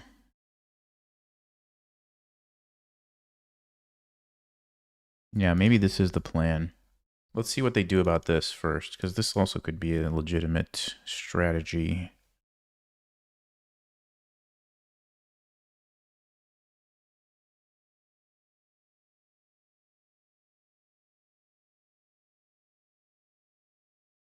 Yeah, there could be some mating nets too if I don't play h4. That gives my king place to run, so maybe h4 is important.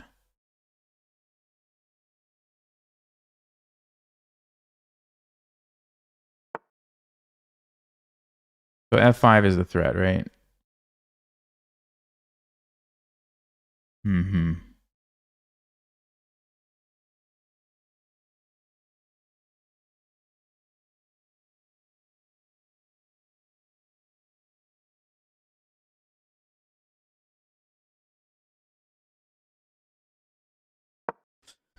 So we need to defend the knight so that if they play f5, we can move this guy and not get into trouble. That's a move.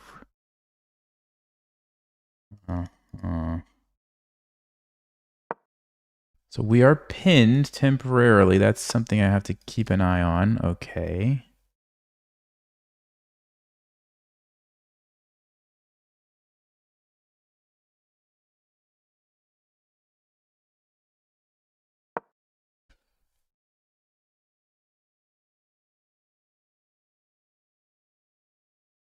Check. King g2, f4. We move. They take.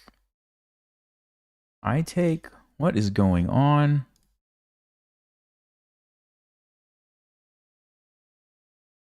F4. Oh, I could also take this. They take me, I take them.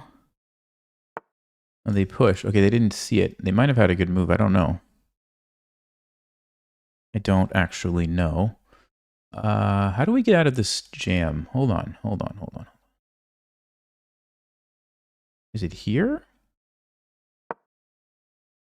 Is it here?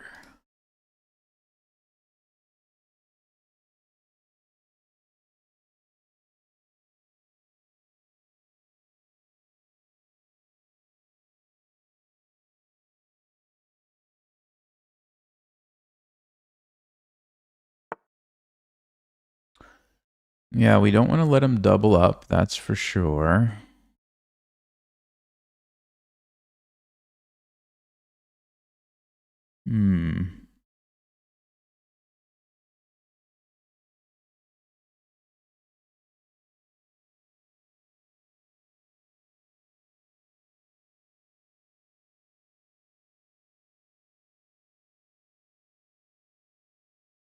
Okay, so takes there, check, takes. I'm losing a piece, right?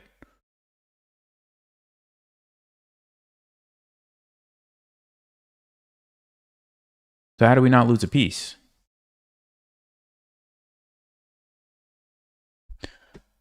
Well, the way you would not lose a piece would be...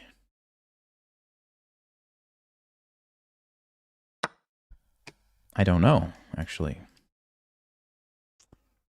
Rook d8.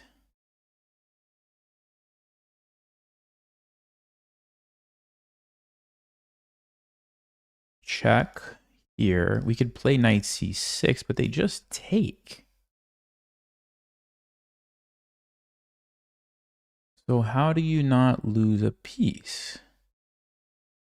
Is it rook e7? They take. No. Knight here. They take. No. I don't see a way to not lose a piece. That's a problem.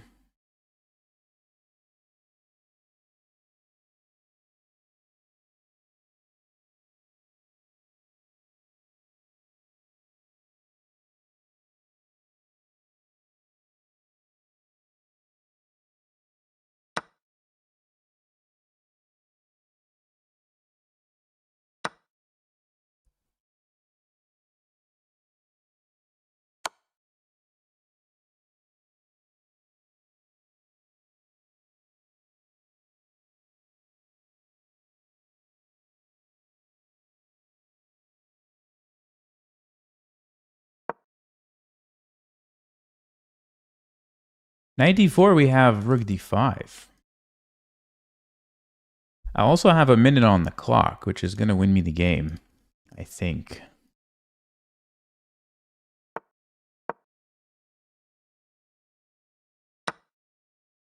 Okay.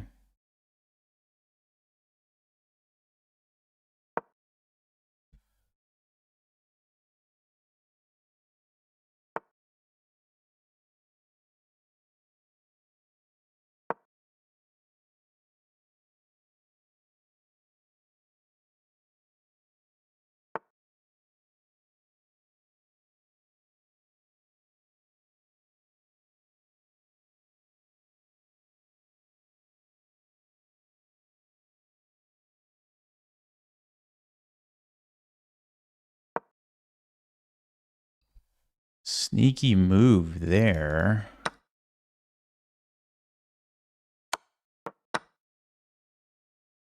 Sneaky move.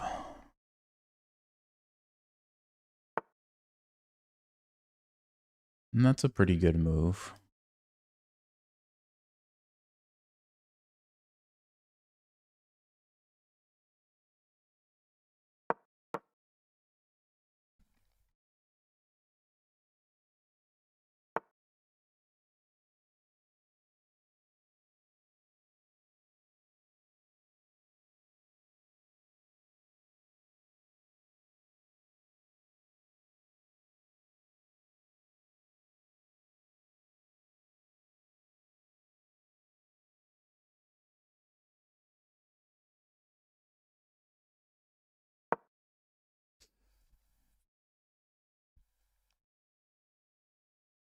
Okay, we got to get the king. We got to get the king over here. I could see that much.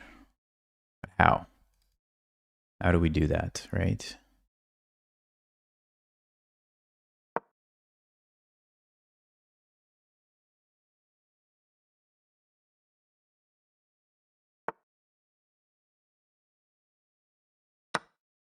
I should have noticed this sooner, but I didn't.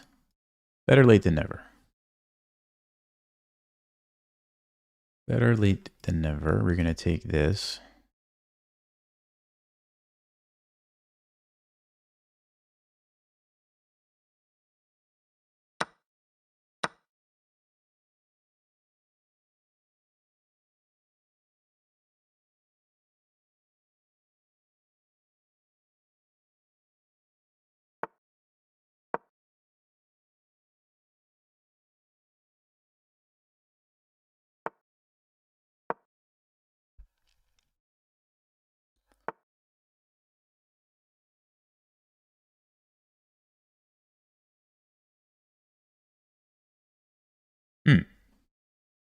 Check.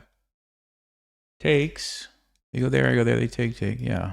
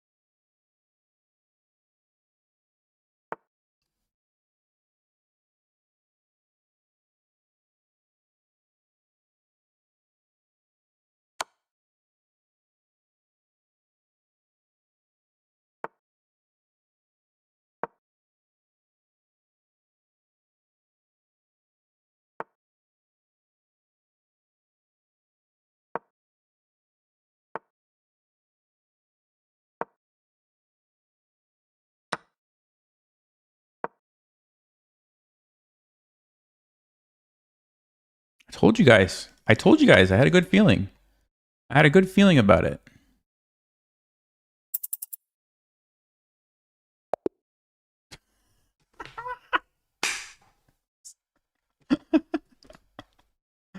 Jess is so weird sometimes. It's so funny. It's so funny. Psychologically, it's a psychological game. I'm telling you. I knew I was going to win.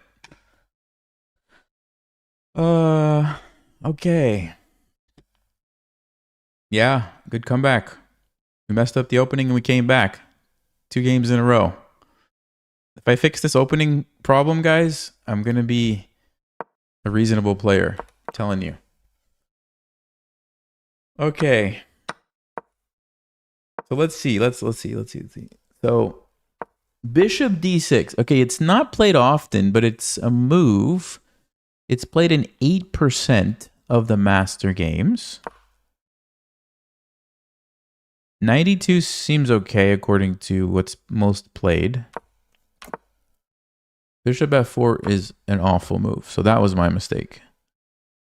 If I just played knight out, they play c6, bishop g5 or something, and okay, we're fine.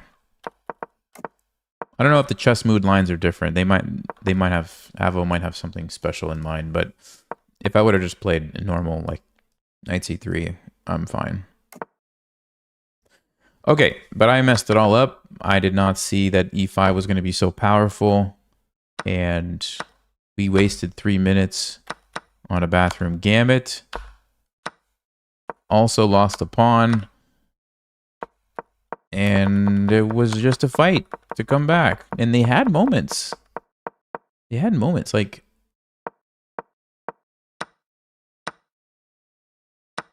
right here. I don't know why they didn't just go for it. Just double up. I had no way out of this mess. I actually had no. I don't know what I was going to play. I was still thinking because check doesn't do anything. This is just winning for them. I'm losing the piece. And I can't get out of the pin because like if I try to get out of the pin, well, there's a fork. That's one thing. Let's say I would have gone to a better square, like, I don't know, here. they still just take and have the knight and bishop, which is really great against the rook. So I just had no good options. But they let me get this. And then they let me get this. B5 was a good move. B5 was a good move. But then they fell for this tactic. Yeah. Oh, actually, it's interesting. The tactic is not good here because they simply get the rook behind the pawn and black is set up to win this game. Wow. I stumbled onto the best move. So by waiting, now if they want to bring their rook here, they have to go in front of the pawn, which is not where you want your rook. You're blocking the pawn. That's really interesting. And then they kind of, you could tell the time pressure, they started to panic. And we got them.